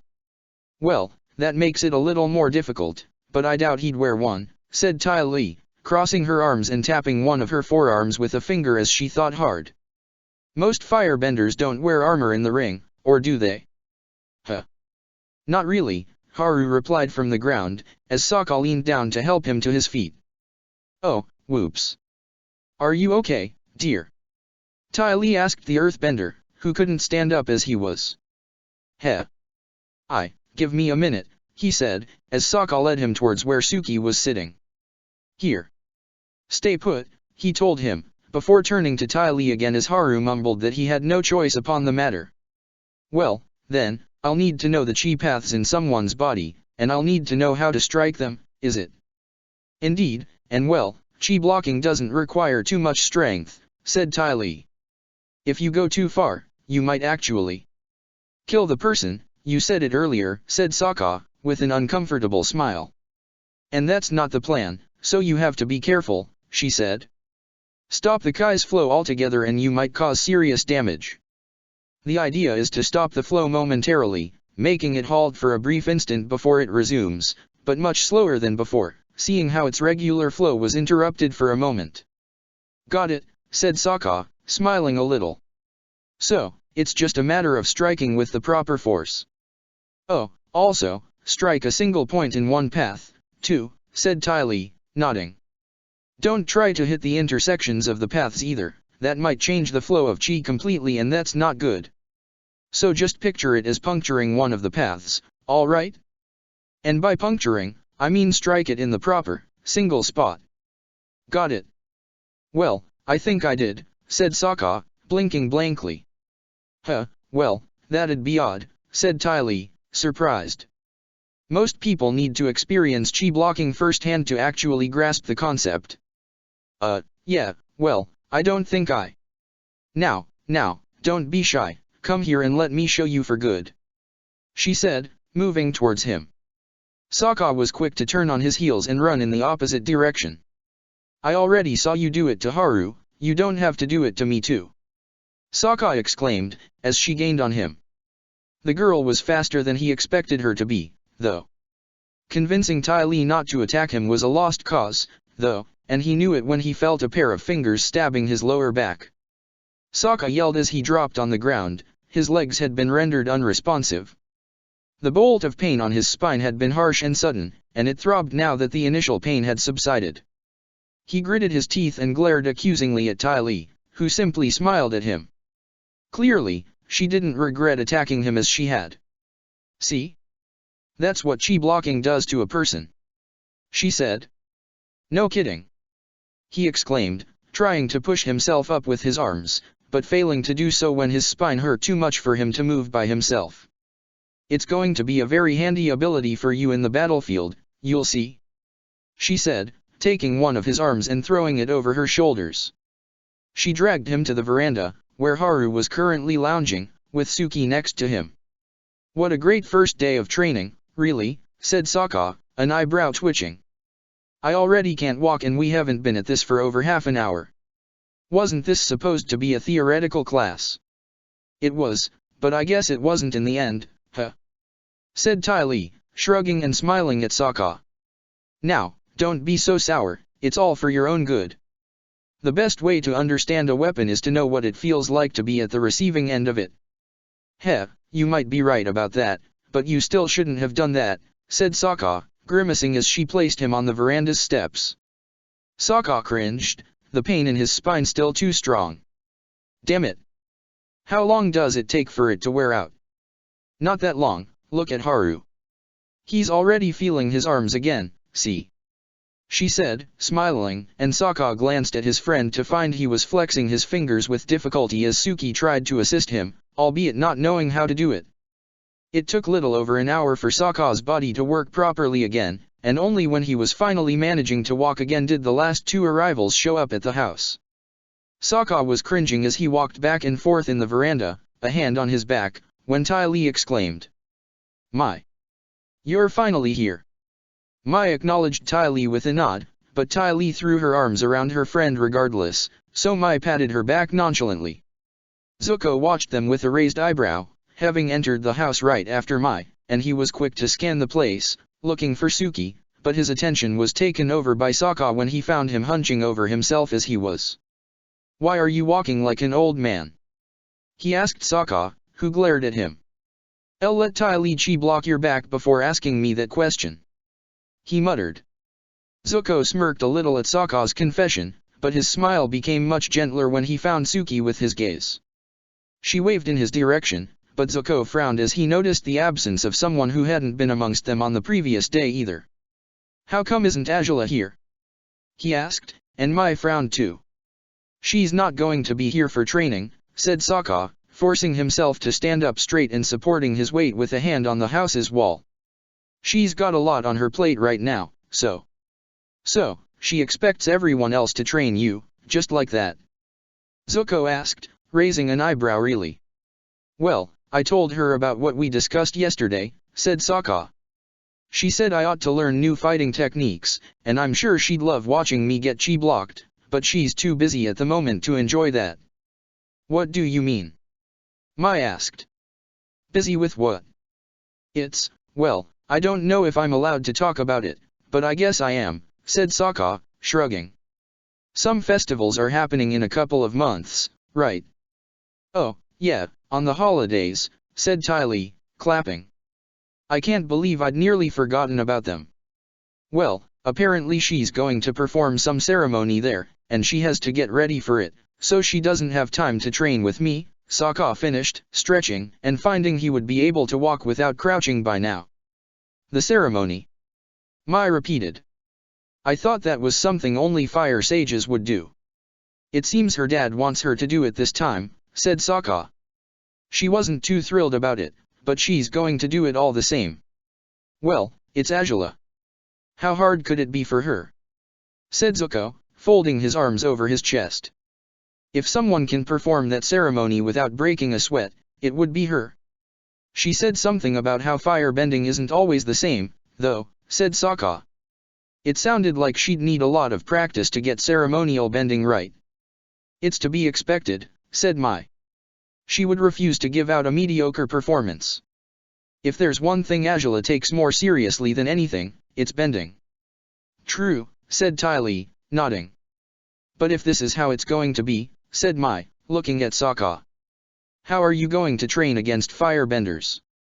While Ty Lee and I can teach you new fighting techniques, you need to train with a strong firebender.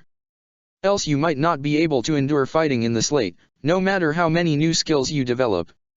"Well, she said she'd send one of her guards," said Sokka, scratching his head.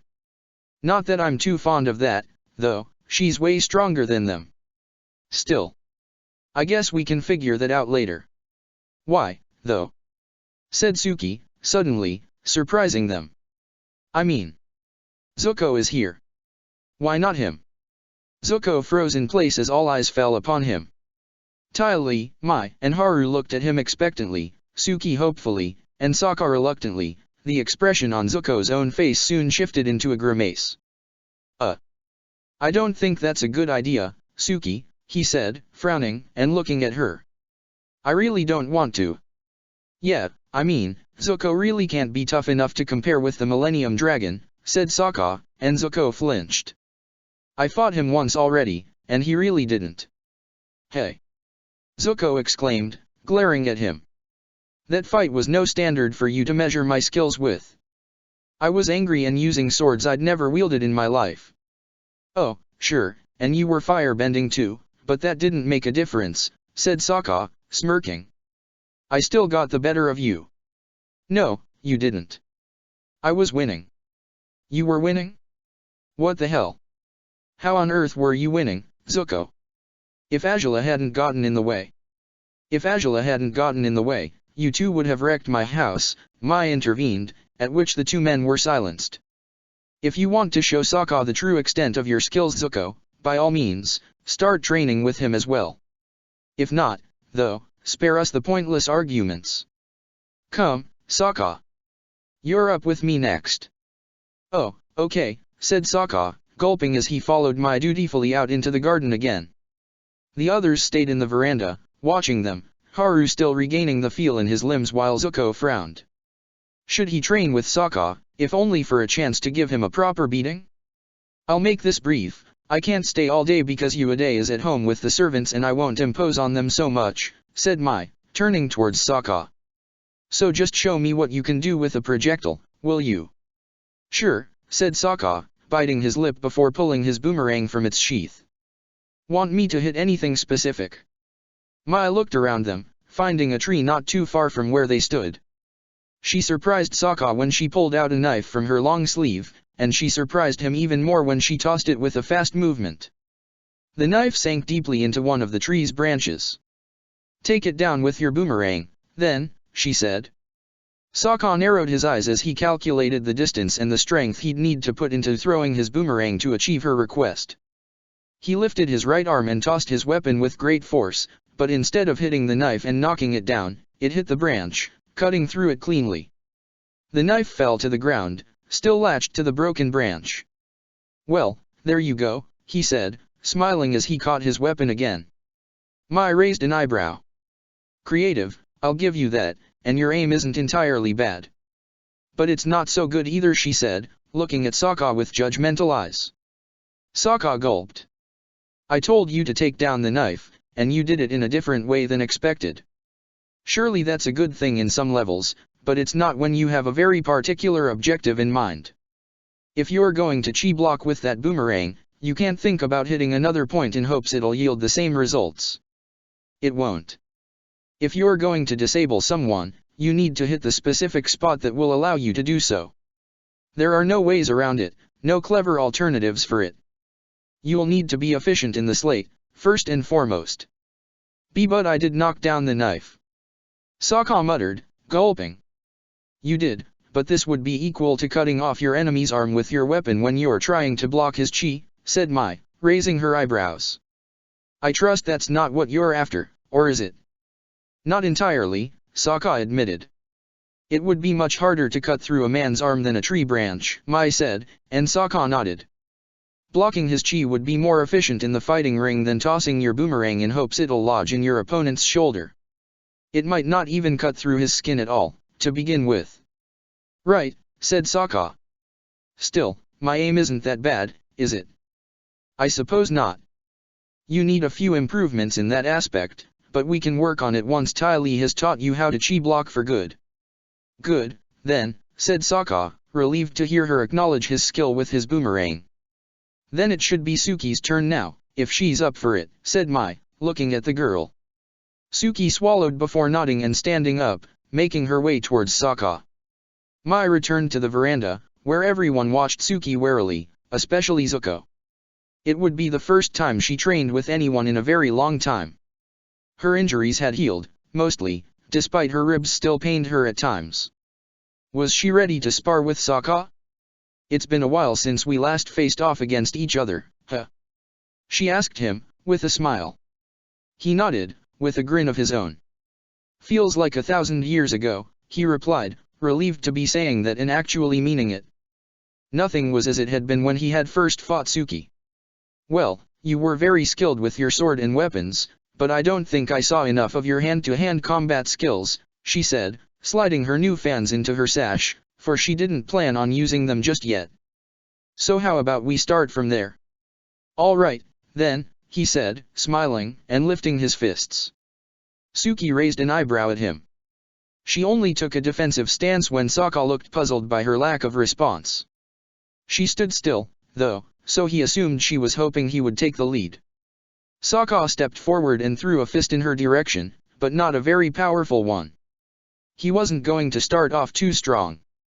She deflected his movement by pushing down his wrist with the palm of her hand in a single, fluid motion, Sokka started to wonder if perhaps he ought to add more strength to his attacks after that.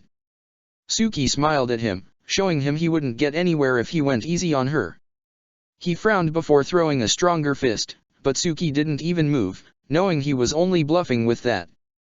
Sokka withdrew his fist only to punch her for good now, and Suki moved out of the way, pushing his wrist again with her palm and making him stumble forward clumsily. Suki was under the impression she had heard Zuko laugh, but she paid it no mind as Sokka turned to look at her, irritated. "Quick as a cat, huh?" he asked her, before moving forward and trying to kick her now. To his chagrin, Suki ducked under his leg and stretched out one of hers so she could trip his left leg, the one where he was balancing his weight now. Sokka tried not to fall, but her kick had been too strong. He fell on his back, gritting his teeth and feeling like an idiot. "You're not that bad," said Suki, at which he glared at her. "But you should try to use your opponent's strength against them. It's not that hard, once you get the hang of it." "Sure thing," Sokka grumbled, standing up and glaring at her. "All right, then, once more." Every new round ended in the same manner, though at times Sokka was face first on the ground rather than on his back. But he landed no blows on Suki, no matter how hard he tried, and she always found a way to turn his strength against him. By the end of that session, Sokka was rubbing his back again as he dropped on the veranda once more, irritable and frowning. "See, I said you were better than him," Zuko told Suki proudly, and she simply laughed before rolling her eyes. "You have to relax and take a different approach against her," said Haru, and Sokka sighed. "I guess," he muttered. "But she's going to have to explain that matter of using my opponent's strength against them better. I can't be expected to know how to do it just because I'm told to." "Well, if you had asked for an explanation, I would have given you one," she said, smiling, and Sokka glared at her again. "Oh, joy. Why didn't you say that earlier? How was I supposed to when you just kept coming at me with more strength each time?" said Suki, shrugging and laughing a little. "Heh, yeah, well, bleh," he said, before turning to glare at Zuko. "And mind you, maybe she's better in hand-to-hand combat, but I did beat her in the arena with weapons. So quit being such a sore loser." "Sore loser?" Zuko asked. "How am I a sore loser when you've proved me right when it came to Suki?" "I proved you right in one regard, not in." "Ugh, would you two shut up?" Mai said, exasperated. "Really, though, how about you use all that macho bravado to fight one another? Would be a little more helpful than," said Ty Lee, sighing. "You know what?" said Zuko, raising an eyebrow. "I think we'll do just that." "Huh? Hey, that's not fair. I just spent most my energies fighting her," Sokka exclaimed, and Zuko laughed. "So, you're backing down on me now? What happened to the tough weapons guy, huh? Come on, I didn't bring my swords so I can only fight with firebending. Let's see how strong you really are, Gladiator." You know what? Fine," Sokka exclaimed, standing up and whipping Space Sword out of its sheath. "You want a fight? I'll give you a fight." Zuko smirked as he stepped down into the garden, followed by Sokka, who glared at the prince with irritation. Zuko lifted his fists, Sokka his sword. And with that, the fight began. Sokka moved away from the blast of fire Zuko sent his way with a punch. He lunged forward, hoping to cut Zuko before his fire could reach him. Yet Zuko delivered a kick now, one that forced Sokka to change his strategy by performing a barrel roll to the side and standing up quickly. Zuko cast more fire towards Sokka, and the gladiator gritted his teeth before swatting the fire away with Space Sword. Zuko cringed when he saw Sokka defeat his fire so easily, but he didn't give up with that alone. He took one of his best stances and struck the air with his fists. Two long blasts of fire intertwined as they moved towards Sokka, but before they could reach him, the gladiator tossed his boomerang through the flames. Zuko didn't see the attack coming until it was too close for him to do anything about it. He ducked, bending over backwards to evade the boomerang, but he fell back, dropping on his rear. And before he could rise to his feet again, he found the tip of a blade between his eyes. "Well? What's the matter, jerk bender?" he mocked him, and Zuko snarled, his previous good mood having disappeared. Sokka was much stronger now than he had been when they had first fought. Okay, that's quite enough for now, Suki said, stepping forward and compelling to Sokka lower his sword by placing a hand on his forearm. He used his boomerang. Zuko exclaimed. That's not fair, is it? Oh, boo-hoo, so you think I was playing dirty? Sokka said, amused. You really are something. I only had one weapon and it was my fire. Zuko exclaimed, back on his feet. Next time, I'm going to use my swords too. And then we'll see who's laughing, Gladiator. Can't wait for it, said Sokka, with a pleased smile. Ty Lee, Haru, and Mai watched from the veranda, worried looks on their faces. This might not be such a good idea, you know. Haru said, and Mai grimaced. It's not a good idea at all, actually. Zuko will try to kill Sokka long before that Millennium Dragon does. Well, but at least Sokka will have a firebender to train with, huh? Said Ty Lee. Even if it's not Azula. And one who surely will do his very best to give Sokka a good challenge. Always trying to look at everything from the most positive point of view. Said Mai, sighing with resignation. With this new vicious rivalry in tow, training Sokka was going to prove a lot harder than it had already promised to be. Then, you must set the beacon of Feng Huang ablaze using both your hands. You're free to use whichever stance suits you best for this, said the head sage, taking a deep breath to demonstrate a fire-bending move. The beacon wasn't in the temple's ceremonial hall today, seeing as they were only practicing right now. Azula watched the sage with a raised eyebrow as the man spread his legs apart, lowered his torso and, after charging his limbs with fire power, unleashed twin blasts of flames into the air. And, lastly, you'll perform the salute to the phoenix, he said next. The sage now moved his right hand above his head, the other one at the level of his shoulder. He took 2 steps forward, and on the second one he moved his right hand downwards diagonally, a flare of fire bursting from it, and then he leapt, a leg stretched out to create an arch of fire. He landed again amid a circle of fire produced by his hand and feet. Do you grasp the concept, then? The sage asked, and Azula raised her eyebrows. Do you believe me to be inept, head sage? She replied. Of course I do. Do you need me to prove it right away? Well, I wasn't trying to say you're not capable, I meant that I could perform the routine again if you hadn't. Azula rolled her eyes when the sage started rambling, and she stepped away from him before starting to imitate his movements from earlier. She started by holding her hands in front of her, posed as though to make a royal salute. From the fist came blue flames that she bent with her right hand afterwards, taking the embers in her hand and striking them forward with a powerful, steady blast.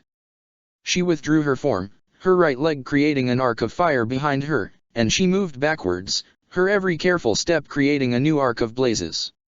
She moved her hands in circles next to her, creating 2 rings of flames rapidly, through which she shot 2 fireballs with strong fists. Next she flexed her right knee, then stretched her left leg and twirled, making yet another circle, now on the floor. After 2 spins, she leapt upwards, boosted by her flames. She performed a kick to the ground, and with that, her flames became larger still. Now wherever she stepped, she brought fire along with her. She continued to bend as powerfully, as fluently as she could, moving from one stance to the next both quickly and precisely. No movement was wasted, no flame was uncontrolled. Everything was exactly as it had to be.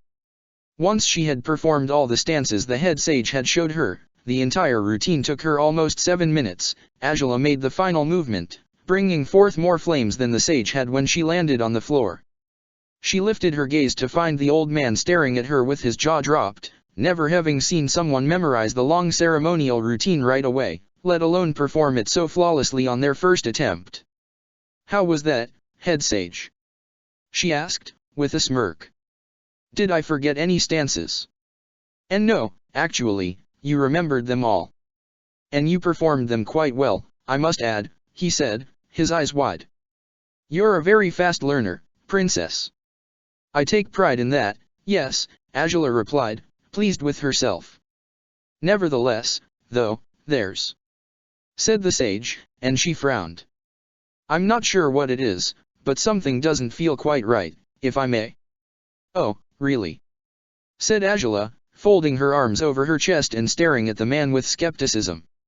"Something doesn't feel right about my ceremonial bending, yet you, a master of the art, can't tell what it is."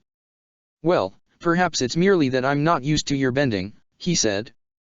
"Surely if you performed it with orange fire, like most people do, it wouldn't feel different from the usual ceremonial fire bending." "Orange fire," said Angela, glaring at the man. "Mind you, but blue fire is my personal brand of fire. If you want a ceremony with regular, orange fire bending, feel free to ask any other fire bender in the region to do it. But if I'm going to do this, I'm going to do it with the bending I've mastered and perfected." "Understood." "You understood, princess," said the sage, apprehensively. "Yet, if you could, perhaps, try it with orange fire bending. Then we would be certain that is, indeed, what feels wrong to me." Angela frowned. She hadn't bent orange fire in longer than she cared to remember. She had only ever bent blue fire ever since she developed the skill. She had never found a reason to return to the typical, orange bending when she thought her personal fire was better for all means and purposes. All the same, she complied with the sage, if only to humor him, but as soon as she started the sequence again, the fire was blue. She frowned and used her left hand to manipulate the flame, trying to weaken it, and only when the flame was very faint did it become orange. She attempted to start over, but yet again, she was having a hard time producing orange flames. She cringed and tried again, focusing on decreasing the fire's heat. The flame flared blue when she first conjured it, but soon it turned orange when she willed it. She started with the ritual again, certain she could make it this time, yet when the time came for her to use her feet to create fire arcs behind her, the flames were blue once more. "Curse it!" she whispered, and the sage frowned. This is a sacred temple, princess. Please keep obscenities to." "Oh, shut up," she said, rolling her eyes as the sage's eyebrow twitched. "This isn't making a difference, or is it?" "Well, if anything, your fire seems shaky and unstable now, when it wasn't before, and no, it really isn't an improvement at all," said the sage, shaking his head, and Angela glared at him. "Then what would you have me do?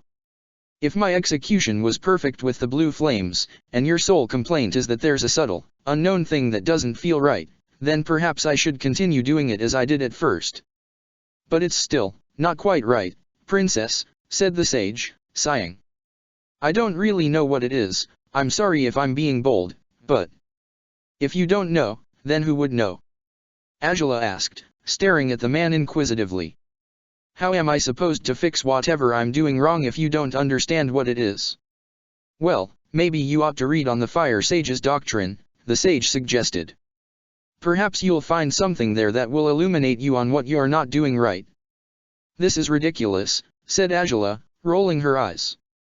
"I'm sorry, princess," he said, "but there is more to ceremonial bending than executing each move with utmost accuracy." "Oh, really? What more is there to it, then?" she asked. "I guess, it's the feel of it, princess," he said, shaking his head. "You, as I said, are executing the stances perfectly. But you aren't performing them as a sage would. You're performing them too perfectly, you see." "Why, as a matter of fact, I don't," said Angela, looking at him in disbelief. "How can something be too perfect to be adequate? If anything, perfection should make it work. You realize you are making no sense, don't you? It may sound odd to you, princess, but you might need to take a different approach with this matter. Perhaps take some time to ponder how your fire bending works, and why it is so different to regular fire bending. It might help." "I doubt it," Angela said, cuttingly. "My fire bending is unique, and thus it should make the ceremony memorable this year. Yet you're asking me to forsake what makes it unique so I can suit your standards. I'm asking you to consider what makes your fire bending different, princess, because it feels cold, you see. And fire should be warm." "Cold?" Angela repeated, skeptical to the point where she was nearly amused. "Cold, you said? Well, not literally cold, but... My fire bending is colored blue precisely because it's hotter than most people's flames. Yet you think it's cold. As I was saying, not literally. said the man. But it lacks essence. It lacks essence. Angela repeated, with a sarcastic laugh. You can't be serious. Well, princess. You know what? I think I have learned everything I could from you, Angela interrupted him, rolling her eyes and starting towards the door that would lead her outside the temple's ceremonial hall. I won't stand for more of your insults towards my fire. I'm not insulting your fire, princess. Pardon me if I offended you, it wasn't my intention to do so. But I am only trying to help you be successful as a ceremonial bender. Or, rather, trying to prevent me from being successful at all, Angela whispered to herself before stopping on her tracks and turning to face the man. Your attempts are well appreciated, but I have already memorized the routine and I doubt I'll need your assistance in any other way if you don't know how to make my fire adequate for the ceremony. I will meet you again once I've tended to the matter in my own time. Farewell for the time being, then, head sage. The man watched her go with unease, but Angela didn't turn back to look at the expression on his face. She made her way outside the hall, irritated. There had never been anything wrong with her bending. Nobody had ever dared imply she was inadequate for bending in any way. She couldn't see how it was a problem for her bending to be too perfect. And the sage had said her fire was too cold, whatever did that mean? She didn't think it meant anything to begin with, the sage was merely being picky and whiny, that was all there was to it. He was bitter to see her master the ceremony's routine in a matter of a single day when surely it had taken him years to do the same. But Angela knew there was some sense to the sage's complaints. She had said herself that ceremonial firebending wasn't the same as combat firebending, after all. Angela had witnessed the ceremony of the sun many times now, along with other ritual performances by the fire sages. She had never thought their bending was better than her father's, or her own, but she had always noticed there was a quality about it that made it different from her flames. Yet she had expected the head sage to either overlook that, or for him to explain, clearly, what that quality was so she could add it to her bending. But he had provided no guidance for Angela whatsoever when it came to this problem. Or perhaps he had helped a little, by suggesting something that just might help Angela. She frowned and stopped on her tracks, right at the temple's exit, and once she had made up her mind she turned back inside, towards the fire sage's library. The library was dark, for the illumination of the room was supplied by lanterns that the sages would set alight only when they were in the room. Since Angela didn't really know what she was looking for, let alone where she would find it, she lit up all the lanterns. Tall bookshelves lined the walls, old books encased within them. Angela glanced around, making sure the library would be empty indeed, and she approached the shelves, her eyes raking the spines of the books in search for a volume that might help her with her predicament. Perhaps one that explained the difference between ceremonial and combat firebending clearly. None of the books she saw at first helped, but eventually one of the books caught her eye, despite she doubted it might contain the information she required. She opened it carefully, eyeing it with more interest than she could justify. It was old and dusty, and while the dark, leather cover and binding of the book looked brand new, the pages were tinged yellow with age. She sat on one of the reading tables and moved the table's lantern close to where she was, so she could read the book with ease. The Book of Fire was a title she had often heard about, but she hadn't taken her time to read it until today. The ancient manuscripts her culture had spawned from had been left to accumulate dust over the years, no longer obligatory books a child had to read for school. Even the fire sages didn't seem to study these old tales as thoroughly nowadays as they used to. Yet Angela felt curious about it, for some reason. Perhaps returning to the original tales about firebending would help her find what her fire was lacking. The skies were comprised by shadows until his arrival, the book read, coated in blazes of every color this world had yet to see. The phoenix, Feng Huang, arose from the murk, his fire waking nature and all its creatures from their slumber. His eyes glowed with power. He spread open his immense wings, so he could embrace the entire world to provide it with warmth and light. When the phoenix spread its wings, 2 of its feathers fell on the earth. From the feathers were born 2 creatures, very different from one another, albeit their origins were the same. They were the man and the dragon. They were the children of Feng Huang. The light of Feng Huang gave life to the world, but the phoenix's glow was short-lived. As suddenly as he arrived, he also faded into nothingness. His flames were all-powerful, and even Feng Huang couldn't withstand their might forever. The phoenix collapsed into ashes and, again, the world was covered in shadows. The two children of Feng Huang cowered in the darkness and shivered in the coldness. Nature fell into its slumber yet again. The brightness of the world promised to become only a memory for the man and the dragon. Yet they waited, the man sitting by his long-bodied brother, as they both waited for their protector to return to them, even though they had seen him perish in his ashes. Their hopes were rewarded on the next morn, when Feng Huang rose again, more powerful than before, in his coat of feathers and flames of colors on end. The dragon, blessed with the ability to fly, soared through the skies towards the phoenix. He couldn't reach the flaming bird, though, for the intense heat would reduce him to ashes if he dared come too close. Yet the phoenix compelled him to speak, even from a distance. "Why have you risen through the skies, dragon, and left your brother to fend for himself down below?" The phoenix asked. "I have come for I wanted to be near you, protector of life and flames," the dragon replied. "Your absence filled me and my brother with fear. I ask you not to leave us again." "I cannot grant your wish, dragon," was Feng Huang's reply. "In order to provide life to the world, I must lie in my ashes for as long as I give you and your brother my light. I must die every night to return with mightier force every day. But how will we get by in the cold darkness?" the dragon asked, desperate. "You are my sons," said the phoenix. "Both you and the man were my feathers. Born in you is the power to light your own fires, dragon, use it wisely. For fire can bring forth greatness, but it might also bring devastation.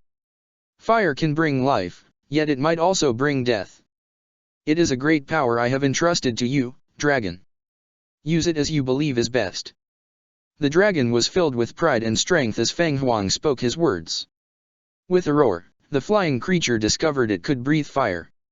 It danced and rejoiced, thanking the phoenix for the gift of life and flames, and he soon returned to the ground to his brother. The dragon taught the man what the phoenix had shown him. The man lifted his hand, and blazes danced on his palm. Thus, the first firebenders awakened their power. Angela raised an eyebrow as she finished reading the first pages of the book. She had heard this tale retold in many ways, but she had never seen the original transcript until today. The man, she knew, was allegedly one of her ancestors, for he was the grandfather of the first fire sage, who was granted the title of Fire Lord for being a direct descendant of the sun. Still, she rather doubted the veracity of the tale. Old stories of this kind couldn't be taken too seriously, no matter how engaging they might be. Yet this didn't have the answers she needed.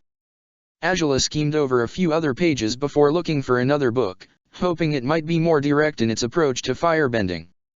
She scanned a few other volumes, but to her chagrin, she didn't find anything satisfactory in them.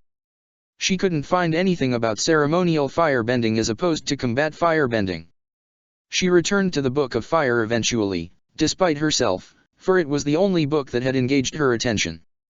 To her surprise, she found it showed, on its more advanced pages, the foundations of the Fire Nation Society, including the festivals and the ceremony of the sun. Perhaps the book could prove more helpful than she had assumed on first glance. She headed back home, deciding to look for the Book of Fire within the palace's own library so she wouldn't have to borrow the one from the temple. She made her way through the halls, hoping to take a bath to relax before having dinner, but before she could head into her room, she happened upon someone she had wanted to meet since the previous day. "Ah, Captain," she said, her voice as collected and menacing as ever. The man had been speaking to other soldiers in the hallway, briefing them on their duties for the day. He was startled when he heard the princess's voice. "Just who I needed to see. It's been unusually difficult to find you these days, Princess," he said, his conversation with the other soldiers forgotten as he saw the steel in Angela's eyes. "I need a word with you, Captain." "In private," she said, with a meaningful glare. Ruishi swallowed hard, knowing all too well why the princess required his presence so urgently. He bade farewell to the guards he had been speaking with, and he followed Angela down the palace's long hallways all the way to her room. The captain closed the door behind him once they were both inside, and he braced himself to hear what the princess would say. He had plenty to say to her as well. "It has been brought to my attention, Captain," she said, as she paced before him, That you've acquired some information I rather wish you hadn't obtained. If I may, I wish I hadn't either, Ruishi said, not caring if he was being insolent. But unless you have found means to wipe my memories. That would be ideal, said Angela, turning towards him with her arms folded across her chest. But regrettably, I can't quite manipulate your memory that way. Therefore, you're going to ask me not to speak of this.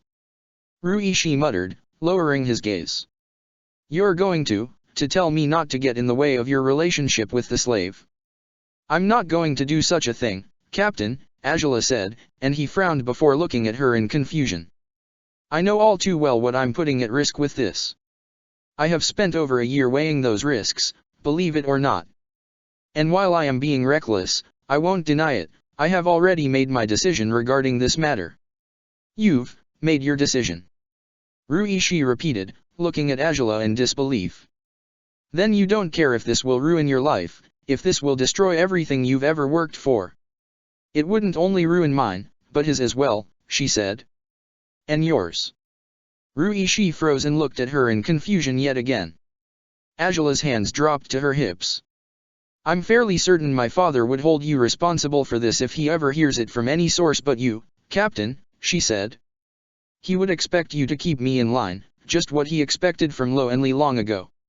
He would also expect me not to get involved with Sokka, but alas, for once I've proven incapable of being the perfect daughter he deserves. Indeed, you have, Princess, said Ruishi, shaking his head. And if it were over anything but this, he might forgive you, but it is what it is, Captain, she finished. And as much as you may hope to appeal to my reasonable side, it's not going to work. I won't be swayed when it comes to this. You're never swayed when it comes to anything, Ruishi retorted. So don't worry, Princess. I didn't expect to change your mind about this. Huh. Good to know, said Angela, pleasantly surprised. Yet Ruishi sighed deeply. But still, Princess. Captain, Angela said, sternly. As I said, I won't ask you to keep your silence. I won't ask you to stand by and tolerate what I'm doing. You're free to do as you wish with the information you've acquired, whether that is to keep it to yourself or to disclose it to my father.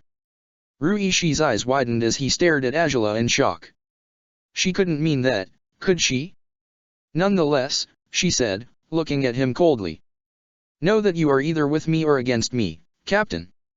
You're free to choose whether to keep to your vows as a guard or to do your job, I won't judge you for either thing. But my job is. Your job, Captain, is to protect the member of the royal family you were assigned to, she said. Ponder what that means if you must. As I said, feel free to rat me out to my father or to go to the grave with this secret. In all honesty, it won't make a difference. Why wouldn't it? Said Ruishi, frowning. I mean, would you lie if I told the Fire Lord about this? Would you? I will do what I must to protect what I care for, Captain, she said, crossing her arms over her chest. If my relationship with Sokka were endangered, I would figure out the best way to cut my losses where I must. All the same, there would be nothing but your word against mine. I remain a virgin to this day, therefore I haven't quite dishonored myself as you might have thought I had. If anyone were to check, they would find I am still as pure as my father wants me to be. Ruishi swallowed hard and Angela raised an eyebrow towards him, wondering if he would say anything to that. He didn't.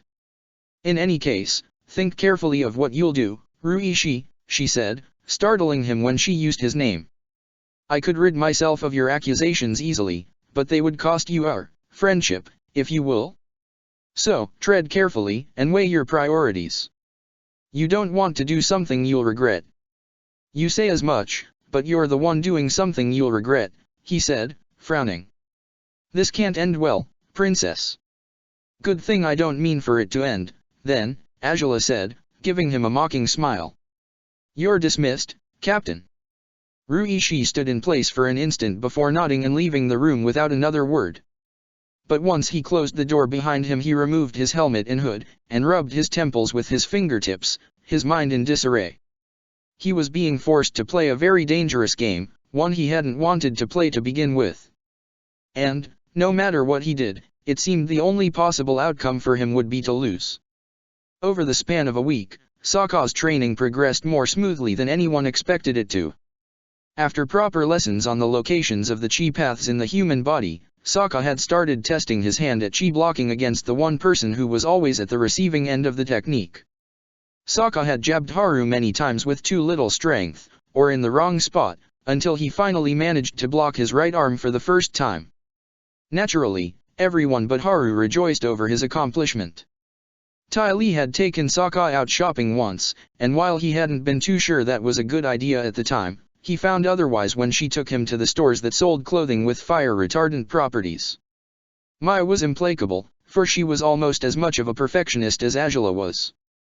Unless Sokka hit the earth dummy Haru had built in the very spot she had marked, she would force him to keep tossing his boomerang until he got it right. And even if he succeeded, she wasn't happy, but Sokka simply assumed she never was. Once Suki had explained how to use an opponent's strength against them, Sokka had gotten much better at hand-to-hand combat. No longer would she make him fall to the ground, although he hadn't beaten her yet. Whenever he had a chance to defeat her, he would hold back, not wanting to hurt her, and that only resulted in Sokka getting hurt instead. As for Zuko, he was the one who enjoyed his bouts with Sokka the most. Mainly because, with his Deo swords, he would often gain the upper hand on the non-bender.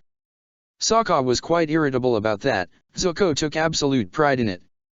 "If I had 2 swords myself, I'd get you no problem," he grumbled, as the group took their mid-afternoon tea break. Mai wasn't amongst them anymore, since she always returned home early to tend to Uade. "Who's the sore loser now?" Zuko asked, smirking, and Sokka rolled his eyes. "I don't know why you're complaining, though. You'd have it harder if you were training with my sister, wouldn't you? It'd be more fun, though." Sokka mumbled under his breath. Being defeated by Azula didn't bother him in the slightest. But when it came to Zuko, "It is a pity she's not here," said Ty Lee. "I'm sure she would be happy to see how you've progressed." "Maybe she would be," said Sokka, with a weak smile now. "Can't she come over to see how you're faring, even if just for one day?" said Ty Lee. "Surely she could use a break from preparing for the ceremony, right?" "I doubt she'd want to take one until she's perfected the whole thing," said Zuko. "And who knows what else she's getting ready for, too. The ceremony isn't the only big celebration of the festivals." "Yeah, but if we're going to the slate, she'll miss out on a lot of those," said Ty Lee, sighing. "But wait, we'll get back in time for the ball." "We?" said Sokka, surprised, before frowning. "Huh, she did mention a ball. What exactly is that about?" "Oh, just a great ball in the palace at the end of the holiday week," said Ty Lee, with a smile. "A lot of highborn people are invited. It's a very fancy event." "Nice," said Sokka, intrigued. "So, we'll be back in time for that." "Yeah, and, say, do you think slaves will be allowed to attend?" Ty Lee said, her eyes gleaming as she asked Zuko the question. He looked at her in surprise before sipping his tea.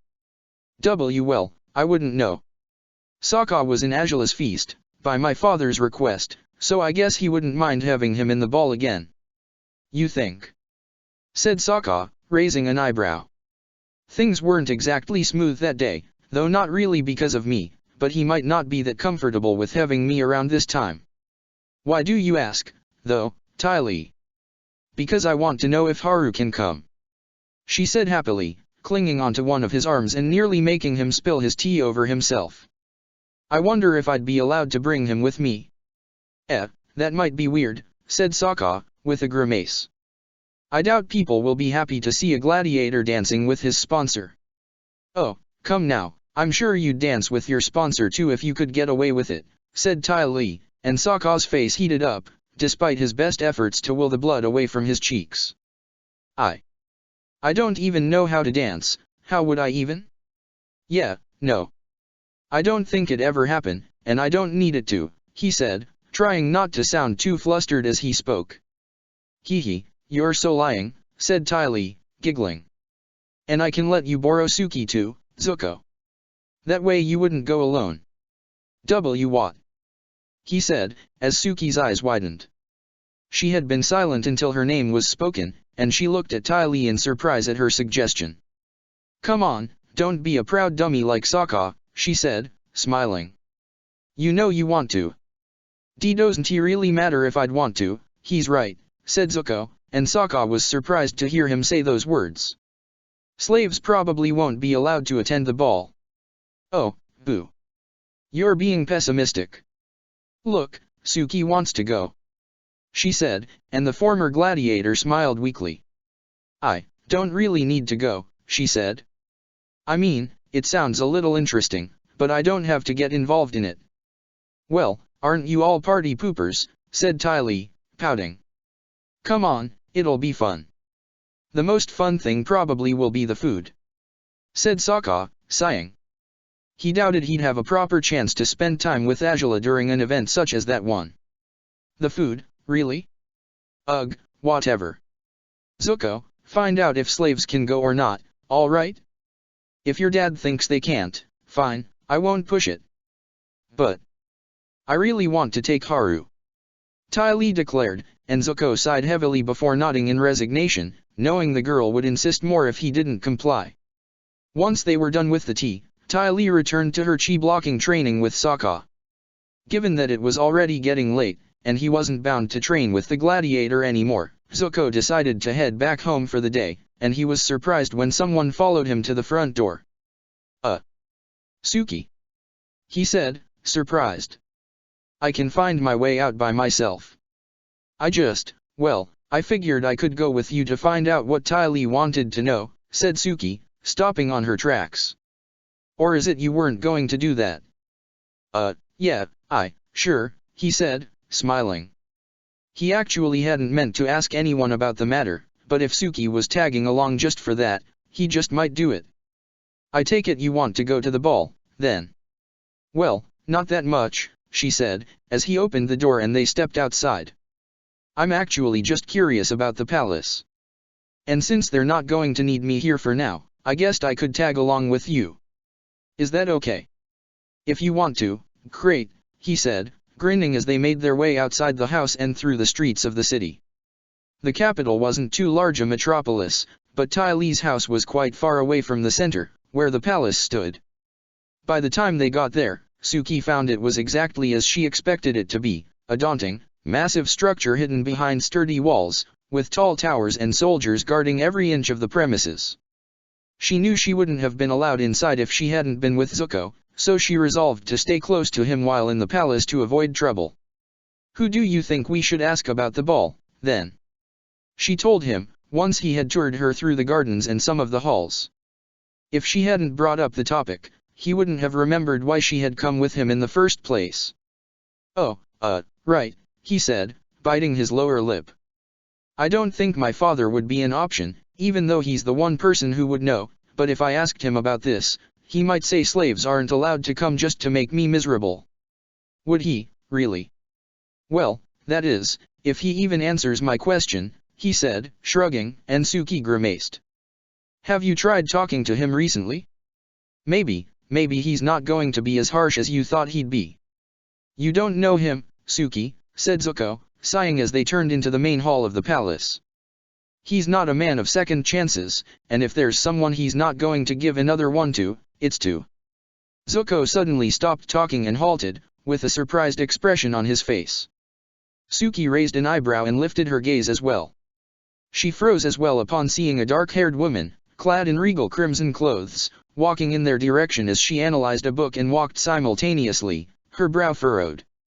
"Azula."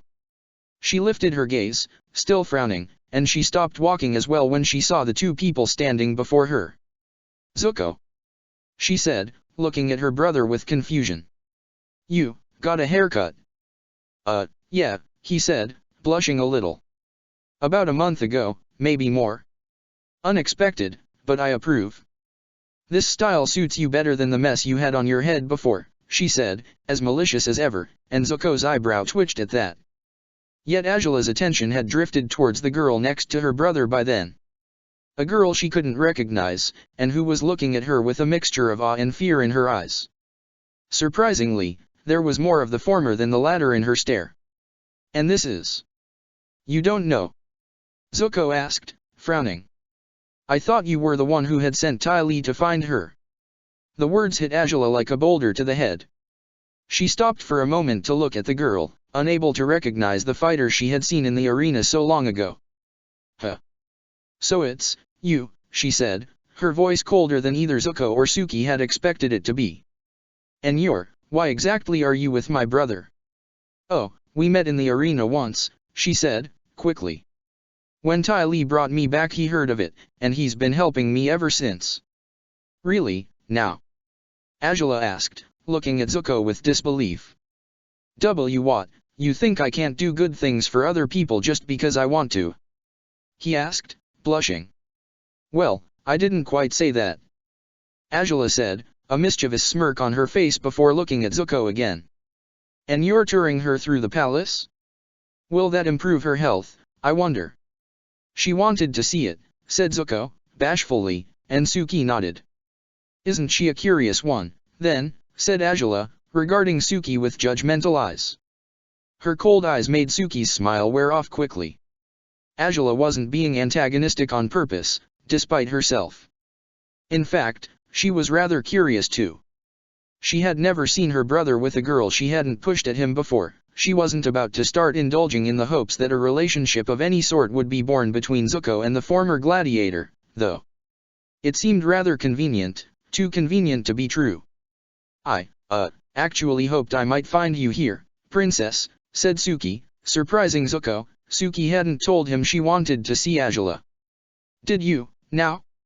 Only a few bold people have the nerve to look for me, said Angela, with a proud smirk.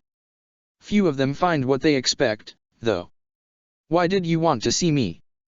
Well, as Zuko just said, you sent Ty Lee to find me, and I don't know why you did, because Mai said you weren't going to use me in any way, said Suki, raising her eyebrows and looking at Angela, half expecting her to contradict that last statement. But whether or not there was a purpose in sending Ty Lee to find me, I wanted to thank you for helping me get out of Shu Wo. I truly feel like I owe you my life. Angela raised an eyebrow, taken aback by what Suki had just said. Zuko as well seemed shocked, staring at Suki with concerned eyes. Surely he believed she shouldn't have told Angela what she had. You do, then? Angela said. Well, as Mai said, I truly have no interest in using your life in any way. You ought to worry about what Ty Lee will use you for instead. Nevertheless, you're most welcome. She gave Suki a proud but fake smile, for she actually felt she wasn't deserving of any gratefulness. But since she still harbored some resentment towards the girl in front of her, however misplaced it might be, she refused to be earnest with her. Why did you do it, though? Suki asked, and Angela froze. I mean, it's not like you had to help me in any way. Did Sokka ask you to do it? Why should he have asked me to do it? Angela asked in turn. Suki's eyebrows rose.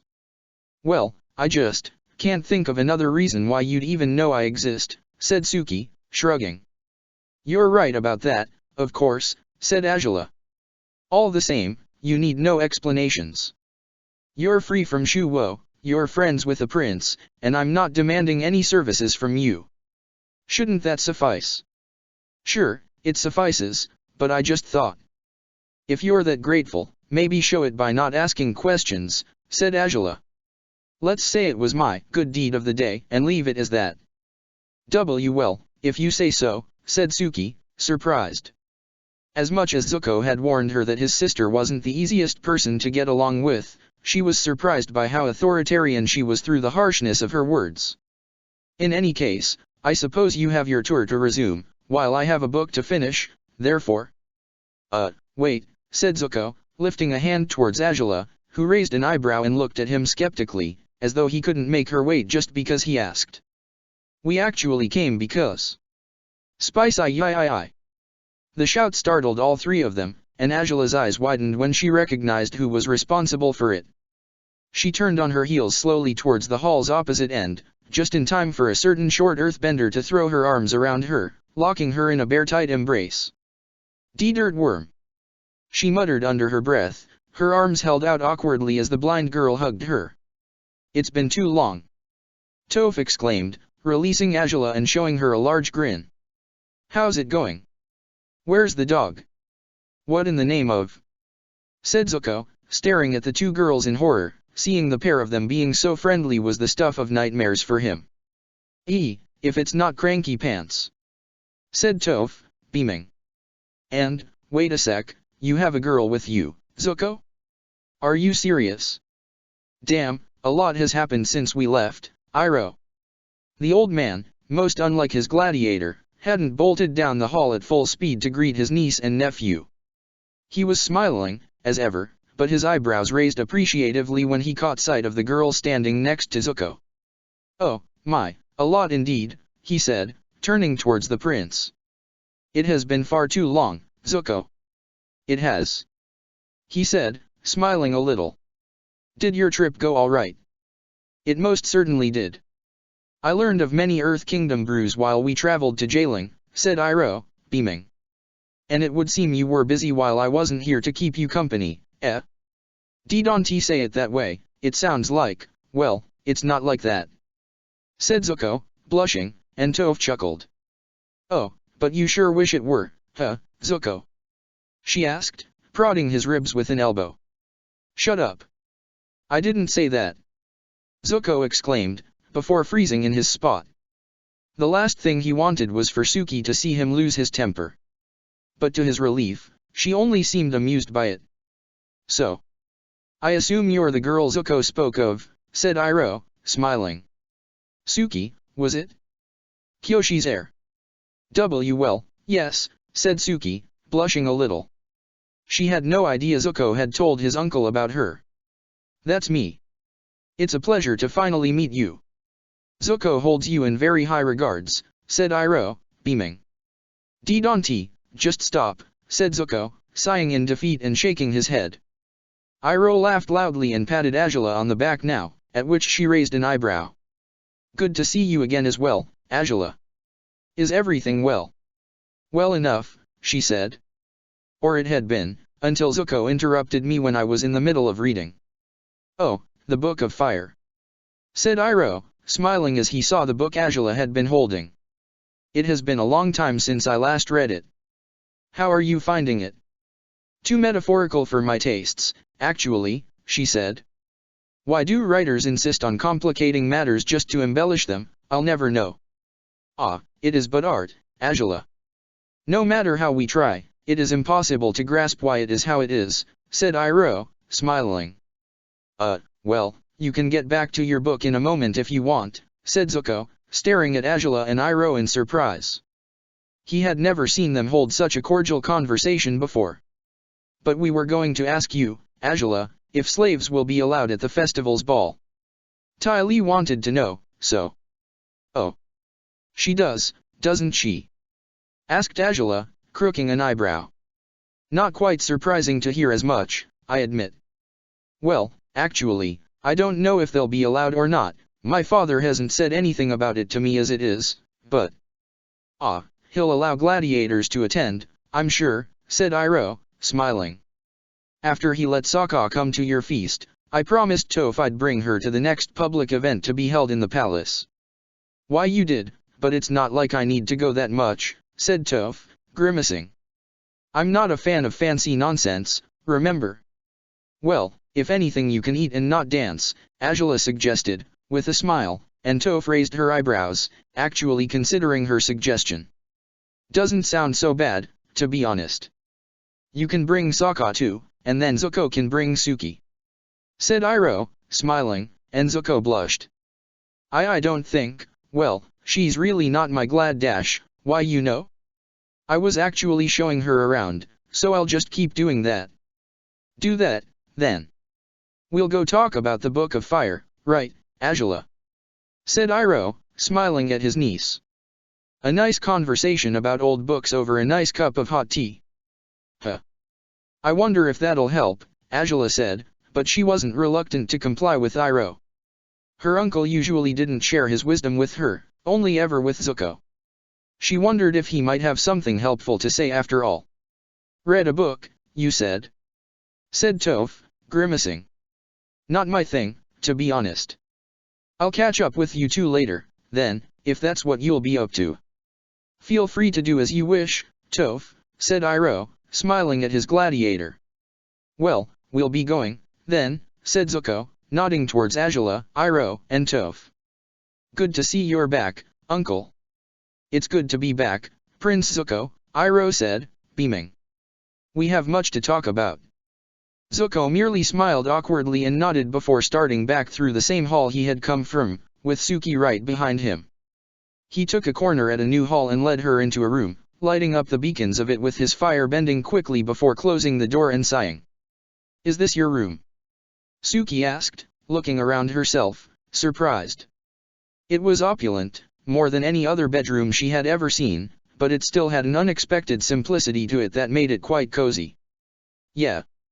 Sorry I just dragged you here, but I didn't want my uncle or Toph to continue pestering us, he said, with a sigh. I mean, you know how it is, when you finally bring someone home people just rush to conclusions. You don't have to excuse yourself, said Suki, waving a hand carelessly as she stared pointedly at the wall next to Zuko's bed. I admit I'm a little surprised, though. I didn't think you'd have one of these. One of what? Said Zuko, turning towards her now, and only remembering the poster on the wall when he did. His jaw dropped, and his blood seemed to slow down in his body. When he rushed to the wall to take the poster down, she started laughing softly, and Zuko blushed violently. It's nothing, okay. I didn't. He stuttered, not knowing how to cover up for what she'd seen. Oh, you always seemed too good to be true, she said, chuckling as she sat on his bed, her fit of laughter making her knees weak. You were a fanboy all along and I never knew it. I wasn't. I'm not. I didn't want this poster, okay? He said, taking it down harshly and dropping it on his desk. Those fans of yours went crazy when you bumped into me that day, and they were saying all sorts of nonsense because you'd talked to me. They gave me a load of Kyoshi's air goods and this poster was amongst them, but it's not like I was really one of them. Sure, but you pinned it to your wall, she said, giggling still. Even if they just gave it randomly to you, why did you do that? Well, because. He said, still blushing. I just didn't have anything else to remember you by. You. Suki said again, her amusement fading as she looked at him with confusion. You wanted to remember me? Why? It's hard to explain, said Zuko, scratching the back of his neck. Well, I'll try to understand, she said, patting the bed, urging him to sit next to her. Zuko gulped before doing as she'd asked. He hung his head, his elbows on his knees as he started talking, avoiding her gaze pointedly. I wasn't exactly in the best place in my life before you fought Sokka, he muttered. I had just returned home and everything was the same, but nothing was. Everything I'd looked forward to had become a long-gone memory. The girl I thought I'd marry was pregnant with someone else's son, my father refused to see me, my sister had a gladiator, everyone moved on, as though my absence hadn't been important for anyone other than me. And I was just miserable. Ty Lee wanted to help, she kept me company at times, but even she was getting tired of me. She dragged me to your fight with Sokka, and, well, I actually owe her for doing that. Because when I saw you fight, I had something new to look forward to, just like everyone else did. You were a stranger, someone who didn't know me and probably never would, but you were fighting in the ring, and you were. I was. Suki asked, and Zuko gritted his teeth. Well, the most beautiful fighter I'd ever seen, he said, and now she blushed too. You were graceful, talented, and you were someone I hadn't known from before, so I didn't feel like I'd disappointed you in any way. You were a breath of fresh air, and that was something I really needed. So, I just kept coming to see you because you were an escape for me. I didn't care if we'd never talk, I felt that watching you in the arena was a privilege in itself, so. And then we did talk, said Suki, looking at him gently. And, you were really nice. I tried to be, Zuko admitted, gulping. That was when they jumped on me, the crazy fan club. I'd seen them around, but I didn't want to be one of them, honestly. They wanted your attention by praising you, and I really didn't need that. I just needed you to be you. That was all. Well, that's actually quite surprising, said Suki, biting her lower lip. I mean, the fan club was crazy, but I actually liked them a bit. It was really nice to see my supporters cheering for me as they did. I was going to tell you I didn't mind at all if you were like them, but now I'm a bit glad you weren't. You kept your distance from them, and that was the main thing that made you stand out in the crowd. Still, I'm surprised you'd pin the poster to your wall. I did after we really talked that day. I was a little, well, stupidly elated, I guess, he muttered. So I put it there. When you disappeared I thought I should take it down, but it was the only memory I had of you. So I left it there, and I never thought the day would come when you'd be in my room, so I never expected you to see it. Suki chuckled a little, her shoulders moving slightly with the gesture. Elated why, though? She asked. I mean, you helped me feel better, but it's not like I did anything for you, or did I? Heh, it's going to sound stupid to you, said Zuko, sitting upright even though he was still avoiding her gaze. But, well, you'd pretty much called me your friend. I couldn't really remember the last time I'd made a new friend, let alone the last time I was acknowledged by someone I admired, so I was just happy, I guess. I know it's ridiculous, though. It's not ridiculous, Suki said, extending a hand towards his. He stopped talking, his eyes finally finding hers. I'm actually surprised, in a good way. I can't believe I meant so much to someone without realizing it. And, well, it wasn't just anyone. It was you, and that makes it even more amazing. So, you don't think it's stupid?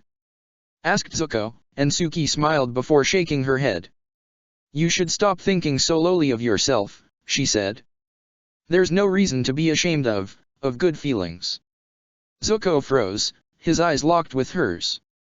Nobody had ever said such words to him before. The notion of not being ashamed of his better feelings felt foreign to him. All along he had been full of unpleasant emotions, feelings he had wanted to shake off even though he had learned to live with them. Happiness, in itself, was something others might enjoy, but not him. He had never actually sought happiness in his life, and he only noticed this now. He had been happy once, back when his mother had still been in the palace. But being happy had never granted him his father's favor. Showing a smile to his grandfather had never made the man nod at him in acknowledgement. He had been little more than a pest to Azulin. Those were the men he was supposed to grow up to be like, though. His father, his grandfather, the Fire Lords.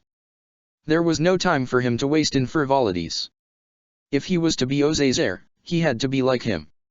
And his father wasn't happy. He was a serious, stern man, the finest firebender of his generation. And Zuko had to be like him, there was nothing more to it. For years he had been chasing after an ideal he hadn't really wanted to chase after. If he thought about it, he couldn't quite think of the moment when he had decided to follow on his father's footsteps. He probably had done it because it was what was expected of him. But what did he truly want?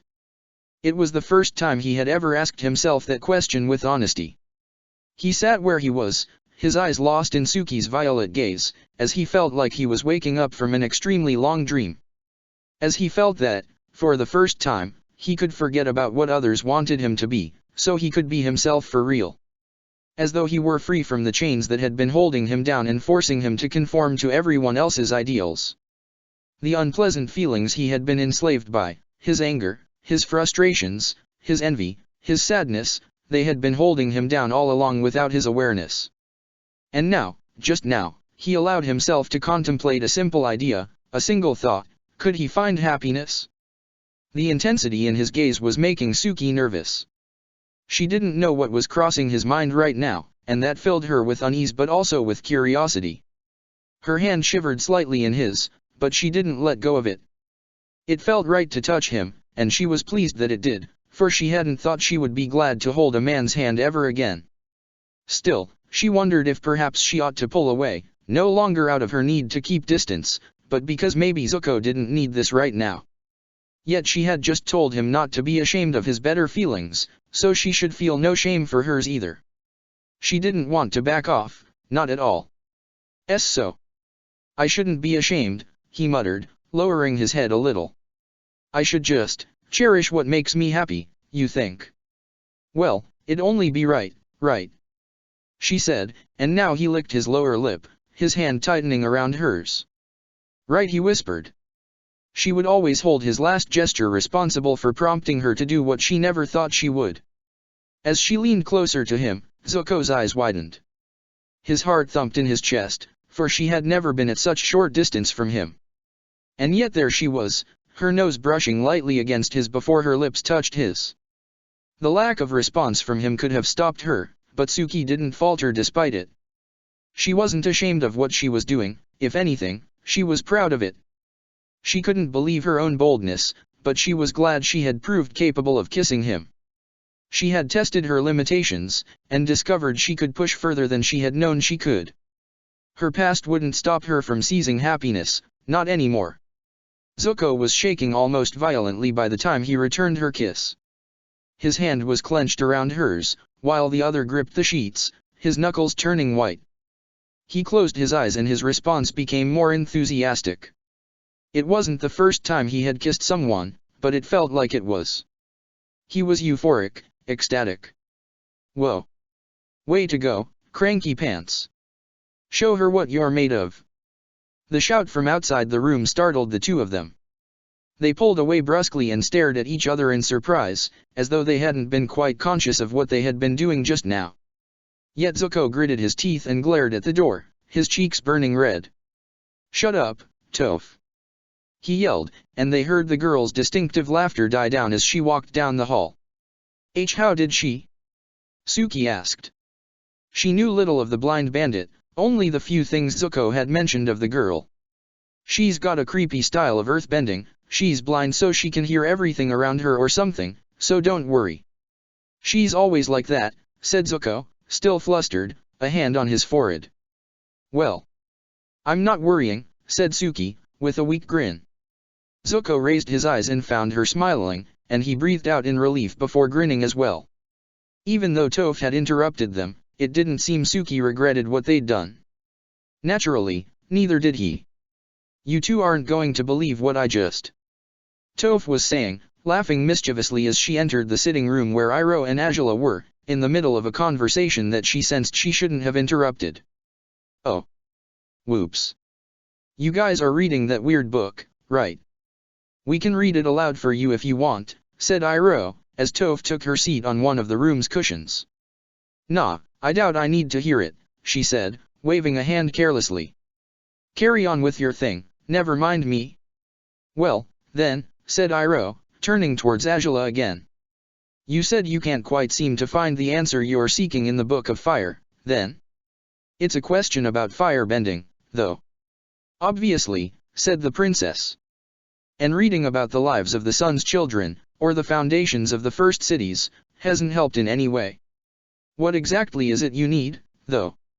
Asked Iroh, raising an eyebrow. Why the sudden interest in the philosophies of fire? I have a certain problem, you could say, Azula replied, rubbing the bridge of her nose with 2 fingers. My father has requested that I perform the ceremony of fire, and while I've learned the ritual in itself already, it seems my fire isn't quite what's needed for ceremonial fire bending. Therefore. Oh, my, said Iroh, his eyes widening. Well, that's quite an honor. I never performed it myself, it was always the job of sages. Well, from the looks of it, the sages don't know how they do their jobs, said Azula, frowning. The head sage was the one who said my fire didn't suit ceremonial bending, but he couldn't quite explain why. So I started researching on my own, but I've found nothing of use. I have the feeling there might be something in the Book of Fire, though, but it's eluding me. I can't seem to find anything that helps me understand fire bending better. It might be that the answer itself isn't in the book, said Iroh. Perhaps the book will simply point you in the right direction to find that answer. Oh, really?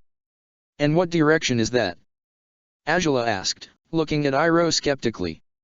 Well, the book might be telling you to ponder what fire really is, said Iroh, shrugging.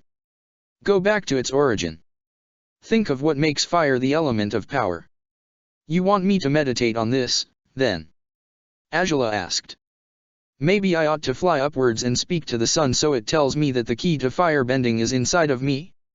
From what I'm interpreting, that simply means that the key to fire bending is breath, something I already know. So truly, how am I supposed to learn anything new from all of this? You've forgotten a very interesting detail, Princess Azula, said Iroh, smiling. The phoenix told the dragon that the key to firebending was within him, but it was not the phoenix himself who shared the secrets of fire with the man, or was it? Azula raised her eyebrows, her fingers intertwining as she placed her elbows on the table, her chin on her hands. She looked at her uncle, now with a subtle frown on her face. If that's so, then the book doesn't have the answer, but a dragon does, she muttered. If only you could find one of those, said Iroh, winking and laughing happily before standing up. Ah, I'll go fetch us some tea, then. Want some, Toph? Sure thing, said Toph, who had dropped on her back, her hands behind her head. What about you, Azula? The princess only nodded absent-mindedly. Her uncle had only just pointed her in the right direction, or she hoped he had, at least. Fortunately, there was a dragon she could speak to, but did he have any answers she lacked? Did he understand fire better than she did? Naturally, the only way of finding out was by asking. Xian Long welcomed her happily into his refuge on the next morning, eager to know if she had enjoyed those stories she had been reading about dragons and winged, flame beasts. Azula had smiled and patted his snout, nodding. I did, but story time is over, she said. I'm at a loss, Xian Long. And from the looks of it, you're the only one who can help me now. Xian Long groaned weakly with confusion, tilting his head sideways, but Azula's intense gaze hadn't shifted in the slightest. I need you, Xian, she said, stepping forward. I need to understand the true meaning of fire. The dragon seemed puzzled, but he didn't back away. He simply looked at his rider with concern, fearing he might not be as helpful as she hoped he'd be. So, can I count on you for this? She asked, looking at him with hopeful eyes. Xian Long groaned and nodded, smoke puffing out of his mouth and nostrils. He had no idea how he could assist Azula, but even if he wasn't sure of how to do it, he was determined to help his rider. Chapter 85, The Slate Festivals 3. She landed on the ground, the wave of fire around her as powerful and blue as ever. The color of her flames remained as it usually was, for she believed that, if she couldn't perform the ceremony with her own bending, it might as well be performed by anyone other than her. The sages were bound to produce better orange fire than she could, anyways. Azula lifted her gaze expectantly towards her dragon, hoping to get his opinion on what she had just showed him. They were at his refuge, although Azula thought they ought to train elsewhere. She doubted she would set the building's walls on fire while performing the ceremonial routine. They were meant to be fireproof after all. Fortunately, she was never close enough to the walls to test their resistance to flames at all, and she finished the sequence of movements successfully, and Xian Long's refuge sustained no damage whatsoever. Well, then, she asked, standing up straight. What do you think? Xian Long blinked blankly, offering Azula no insight through their bond. Azula noticed just how clueless he felt right away. When she frowned, he decided to cover up quickly by letting her know her display was truly remarkable. Nobody would stand a chance against her powerful fire bending, of course not. All her enemies were sure to fall before her. Azula sighed and shook her head, surprising Xian Long. That's exactly what you're not supposed to think, I'm afraid, but I accept the compliments all the same, she muttered, disheartened. Xian Long moved closer to her, pressing his snout to her armor and making her sigh as he asked what was bothering her. She slid her hands through his mane, hoping the closeness with the dragon would help her feel slightly better about her situation. You see, Xian Long, I've been reading a lot about fire lately. A lot, she said. And the more I read, the less I seem to understand what I must do for this ceremony. I knew ceremonial fire bending wouldn't be so simple, but I don't understand what's making it so complicated. I can't find any sense in it, and I'm just frustrated. Very frustrated. Xian Long prodded at her shoulder and asked her about the information the books had held for her. Azula patted his head before replying. Well, mainly that fire is the element of power. Through fire, the Fire Nation came to be. Through fire, man and dragon exist. Because, apparently, according to the ancient mythology, you and I are kin. How about that? Xian Long growled happily and Angela smiled for the first time in days. I guessed you might like that, she said. Anyhow, that's more or less what I found. There were a few other things, some allusions to ancient civilizations that eventually morphed into the Fire Nation as we know it now, and fire, naturally, was at the core of those civilizations. One of them was that of the Sun Warriors, long extinct. They used to revere dragons. Xian Long raised his head cockily at those words, approving of the Sun Warriors immediately. Dragons absolutely deserved to be revered. Angela laughed weakly at that. Indeed, they should be. Anyways, the ancient civilizations used fire as means to keep warm, as means to purify their lands and homes, and for a moment I wondered if perhaps the key to ceremonial firebending might be related to this. Still, I'm not sure if it is. I don't know what sort of ceremonial firebending they used to perform, I couldn't find any information about it. The books on the Sun Warriors aren't specific enough about this. Xian Long placed his chin on Angela's shoulder now, his eyebrows contracting slightly as he wondered how he was supposed to help her. If she thought the answer was in an ancient civilization he knew nothing about, a civilization that was already extinct, what part was he meant to play in her mastery of the ceremony of the sun? I suspected those Sun Warriors could have some answers, but I didn't think they'd have them all, Angela told him. They were the Sun Warriors, after all. Just by that name, chances are they might have been the first ones to ever perform the ceremony of the sun. But seeing how I couldn't find enough information about them, I really doubt I ought to keep spending my time reading. It can be entertaining indeed, but I get the feeling it won't provide the answer I'm looking for. My uncle suggested that maybe you could help me, seeing how the first dragon taught the first man how to firebend. Xian Long frowned and Angela smiled. So, I'll need you to show me what you can do. Because I just might find the key to ceremonial firebending through you. Xian Long failed to understand what he had to do with ceremonial firebending, considering he had never performed any firebending ceremonies in his life. He had always used his fire as unceremoniously as possible, mocking people by trying to set their robes on fire, or roasting bugs. Even back in his old cave, he had used his fire to hunt bats and creatures within the labyrinth of tunnels he used to consider his home. Was that more ceremonious, more honorable, than the purposes Angela used her fire for? The dragon's thoughts made Angela frown, but she shook her head and saddled Xian Long, deciding they needed to change locations, to avoid any potential damage to the refuge under the power of their flames. However flame-proof it was supposed to be, she couldn't trust the building would hold up against the potent fire they could wield. Xian Long was slightly uneasy when she ignored his line of reasoning, but he decided to please his rider all the same, taking off into the skies through one of the refuge's higher gates once Angela was sitting on his back. They flew towards the edge of the city, past the crater where the capital had been built into. There was another crater not too far from where they chose to land, the one that hosted the prison tower. Angela watched it as they descended on the ground, wondering if the White Lotus captives hadn't spoken yet about the spy in the Fire Nation. The spy she had suspected might be Iroh. An uneasy feeling rose in the pit of her stomach as she remembered that.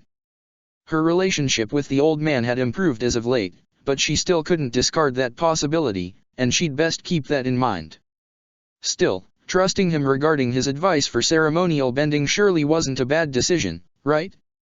He couldn't possibly have set Angela on the wrong path with this, something inside her told her as much. And while she wasn't one who would rather obey gut feelings over logic, she was convinced that Xian Long could help her. If someone could do it, it was him. Once they landed in an arid area, away from the city and far from all towns, Angela coaxed her dragon to show her his best assortment of flames, despite Xian Long didn't see the purpose of it. She had seen his fire many times now, and in fact, his fire had taken after hers once they had bonded. What was she expecting to find through him? Xian Long didn't know. But all the same, he complied with her wishes and roared, flames shooting out of his jaws in a powerful azure inferno. And Angela's eyes widened. Xian Long's fire was as blue as hers, but indeed, there was something different about it. The way his fire shifted, how it grew stronger and wilder as he added more power to his roar, and then how it dissipated once he was breathless, something made it different. It was the same kind of fire, yet it was different. Why? Xian Long lifted a bushy eyebrow as Angela placed her hands on her hips, a deep frown on her face. "Well, if anything, you ought to perform the ceremony instead of me, huh?" she said, biting her lower lip. "It doesn't look like your fire lacks the quality mine does, whatever it is." Xianlong was very confused by that, and Angela lifted one of her hands, extending her index and middle fingers to conjure a single, dancing blaze. It moved elegantly, slowly, coldly. She gritted her teeth and dropped her hand, a snarl on her face. Well, at least now she knew the problem really wasn't blue fire in itself. The problem, simply put, was her. "Brilliant," she muttered, shaking her head, and Xianlong looked at her worriedly. "If only I knew what this means, I'd be able to do something about it. But I don't. I don't get it. I've been fire my entire life, I've been able to do it for as long as I can remember. I had already mastered the fire-bending basics when I was 4 years old, and yet now it turns out that I've had it wrong all along? I don't get it. I just don't." She sighed and let herself drop on the ground, her fingertips rubbing her temples circularly as she tried to calm down. Losing her temper and falling prey to despair would only cause her more problems than she already had, and that was plain inconvenient. Xianlong approached, flexing his hind legs as well and settling in front of his rider. He could feel her mind racing, as she sought to look at her predicament from another point of view, ever hoping to find a solution, anything to salvage her situation. "All right, then," she said, releasing a deep breath and looking at Xianlong again. "I don't know if I've been going at fire bending wrong my whole life, but just for the time being, I'll operate under the belief that I have. It actually might help to do so. So, tell me, what do you think fire is?" Xianlong groaned and tilted his head sideways. Angela shrugged. "It's only a question. You must have an idea of what fire means to you, right?" Xianlong didn't have a set idea on what fire meant to him, let alone did he know how to convey his thoughts to his rider. He also didn't understand how this would be any use for Angela, and she sighed again before explaining herself. "I suspect the source of the problem I'm facing is nothing but my way of bending. You and I both have blue fire, yet yours is different from mine. I need to understand why. I need to bend the way you do, Xianlong.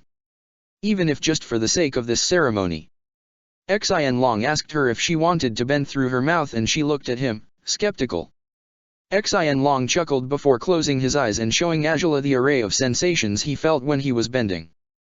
The princess's brow contracted as the dragon's thoughts resounded in her mind, his ideas about fire familiar but foreign at once. "So, to you, fire is power, which is natural and logical," she said. "But it's also fun. Which? I guess it should be. Bending should be fun. I ought to enjoy it. And not for the sake of showing off what I can do, but because bending, in itself, is fun. Right?" Xianlong nodded happily, pleased by the first conclusion Angela had arrived to. The princess would have grinned at him, but another of Xianlong's ideas of fire had made her look at him with unusual tenderness. "But fire, to you, is also light. Fire was the only source of light you knew in the caves you used to live in. You didn't even need to see the caves anymore, you knew them that well, but you still liked to use your fire, and not just for hunting or fending off threats, but because it gave you warmth in a cold cave. It made you feel alive." Xianlong blinked a few times, startled as she put his deeper thoughts into words. He nodded slowly and Angela reached out to touch his snout, patting him gently. He reminded her that after some time, he had met her. And once he discovered more colors than he ever expected to, both thanks to her fire and to bonding with her. Thanks to Angela, he had left the darkness and found there was so much for him to do and see outside his dark, hidden cave. He was free thanks to her. And with her, his fire had changed.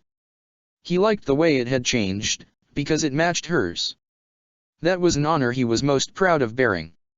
"You're proud of our fire, then?" Angela asked, with a smile. Xianlong nodded vigorously now and Angela laughed softly. Xianlong's thoughts were comforting and relieving after a few weeks of feeling nothing but irritation towards herself. After spending her entire life hearing praises on end about her perfect blue fire, about how talented a firebender she was, the latest developments had been a very low blow for her. But knowing that Xin Long appreciated her so much helped her feel better. It wouldn't fix her problem, naturally, but it comforted her regardless. "I'm proud of our fire as well, Xin Long," she said. "And that's why I want it to be the fire I'll use during the ceremony. As much as it might be that orange fire would suit the ceremony better, I don't want to give up on our fire. It's ours, after all. I can't simply cast it away. Rather, I don't want to." Xin Long was quick to tell her she simply shouldn't do it if she felt so strongly about it, and Angela smiled again. "I won't. I'll learn how to use blue fire for this ceremony. I still have a month and a half for this, so I'll find a way to do it by then. I don't know how, but I will." The dragon looked at her inquisitively now, prodding her mentally to tell him about what fire meant to her. He had already explained himself, so she ought to do the same. Angela smiled a little, but the grin waned quickly. "Well, fire is, indeed, power. I always knew as much. I've been able to bend for as long as I can remember, and my fire is part of me. Ever since I was young I was aware of that. And I also knew it made me special, since Zuko didn't start bending until he was 5. I remember scaring him with my fire before then, yeah, much like you do with the servants. I remember he was afraid of me, and I admit I found it quite amusing to torment him. But then he started bending too, and he wasn't that scared of my fire anymore. And then he was special, just as I was. I guess I felt somewhat disappointed when he started bending as well. Even if only at a subconscious level, I liked the idea of being able to do things others couldn't. So now that he could do it too, it felt like I wasn't that special anymore, but to my father, I still was. And on great measure, it was because of my bending." She opened one of her hands, and a blue blaze danced on her palm. She stared at it with longing eyes. "For a long time, bending was my way to earn approval. Even if it didn't work with my mother, it did with my father. When he told me he was proud of me because I had mastered a new stance, or when he would oversee my training just to compliment me on my mastery and control of my flames, I'd feel elated. He believed in me, I was sure of it, so if he, a powerful firebender, could believe in me, then I couldn't be a common firebender like all others, right? I had to learn to control my fire, to use it to my advantage, to master it completely with every new stance I learned, and I even took the liberty to make improvements of my own to some of the techniques. I could command the obedience of my flames, much unlike Zuko, who always struggled to conjure and keep control of his fire. It was always easy for me to use fire as if it were an extension of myself. After some time, I started to work towards bending blue fire. Again, my father's faith in my skills helped me develop this new kind of bending. And again, it came from constant practice, constant training, and absolute control over what I was doing.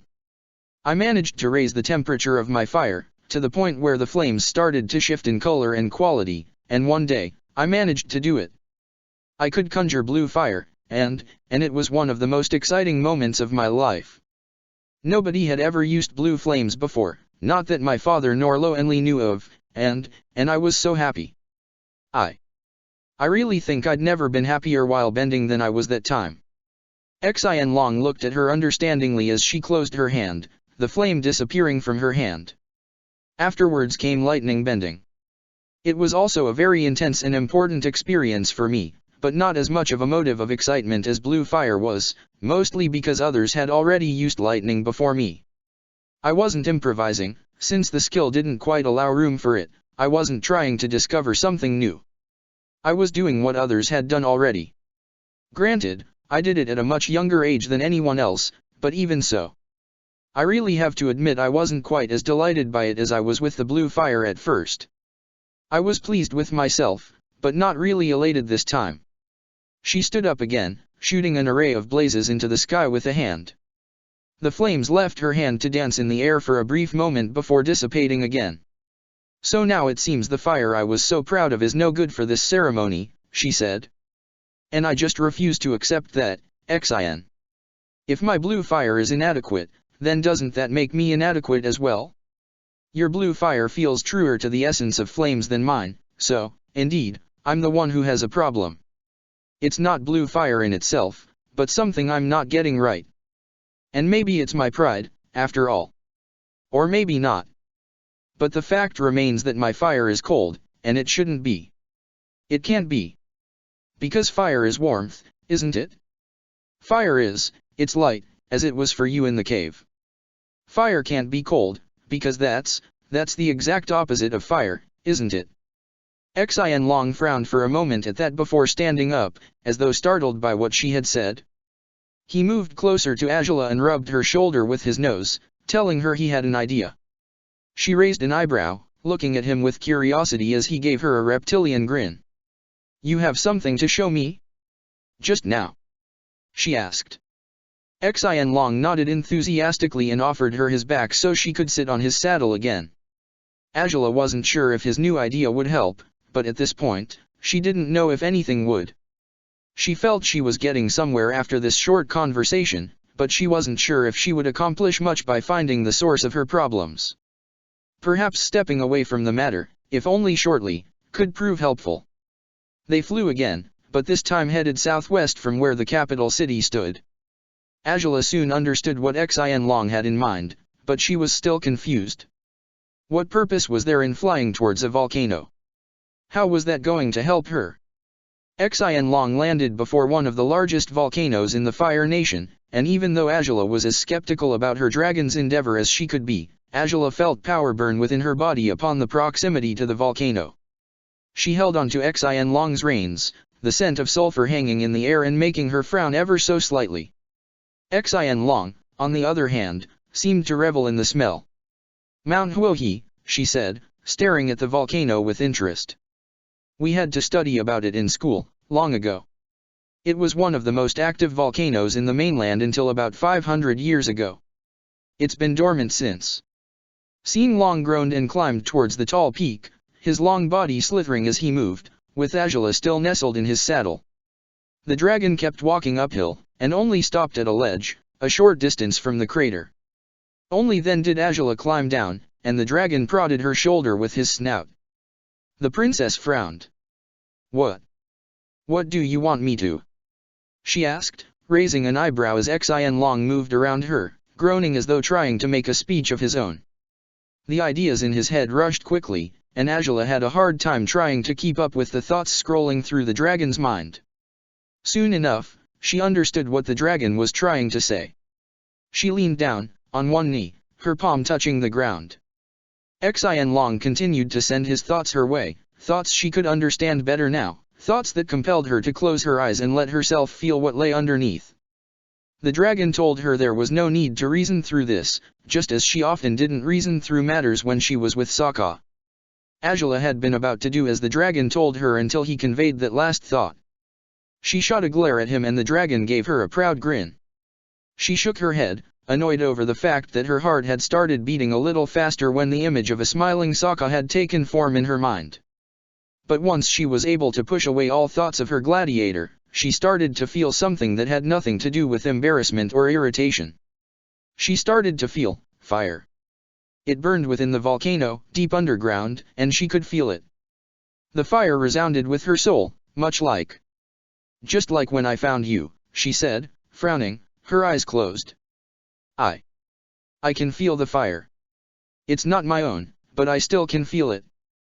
Xian Long grinned before letting Angela know that this volcano wasn't sleeping as soundly as many others he had seen as he traveled through the Fire Nation. Angela opened her eyes again, looking at him with interest, and Xian Long sat down, sharing his knowledge of volcanoes with her quite enthusiastically. So, you can tell which volcanoes still have magma within their chambers, Angela said, thoughtful. You can sense it. The fire draws you towards them. Xian Long nodded, and Angela crossed her legs as she took her seat as well, curious about her dragon's thoughts. This probably wouldn't help her with the ceremony, but at this point, she wasn't even thinking about it anymore. Instead, she was genuinely intrigued by Xian Long's thoughts. The dragon continued to explain the volcanoes were the world's very own dragons.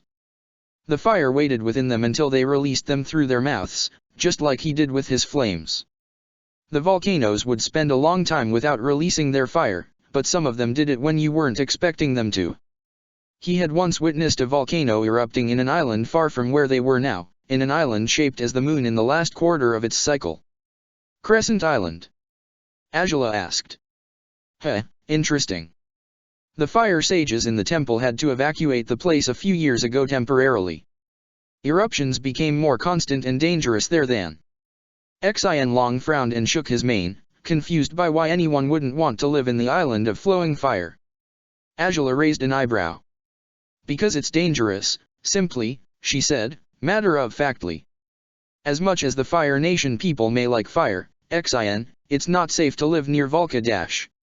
Xian Long shushed her with a groan, and Angela would have taken offense if he hadn't pointed out that her home, the capital, was in the middle of another dormant volcano, so there was no sense in what she was saying. Angela's eyebrow twitched now. Indeed, but it's truly dormant. It won't be waking any time soon. I haven't felt fire there as I do here. Xian Long retorted that perhaps that was because she didn't try to feel the fire there, as she had just now. His logic startled Angela, and she looked at him skeptically. Oh, so I can only feel fire foreign to mine when I'm actively trying to feel it? Then pray tell, why did I sense your fire back in the forest? How could I, if I was just asleep? I've fallen asleep in the capital many times before, and I've never felt a thing. Xian Long replied by saying she probably did feel it, but didn't rationalize it. There was a reason why she didn't feel at ease anywhere but at the Fire Nation. Even then, there was a reason why anywhere else in the Fire Nation didn't make her as comfortable as the capital. Perhaps it was because it was her home, but perhaps there was something else, a comfort the location provided her on another level, but she had never thought it through. She had felt it for such a long time that she couldn't sense the capital's inner fire for what it was anymore. She simply took for granted that it was there. Well, that would be odd, said Angela, rubbing her chin with a finger. But you might just be right, after all. You do seem to understand this better than I do. Xian Long smiled again before also explaining that, given what he saw in her memories, she surely felt his fire when she did because she had been losing sight of her inner fire at the time. Angela frowned, recalling what had happened that day.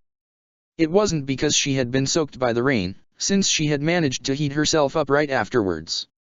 She had even managed to hold one of her flames for a while until she was too tired to keep it up.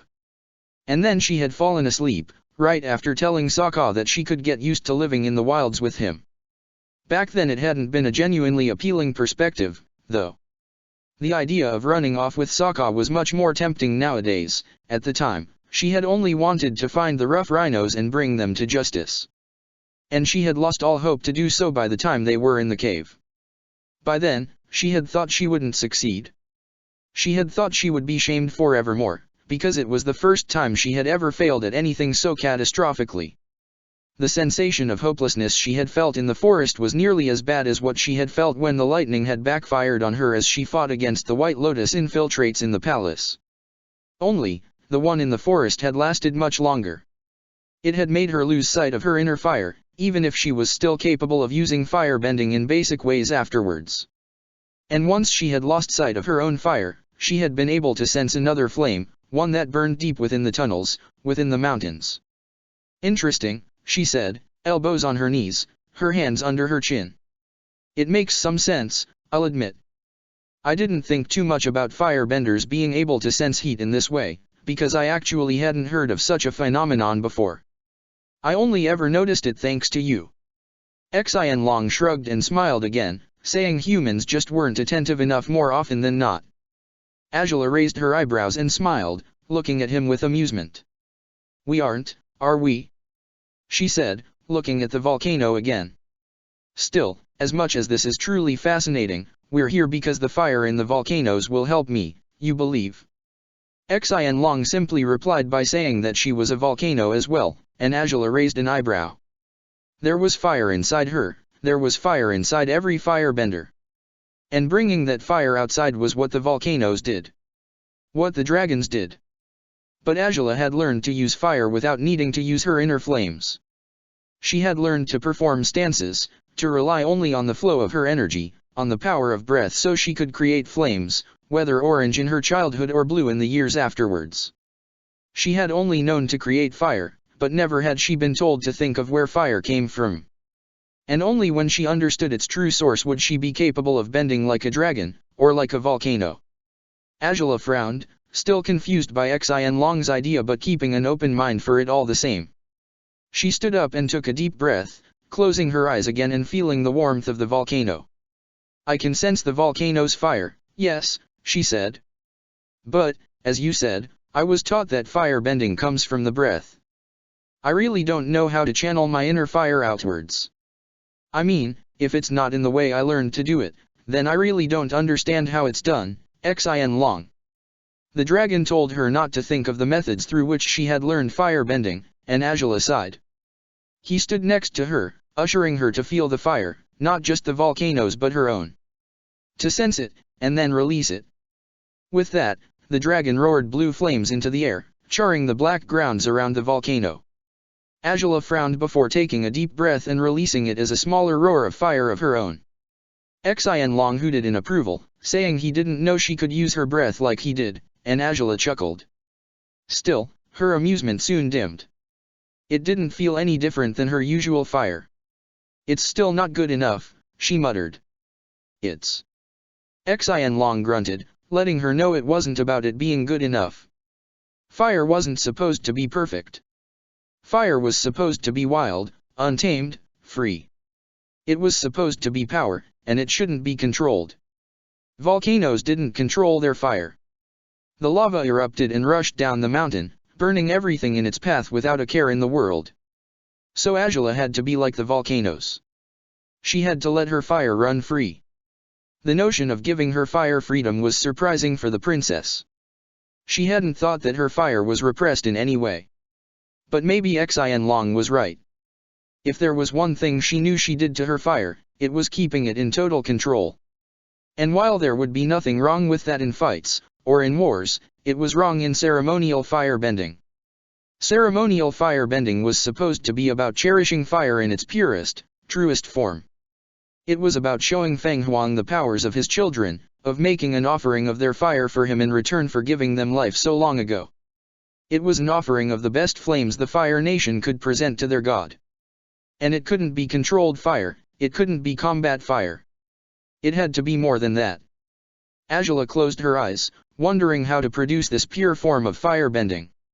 She breathed deeply, sensing the warmth of the volcano before her, but now sensing Xin Long's fire as well, a smaller flame than the ones that lay in wait deep within the mountain. And right beside the dragon's fire dwelled another flame, a different flame. One she was so familiar with that she barely even registered its presence anymore. It was fire she had grown to take for granted, just as the one below the crater where her home lay. She lifted a hand, stretching her fingers out and conjuring a ball of fire.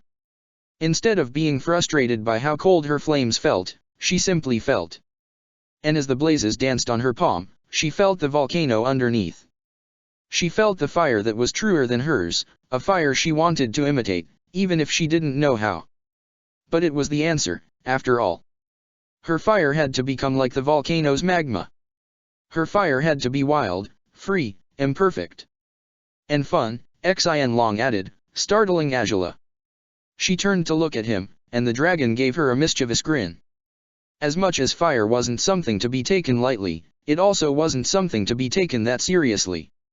He loved to use fire for fun, and not for any given purpose. It was, simply, fun. Angela smiled at that. When was the last time I used fire bending for fun? She wondered, but she didn't need to think too far to remember. Chasing Sokka with fire as they trained on the barge had been rather fun. She had laughed heartily at that.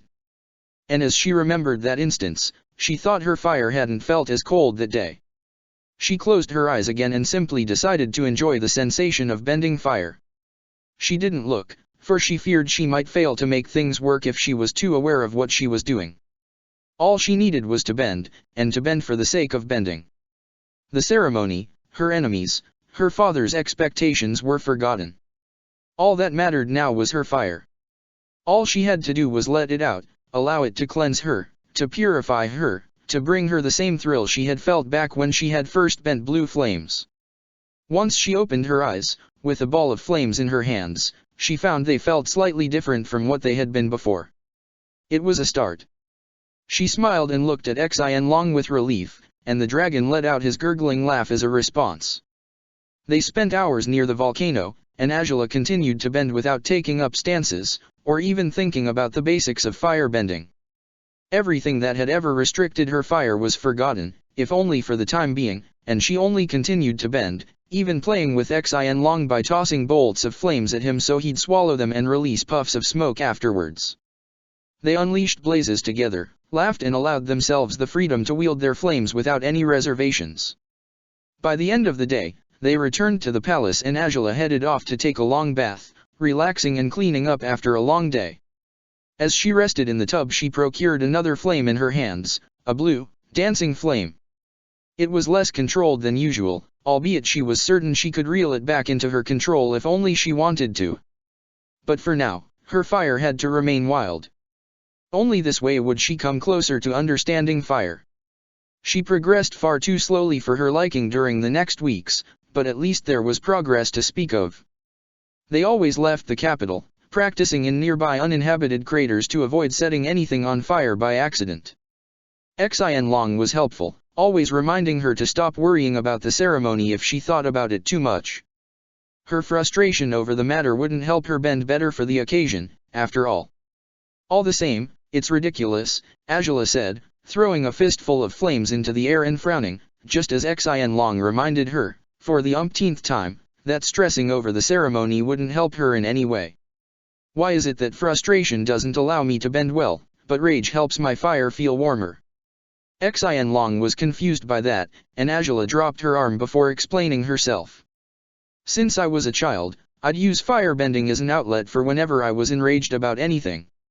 It was rather helpful, and well. I haven't done it in a long time as it is, but I always felt rage made my fire feel stronger, though it also makes it unreliable. It was because I was too enraged to bend properly, let alone think properly, that the rough rhinos got the better of me back when I faced against them on my own. Xianlong reminded her then that, if she had been bending properly that day, she might not have found him at all, and Angela smiled. Indeed. Emotional firebending has its benefits after all. Still, when it comes to combat, I'm certain it's better to bend the way I always do. The dragon naturally reminded her that she wasn't supposed to be training for combat at the moment, and Angela nodded. I know. And that's why I'm wondering if perhaps emotions might help me produce the proper firebending for the ceremony, she said. I've never wanted to rely on them, not for bending or anything else, but if my fire is cold, it might just be because of that. Perhaps I need to let myself be filled by anger to get this right. Xianlong crooked an eyebrow as Angela drew a deep breath and, instead of trying to keep her mind blank, she started to think of everything that had ever fueled her rage in the past. Memories came back to her, although most of them were sources of sadness rather than rage at this point. Except for one. She gritted her teeth, recalling an event long gone, from her teenage years. The condescending tone in which he had spoken, that moment when she had realized the only man to ever see her true worth was her father, the first time she had ever thought there was something in the Fire Nation that needed to be changed, direly. She unleashed an array of flames, her anger fueling them and making them feel wild and powerful. Xianlong watched in amazement, despite he was somewhat intimidated by the anger nestling in his rider's heart right now. Angela kicked the air and roared, but soon enough she felt drained. Soon enough, there wasn't enough anger to fuel her flames. She fell on her knees, gritting her teeth again. Long ago, the only thing she would have changed about the Fire Nation was the way women were subjected to unfair standards, forced to live lives they might not want to. Now, though, after everything she had seen during her travels, after she started to see her father in a different light, after so many things had changed, she couldn't quite help but feel that her initial purpose had grown fainter over time. She still wanted to become Fire Lord one day, and she still wanted to change what needed to be changed in the Fire Nation's society, but there was much more wrong about it than just this. All in all, growing to hate that man only over one conversation had been slightly childish of her. Perhaps she had seen his true nature that day, but even then, she had no reason to prove anything to him.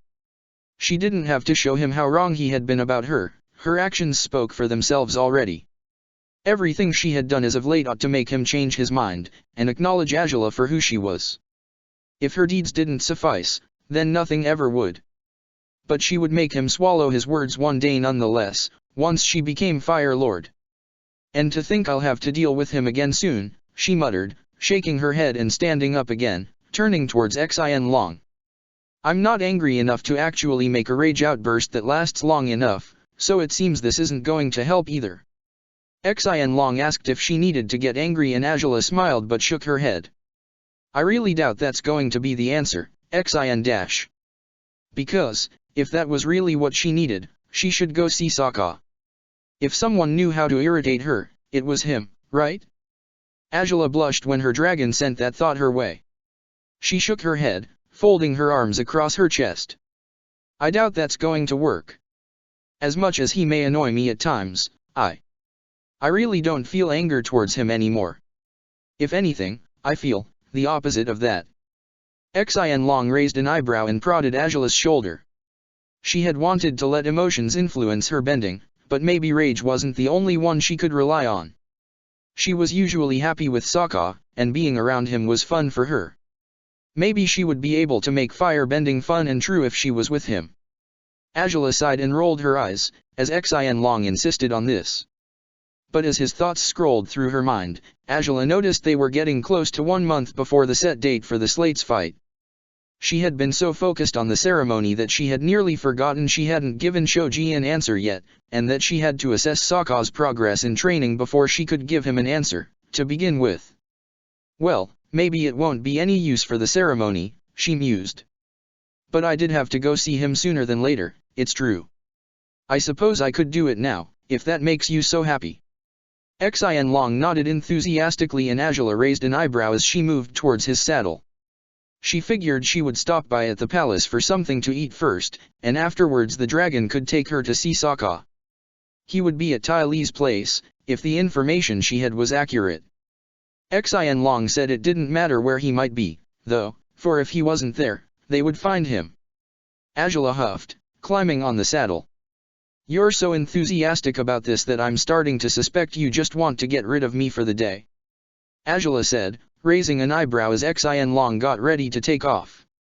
The dragon's subtle chuckling made her stare at him in disapproval. And here I thought the only one who could tolerate me no matter what would be you, dragon. Xin Long began his ascent through the skies as he told his rider that she was wrong to assume he didn't want to be around her. He merely thought she needed a break from their constant practicing. She missed Sokka, and Xin Long missed flying freely across the skies and chasing after animals on the ground. Surely, if they rested for the day, they would be revitalized by the next one. Excuses, said Angela, shaking her head but smiling despite herself. The thought of seeing Sokka again was compelling, though. It had been nearly a month since she had last been around him, and whether she liked it or not, his absence as of late was making her days harder to bear. She had grown used to being near him, more than she should have. She didn't know if Xin Long was right to think this would help, but if anything, she certainly wanted to see Sokka once again. Check the description for the links to the author.